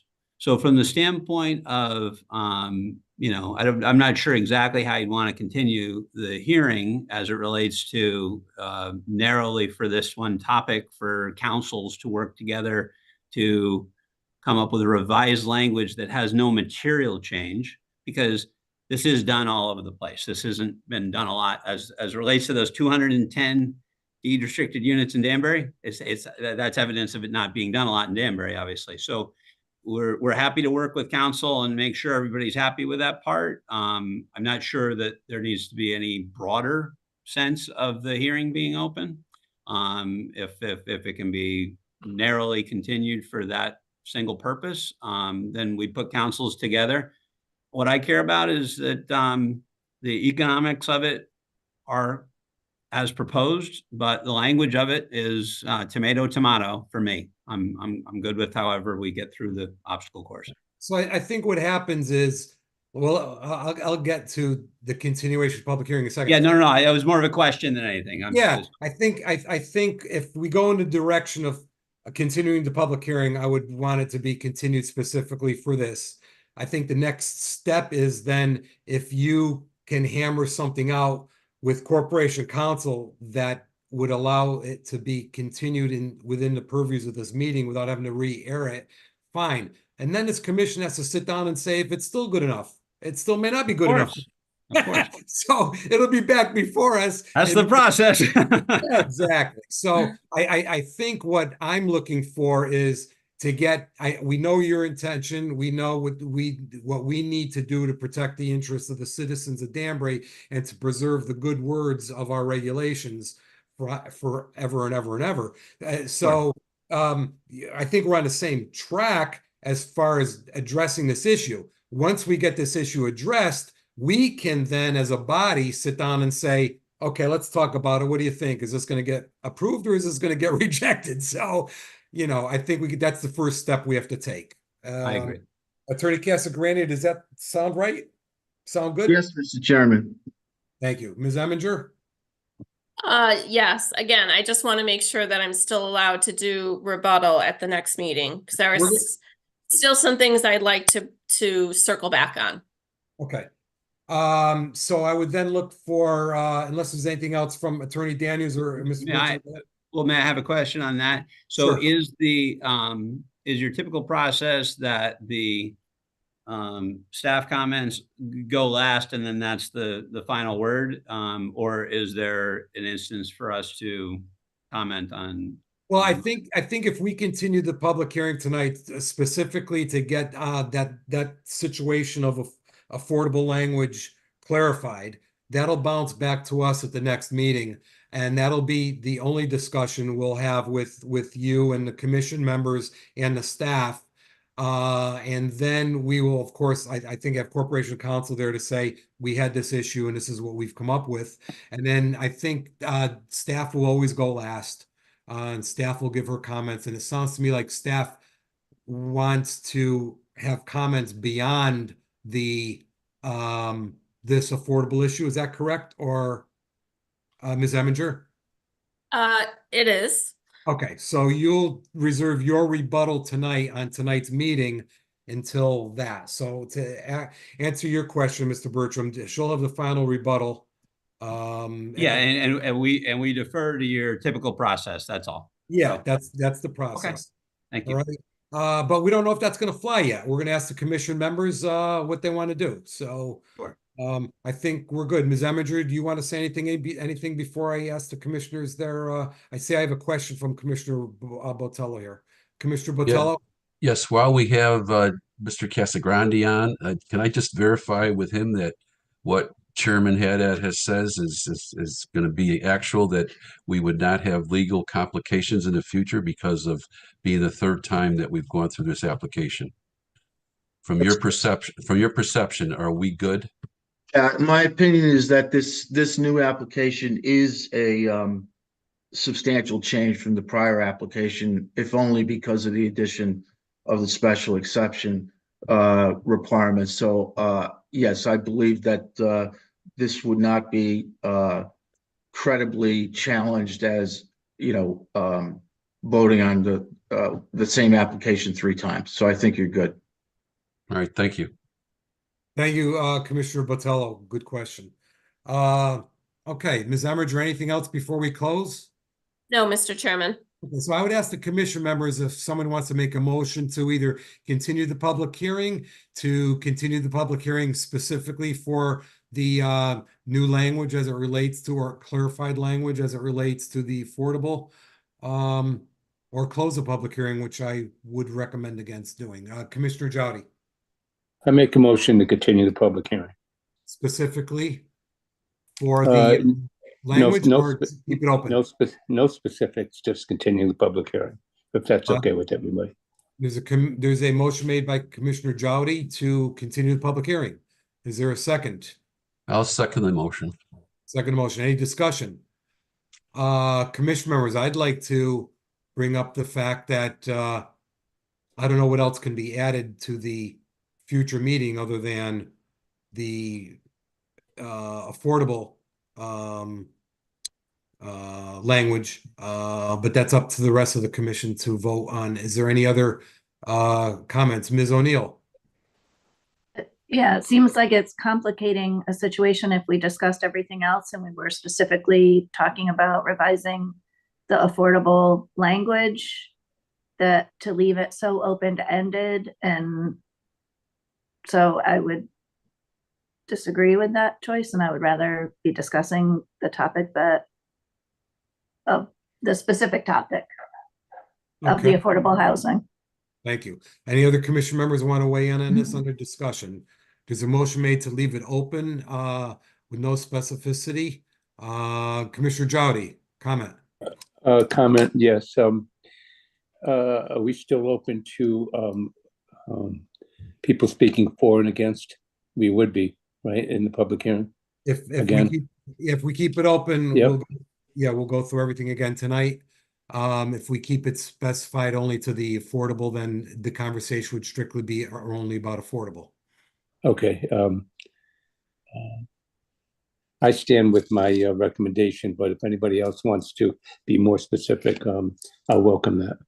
Commissioner Botello has his hand raised. Yes, I agree with Commissioner Jowdy, and the reason I say that is only because if anything else comes to light between now and the next commission meeting, that it could be brought into evidence. So it's better that we keep it open so that anything that could possibly come in between now and then would be accepted. Thank you, Commissioner Botello. Any other commission members? Any other commission members? Any other commission members? Okay, so we have a motion. Let me get my papers here. We have a motion by Commissioner Jowdy to continue the public hearing. And who seconded that, by the way? I'll second it. Oh, that was seconded by you? Seconded by Commissioner Botello. A yes is yes to continue the public hearing, a no is no. Commissioner Jowdy? Yes. Commissioner Botello? Yes. Commissioner Bennett? Commissioner Bennett, unmute. I'll wait for you to unmute. We'll go to, yes. Commissioner Cabrera? Yes. Commissioner Villacrez? No. Commissioner Nazario? No. Commissioner Nejame? Yes. Commissioner O'Neill, No. I will vote yes. 1, 2, 3, 4, 5, 6. 1, 2, 3. 6-3. Just for the record, I was wanting to close it and continue with specificity. Commissioner Botello raised an issue that it may very well, something else may very well come up. So we are continuing this, and I would hope that we can get that we can get some conversation going between Corporation Counsel and the petitioner on that affordable. Thank you. Moving right along. All right, thank you for your time. Thank you all. Thank you. Commission members, we have another petition tonight at 11:48. It's a petition from REG-UB Properties LLC, Danbury Square Mall, 15-19 Bacchus Avenue, F17016, for a special permit for restaurant with outdoor dining and brew pub liquor licenses, illicit brewing company in the CG20 zone. Give me a second to get my paperwork organized here. Attorney Mizuko is here, I believe, right? Yes, sir. I can't, you must be on another page. I don't see you here. I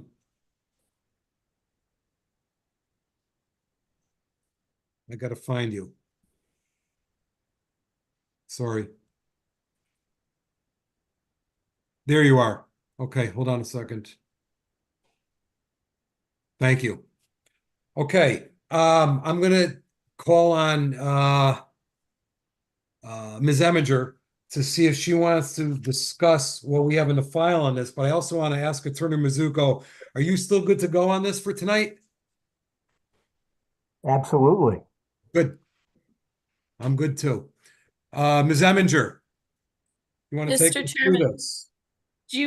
did you read the petition into the record? I think I did, didn't I? Petition of REG-UB Properties LLC, Danbury Square Mall, 15-19 Bacchus Avenue, F17016, for a special permit for restaurant with outdoor dining and brew pub liquor licenses, illicit brewing company to CG20.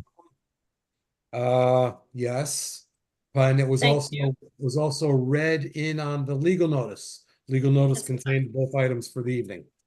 Thank you. Thank you. So I'm going to go very, very, very quickly. Tell me if I've gone too fast. We all want this to be over. Staff has issued 2 approvals for this. One was a waiver back in December 2023. It was an interior fit out for the old Barnes and Noble, and I believe it was either T-Mobile or Sprint next door. They're taking both of those tenant spaces. So the waiver was 17,000 square foot change in use from retail to restaurant with the sale of alcohol. As part of that waiver application, we also specified a 395 square foot accessory beer manufacturing.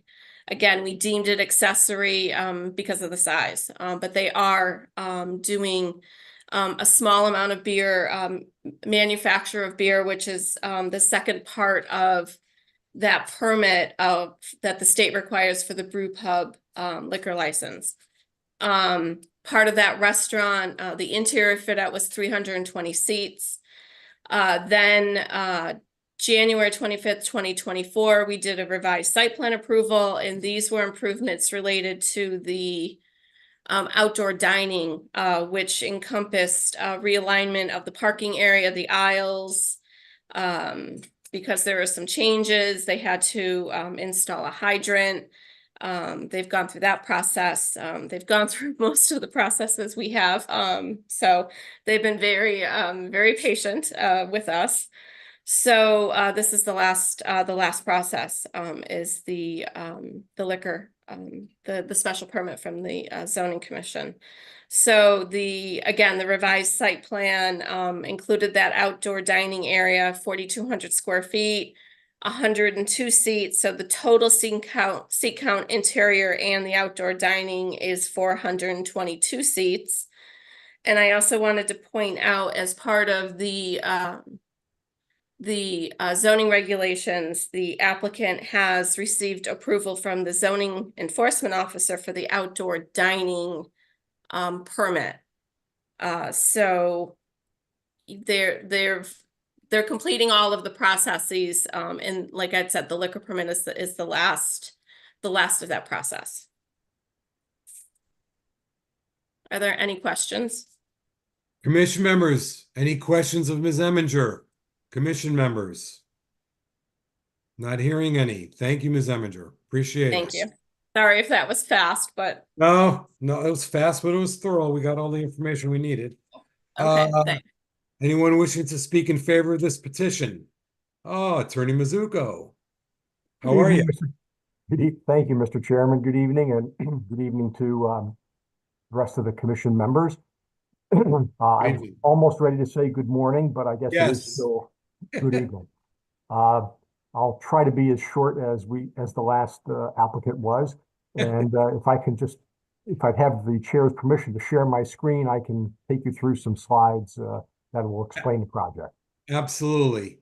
Thank you, sir. I think I don't know if you do it on your own or Ms. Reed gets involved. Yes, you do it on your own. Okay. There you go. Thank you. So it's a special permit application at 13 to 15 Bacchus Avenue. And again, my name is Ward Mizuko. I'm a lawyer with offices in Danbury, and my colleague Charles Lichtenauer and I are bringing this before you tonight. As Ms. Eminger said, we're looking for two special permits, one for a restaurant serving alcohol, the other to operate a brew pub. Both are allowable in our zone, which is CG20. Now, where's the property? It's at the Danbury Square Mall, and I'm sure you're all familiar with it. Here's Bacchus Avenue. Here's Kenosha Avenue. The Danbury Fair Mall is over here. The airport is across the street. There's another commercial property over here where you have Cold Stone, Buffalo Wild Wings, and the Olive Garden and other restaurants and shops. There's additional commercial activity on north on Kenosha Avenue, and the natural areas are largely wetlands. So as you can see, this is a rather isolated site surrounded, if anything, by commercial uses. The property in question should be familiar to you. The Christmas tree store used to be there. The Barnes & Noble store was here where it says number 28. T-Mobile occupied store number 25. They're both gone now. The Agave restaurant is gone, and some other spaces have opened up, bringing the occupancy rate of the rest of the facility down to about 62%. This is a difficult time for retail facilities, and the landlord, my client, is very eager to not only stabilize, but to enhance the offerings of the shopping center, and hoping to draw in even a higher level of tenant, which is what brings us here tonight. As Ms. Eminger pointed out, the illicit restaurant is approved in virtually every respect as a restaurant, except for the ability to serve liquor. If this commission sees fit to approve that request, then they would be able to take occupancy, and that would raise the occupancy rate to about 71%, which would be a much more desirable situation. Briefly, this is not a fly-by-night operation. This is a very professional, well-established group that has been operating restaurants for a good many years, including very, very similar brewing companies in Manchester, which opened in 2019, and in Fairfield, which opened just a few months ago. This is the management team, and Robert Hill and Ellis Riley are with me tonight in case there are questions from the commission. This is the layout of the restaurant. to your right would be Bacchus Avenue. To your left would be a continuation of the shopping center, going toward the former Christmas tree store. This rectangle represents the interior space, which you'll hear about a little more later. And then the outdoor dining area is reflected by this irregularly shaped area. We have the architectural team put together some renderings. This is what we expect it to look like. This is as you drive in from Bacchus Avenue, you would encounter this on the right. Roughly where this sign is where the entrance to Barnes & Noble used to be. And this is a better depiction of the outdoor dining area, which is really the key to this facility, and at least in the temperate months. To give you a further feel for the interior of the space, we have the same site plan you saw a moment ago with 4 locations numbered, and from those locations, 2 photographs were taken in each direction. So you can see how the photographs would have been taken. Obviously, the facility doesn't exist yet, but this is what the facility would look like if you saw photos from those various perspectives. I'll just go through them rather quickly, but you can see that there's a dining area, a greeting area, more dining area, some entertainment area, a bar area. And then for those of you who haven't had dinner yet, we can all appreciate the menu. A lot of very familiar dishes, but an extensive menu, making this a full-service restaurant and not an establishment with an undue emphasis on alcohol. The food figures prominently in their offerings. Because the Fairfield operation is very similar and is already in operation, I thought a few actual photographs might help. There's the entrance on the left. Then once you walk in, you are greeted in this area here, and there's a restaurant dining beyond that point. Inside the restaurant, typical scene, people enjoying dinner at their table, a bar in the background where craft beers would be typically available, among other alcoholic beverages. Additional perspectives in the Fairfield location. I was going to take you through the permits, but Ms. Eminger explained them better than I could, so I'll just blow right past those. This is the outdoor. This is as close as we could get to the outdoor dining approval. The portal can't actually spit out the document yet for some reason, but this tells us that it was issued. And here we have the, well, let me just jump back because I think I went a little too fast for myself. I want to get back to slide number 11. I want to interrupt my presentation with the chair's permission to call on Ellis Riley to describe briefly what happens in the restaurant, especially with attention to the serving of alcohol, the security of the facility, the things that this commission cares about whenever liquor is dispensed. Yes. Ellis, would you like to chime in? Great. Thank you, Ward. For the record, I'm Ellis Riley, a representative of Illicit Brewing Company. I very much appreciate all of your time on this. As Ward mentioned, I'll give a quick concept overview, discuss the layout, and then how we handle our alcohol service. Which Illicit Brewing Company is very much unlike traditional breweries. As Ward had mentioned, we've been in the restaurant industry for 30 years, and we've taken that experience and that expertise, and we've really used it to redefine what a brewery taproom is. To us, food service and hospitality are absolutely vital, really, to any great guest experience. And by combining those elements, with a great craft beer product, with that brewery atmosphere that everyone loves, it's very welcoming, communal, that laid back sense. All that put together really heightens what a brewery is, in our opinion. And putting all this together, we've really upgraded what a brew pub is with this huge emphasis on food. We also serve not only our beer, the beer of other people, other breweries, liquor, wine, and we have a huge non-alcoholic program, which appeals to guests in a great way. As Ms. Eminger said, the brewery portion is very much an accessory use for us. The plant's only about 300 square feet. For any of you who know brewing terms, it's only a 3-barrel pilot system, so not nearly large enough to supply what we need. The lion's share of the beer will be coming from our Fairfield location. Here we'll mostly do some experimental stuff.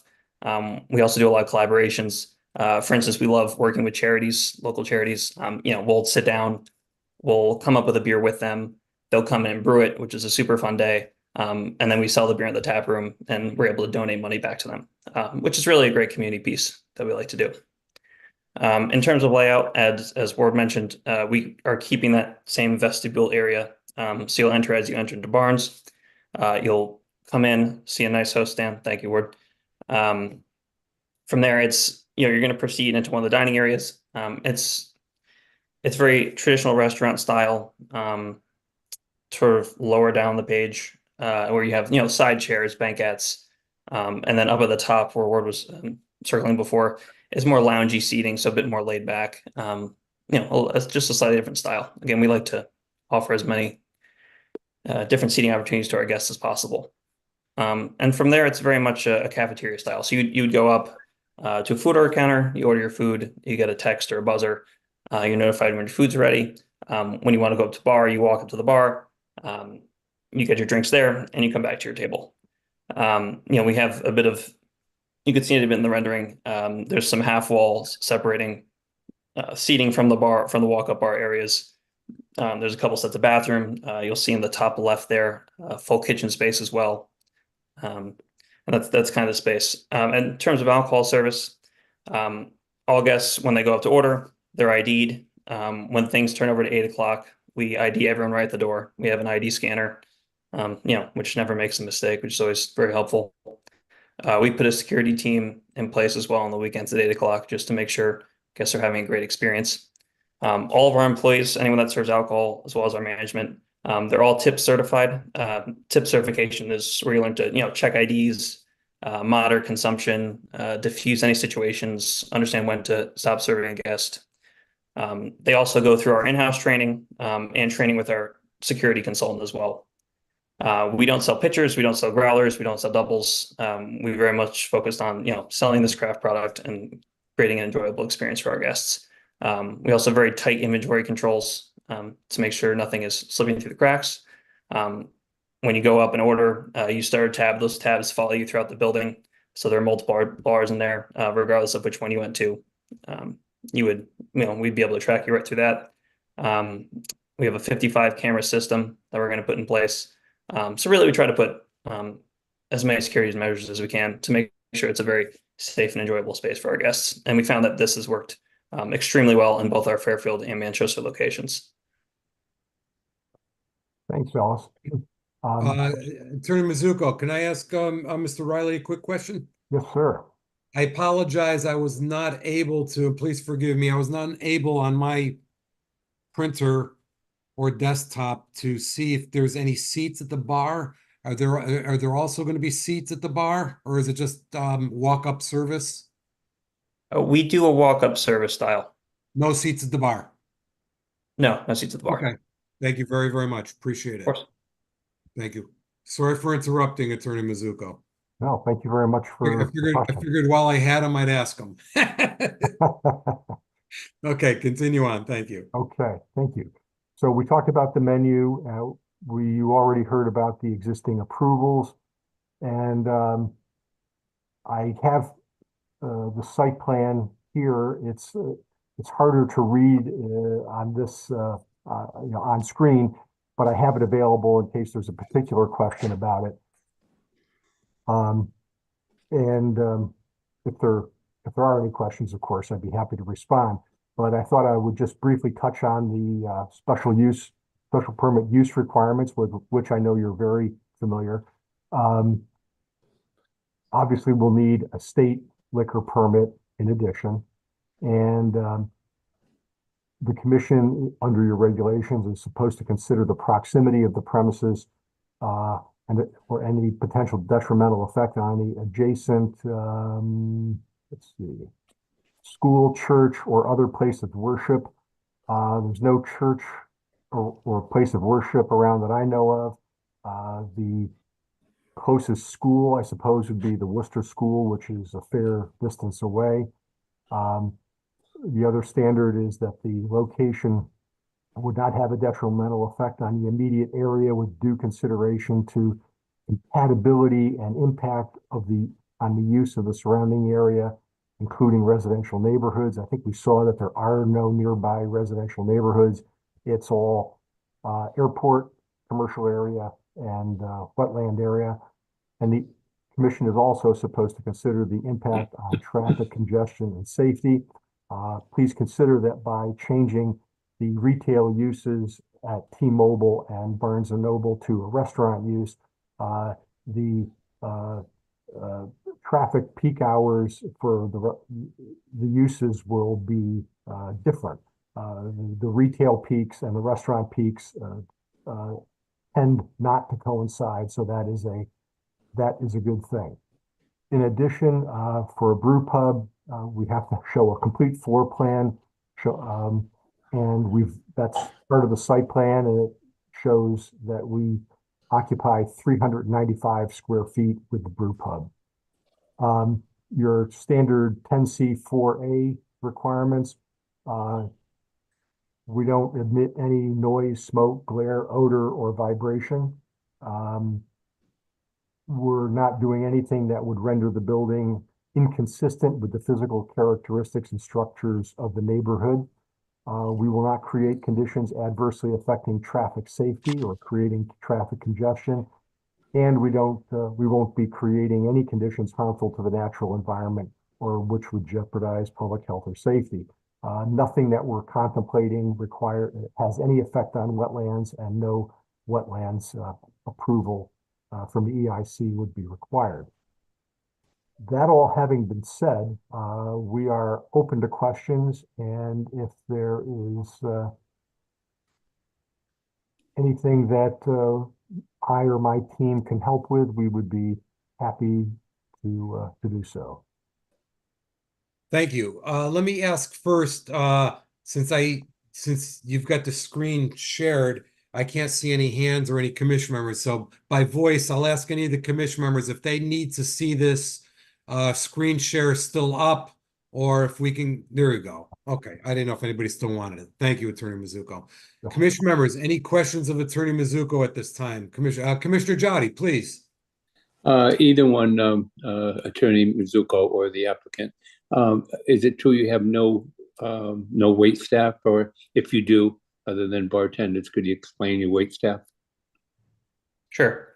We do have bartenders. We don't have direct wait service as a traditional restaurant would have. Again, we're more of a cafeteria style. So we have people that still come up to your table. They're going to clear your table.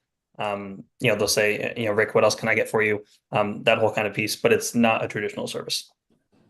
It's more that cafeteria style. And yeah, bus people to bus the tables, or is that up to correct? Yes. Okay. Thank you. Thank you, Commissioner Jati. Thank you, Mr. Riley. Commission members, anything else right now at this moment, at this time? Anything of Attorney Mizuko, Mr. Riley? No. Okay. So I'll now ask if there's anyone else wishing to speak in favor of this petition. I see some hands go up there. Let me see if I could get Mr. Sousa. Yes. Here you go. Take the floor.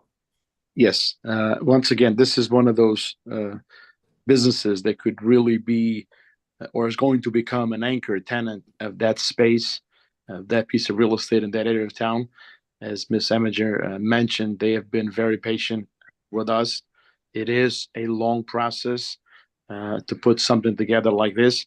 But again, I asked the commission members to consider approving the requested. And again, as this is an economic driver of that piece of real estate, it could be really the difference between making or breaking property owner having that large space empty for a long time. So I appreciate them coming in, being patient, following the process, and ask your commission to please consider moving the process along. Thank you. Thank you. Commission members, that was George Sousa of 16 Old 40 Acre Road. Is there anybody has any questions for him? Thank you, Mr. Sousa. Councilman Chianese, take over. Thank you, Mr. Chairman. Ben Chianese, 5 Briar Ridge Road. Here, I'm also on the city council.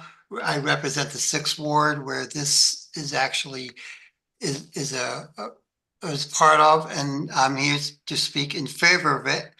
And I think this would be a very good positive impact on the ward, especially in that area. I think it will have a positive impact to surrounding.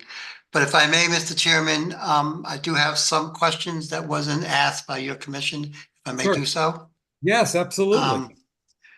As you know, the hours of operation, that wasn't discussed. If you can tell us what the hours of operation would be, since it's more of a restaurant, so I'm figuring it won't be open to 2 o'clock in the morning, like most traditional bars are. So if you can discuss that a little bit. Also, entertainment, if there's going to be any type of entertainment, especially with the outdoor dining being 102 seats, it's going to be pretty much a large outdoor seating, probably one of the largest in the city. I haven't seen any outdoor dining as large as this one. So this is going to be unique to the city. And I think it's going to have a positive impact, but I just want to get those questions at least answered, so anybody who's listening will at least get a better understanding of what's being presented. But I'm in favor of it. I think it's going to be a positive thing, and I wish them the best of luck. Thank you, Mr. Chairman. Councilman Chianese, thank you for those good questions. So I would ask any commission members if they have any questions of Mr. Chianese at this time. Councilman Chianese. Attorney Mizuko, when I'm done with those in favor, we'll have you respond to those questions. Thank you. Keep your pencil sharp. Thank you, Councilman Chianese. Councilman Rotello, you're up. Thank you, Mr. Chairman. Paul Rotello, 13 Linden Place, Danbury. I missed, but I wasn't sure. Are they including spirits in this, or is it just beer? Do you remember, Teddy? Sir. Yeah, was it spirits or spirits and beer, or just beer? Yes. I believe yes, I believe so. Okay, all right.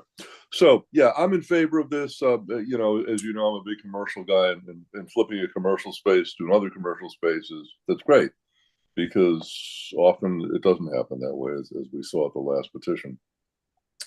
Not totally on board with turning Bacchus Avenue into a bar crawl. I mean, we just did, you know, round one, and we spent an awful lot of time sharpening our pencils on that one. But this is not a bar per se. It is a bar, but it's not the kind of a bar that would be a bar crawl, gin mill type bar. So I can live with it. It's going to bring people into the area. For the record, like Councilman Chianese, I am a 6th ward councilman. It is a sensitive area. I have worked in the past with the previous owner of Biddle Properties, Wing Biddle, and got along very well with him. We did some work, some leases across the street at Chuck E. Cheese. Got a parking lot with a permeable surface in, which is important because of chronic flooding in the area. The Army Corps of Engineers is going to get inside this, and you know, we're converting parking lots to seating, and anytime there's an increase in ground cover, it is of some concern to people in those areas affected by the Still River and the swamps back there. So that's a chronic concern, but it's not particular to this particular petition. It's just something that you know, the city has to consider, the Corps has to consider, DEEP has to consider. It's EIC, that's kind of a lateral thing. But I look forward to it opening. You know, as long as security is good, they keep the kids out, they keep the drama dial down. And if it's like other brew pubs that I have been in, from here in Danbury all the way up to say Massachusetts, Cold Spring, places like that, I'm sure it's going to be great, and I look forward to seeing it. So yeah, I'm definitely in favor of this. And I appreciate the fact that somebody's coming to the town and willing to make that kind of an investment. And I also found that the name intriguing. I thought it was illicit. And I thought, geez, I'm not really on board with that name. And then I realized it's a homophone, it's illicit. And I don't know if they did that deliberately or not, but it's, there's two different meanings. One is kind of negative and one is kind of positive, and maybe they had a little fun with that.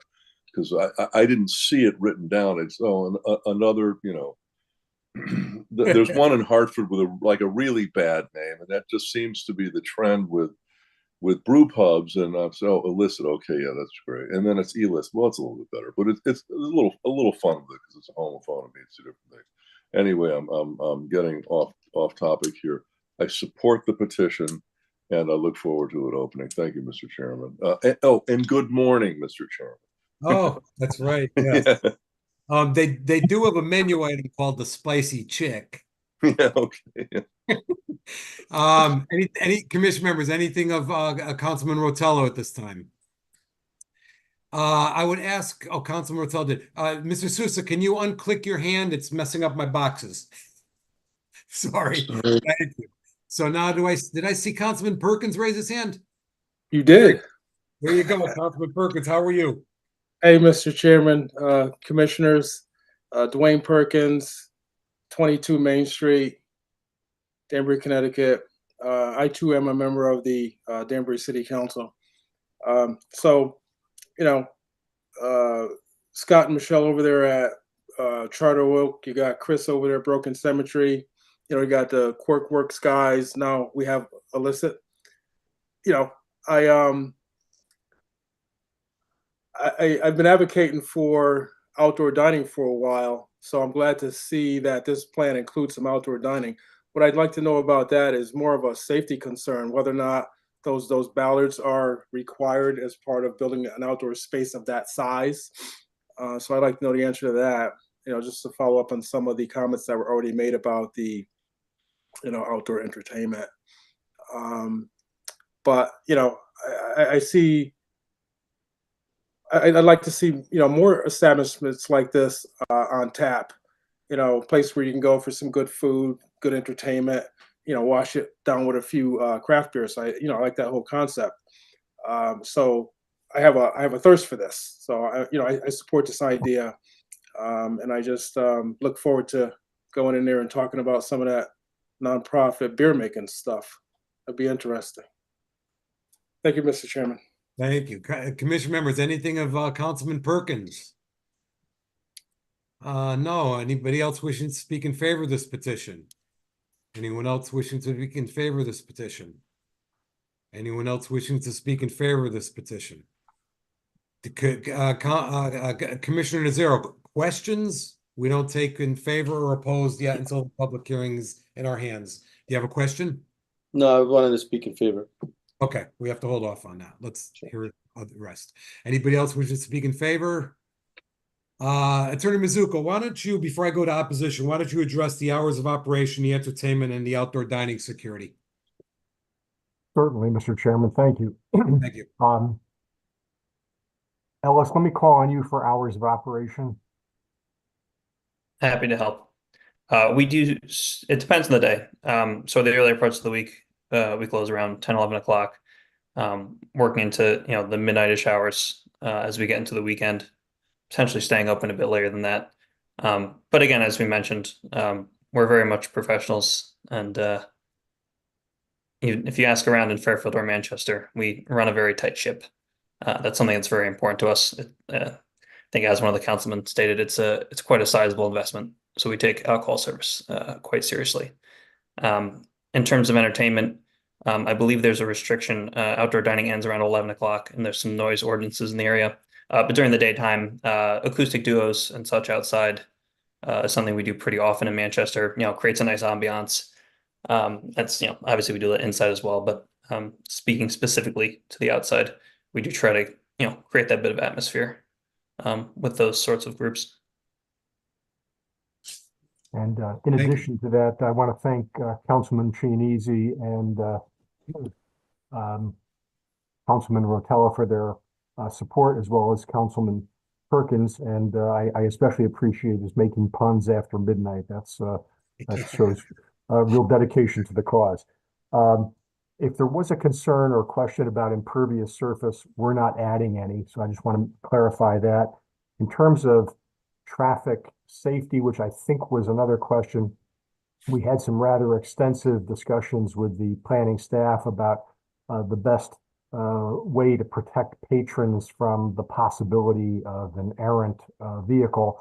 And I think that in the end, we satisfied staff fully on that point. And I want to take this opportunity to thank Jen and Ally and their team for just an awesome commitment to the project. And they were very generous with their time throughout. If I missed any questions, I apologize, and I'm happy to answer further. Attorney Mizuko, I'm going to ask if you would yield and give me Mr. Riley for a moment. Mr. Riley, the outdoor dining area, is that accessible strictly from a door inside the restaurant, in and out? Or is there a door for somebody to park a car and walk into the outdoor dining area? We, as a matter of security, try to have everyone come through the front door. I mean, there are doors there that are accessible, but typically we make them just emergency exits. Okay. You know, again, we found it easier if we have everyone come through the front door. We see them, we greet them, we understand who's coming in, Yeah. and then we guide them to the outside. It's a few steps away. Yeah, no, perfect. The walls of outside around the perimeter of that outdoor dining, how high are those walls? I believe it's a 42-inch fence is what the outdoor dining Oh. stipulations call for. Oh, okay. Yeah. Okay. I mean, my concern was somebody taking a drink and bringing it beyond the patio area, the outdoor area, walking around the parking lot with a drink in their hands. Gotcha. That's the concern I had. Attorney Nejam, Commissioner Nejam, did you have your hand up? I did, but I'm all set. You're good? Okay. Yes, thank you. Commission members, anything else of Attorney Mizuko at this time? Anyone wishing to speak in opposition to this petition? Is there anyone wishing to speak in opposition to this petition? Anyone else wishing to speak in opposition to this petition? Mr. Chairman? Yes, Councilman Chinese. Thank you. I'm not in opposition. I just want to state for the record to where Attorney Mizuko, when he mentioned only Worcester schools in the area, yes, there's also the Career Academy up on Kenosha as well. I don't think it's going to be an impact, but it should be at least mentioned for the record. The Career Academy up on Apple Blossom. Okay, that's what I was going to ask. Okay. Yeah, it's closer. To put the street address in there, Apple Blossom. Okay. Thank you, Mr. Chairman. Yes, thank you. Anyone else wishes to speak in opposition to this petition? Did you want to rebut anything, Attorney Mizuko? Oh, absolutely. And if I may, Mr. Chairman, I know that I think the commission is skipping its next meeting. And as you can imagine, we're eager to get underway. So if there's any chance that the commission would entertain a vote on this tonight, we would be very, very grateful. Thank you. Thank you for mentioning that. Very comprehensive presentation, by the way. You and your partner, Mr. Riley, very well done. Ms. Eminger, final comments? Anything? Oh, you're on mute. Sorry, no, I know. I was just unmuting myself. No, just make sure that you're approving both permits, one for the brew pub and one for the restaurant with the alcohol sales. Got it. Commission members, anything of Ms. Eminger? If not, I would look for someone to make a motion to close this public hearing. I'll make a motion to close the public hearing and turn it over not to yet. old business. Not yet, not yet. There's a motion to close the public hearing. Is there a second? Second. Second by Commissioner Nejam. Any discussion? All those in favor, signify by saying aye. Aye. Those opposed. Commissioner Botello makes a motion to move this to Old business. number 1 under other matters for discussion of possible action. Is there a second? Second. Second by Commissioner O'Neill. Any discussion? All those in favor signify by saying aye. Aye. Aye. Those opposed. So it will be. Let me just put it here. REG-UB. Thank you. We don't have any continuations of any public hearings. Under old business for discussion and possible action. We have a petition this evening from REG-UB Properties LLC, Danbury Square Mall, 15-19 Bacchus Avenue, F17016, for special permit for restaurant with outdoor dining and brew pub liquor licenses, illicit brewing company in the CG20 zone. Commission members, we will be voting tonight on two permits, one for restaurant with outdoor dining and the other one is for the brew pub. With a limit on square footage for the brew pub space. It appears to be a complicated petition because we haven't gotten one this way, but that's the state required it and it's really not complicated. Commission members, anybody want to make a motion? I'll make a motion to approve as we requested that they'd be two parts. Can you have Jennifer put it in the right with the right action and then be able to put a vote on it? Yeah, well, there's a motion made by Commissioner Botello to approve both the restaurant with outdoor, to approve this petition, which includes restaurant with outdoor dining and brew pub liquor. Is there a second? I second. Second by Commissioner Villequest.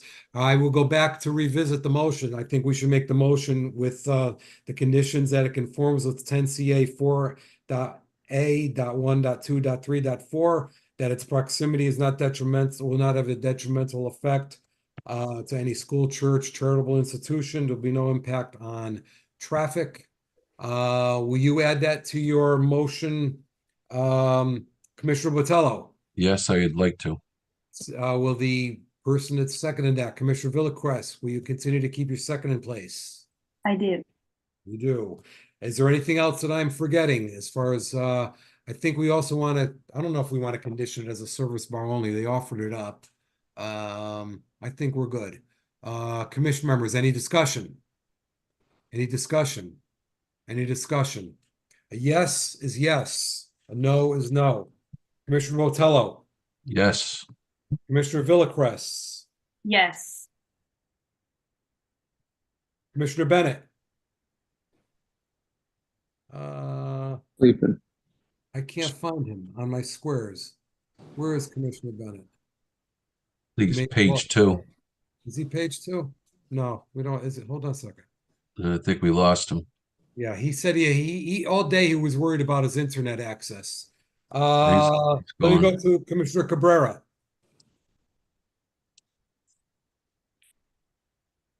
Commissioner Jowdy, Yes. Commissioner Nazario, Yes. Commissioner Nejang, Yes. Commissioner O'Neill, Yes. and I will vote yes. 1, 2, 3, 4, 5, 6, 7. You got enough for a unanimous yes, Attorney Mizuko. Thank you all very much for your time. Congratulations. I thank you for your patience tonight. I didn't know what to expect from the first petition. And it ran late, and I'm sorry for holding up everybody. By the way, Attorney Mizuko, again, I'll reiterate, that was a very well done presentation. We appreciate things like that. So thank you. And good luck on a great project. I'm looking forward to your success. Thank you all very much. Thank you. Where am I here? Make a motion to close the meeting. Oh, no, not Thank yet. you. Yeah, Oh, thank you. painful, Teddy. Listen, hey, we got number 1 under new business, a petition from Escapology, applicant Best Buddies LLC, property owner, 348 Main Street, H13296, for a special permit for cafe liquor in a CCBD zone. Public hearing scheduled for May 14, 2024. This is an exact repeat of the petition that was heard in January this year. The approval documents were not filed within the required statutory requirement. They have to come back to us. Number 2, petition of Robert D. Oliveira, Jones Hill Road, B13004, change the zone from RA80 and RA40 to RA40. Public hearing scheduled for June 11, 2024. Commission members, can I have somebody to make a motion to receive this petition, refer it to the Planning Commission for their recommendation, notify all surrounding communities that need to be notified according to state statutes, publish it in the town clerk's office and all other necessary required publications according to state statute, and make this public hearing scheduled for June 11, 2024. Who wants to make that a motion? Thank you.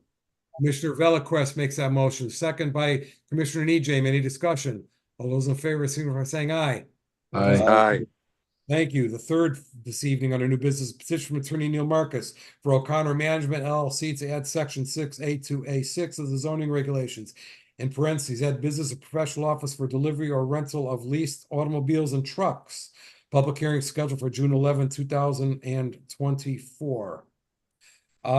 Commission members, can I have a motion to receive this petition, refer it to the planning commission for their recommendation, notify all surrounding communities, and be notified according to state statutes, publish it in the town clerk's office and all the necessary required publications according to state statutes, and adopt the public hearing date as is scheduled on this evening's agenda for June 11, 2024. I'll make the motion. Motion made by Commissioner Botello, second by Commissioner O'Neill. Any discussion? All those in favor, signify by saying aye. All those Aye. opposed? Nothing under correspondence, nothing under other matters for discussion possible action, we already did.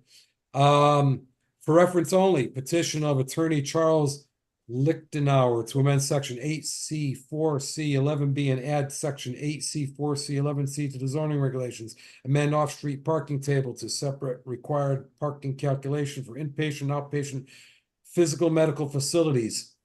Ms. Eminger, I think we didn't have a date last time, but we do now. It's for May 28th.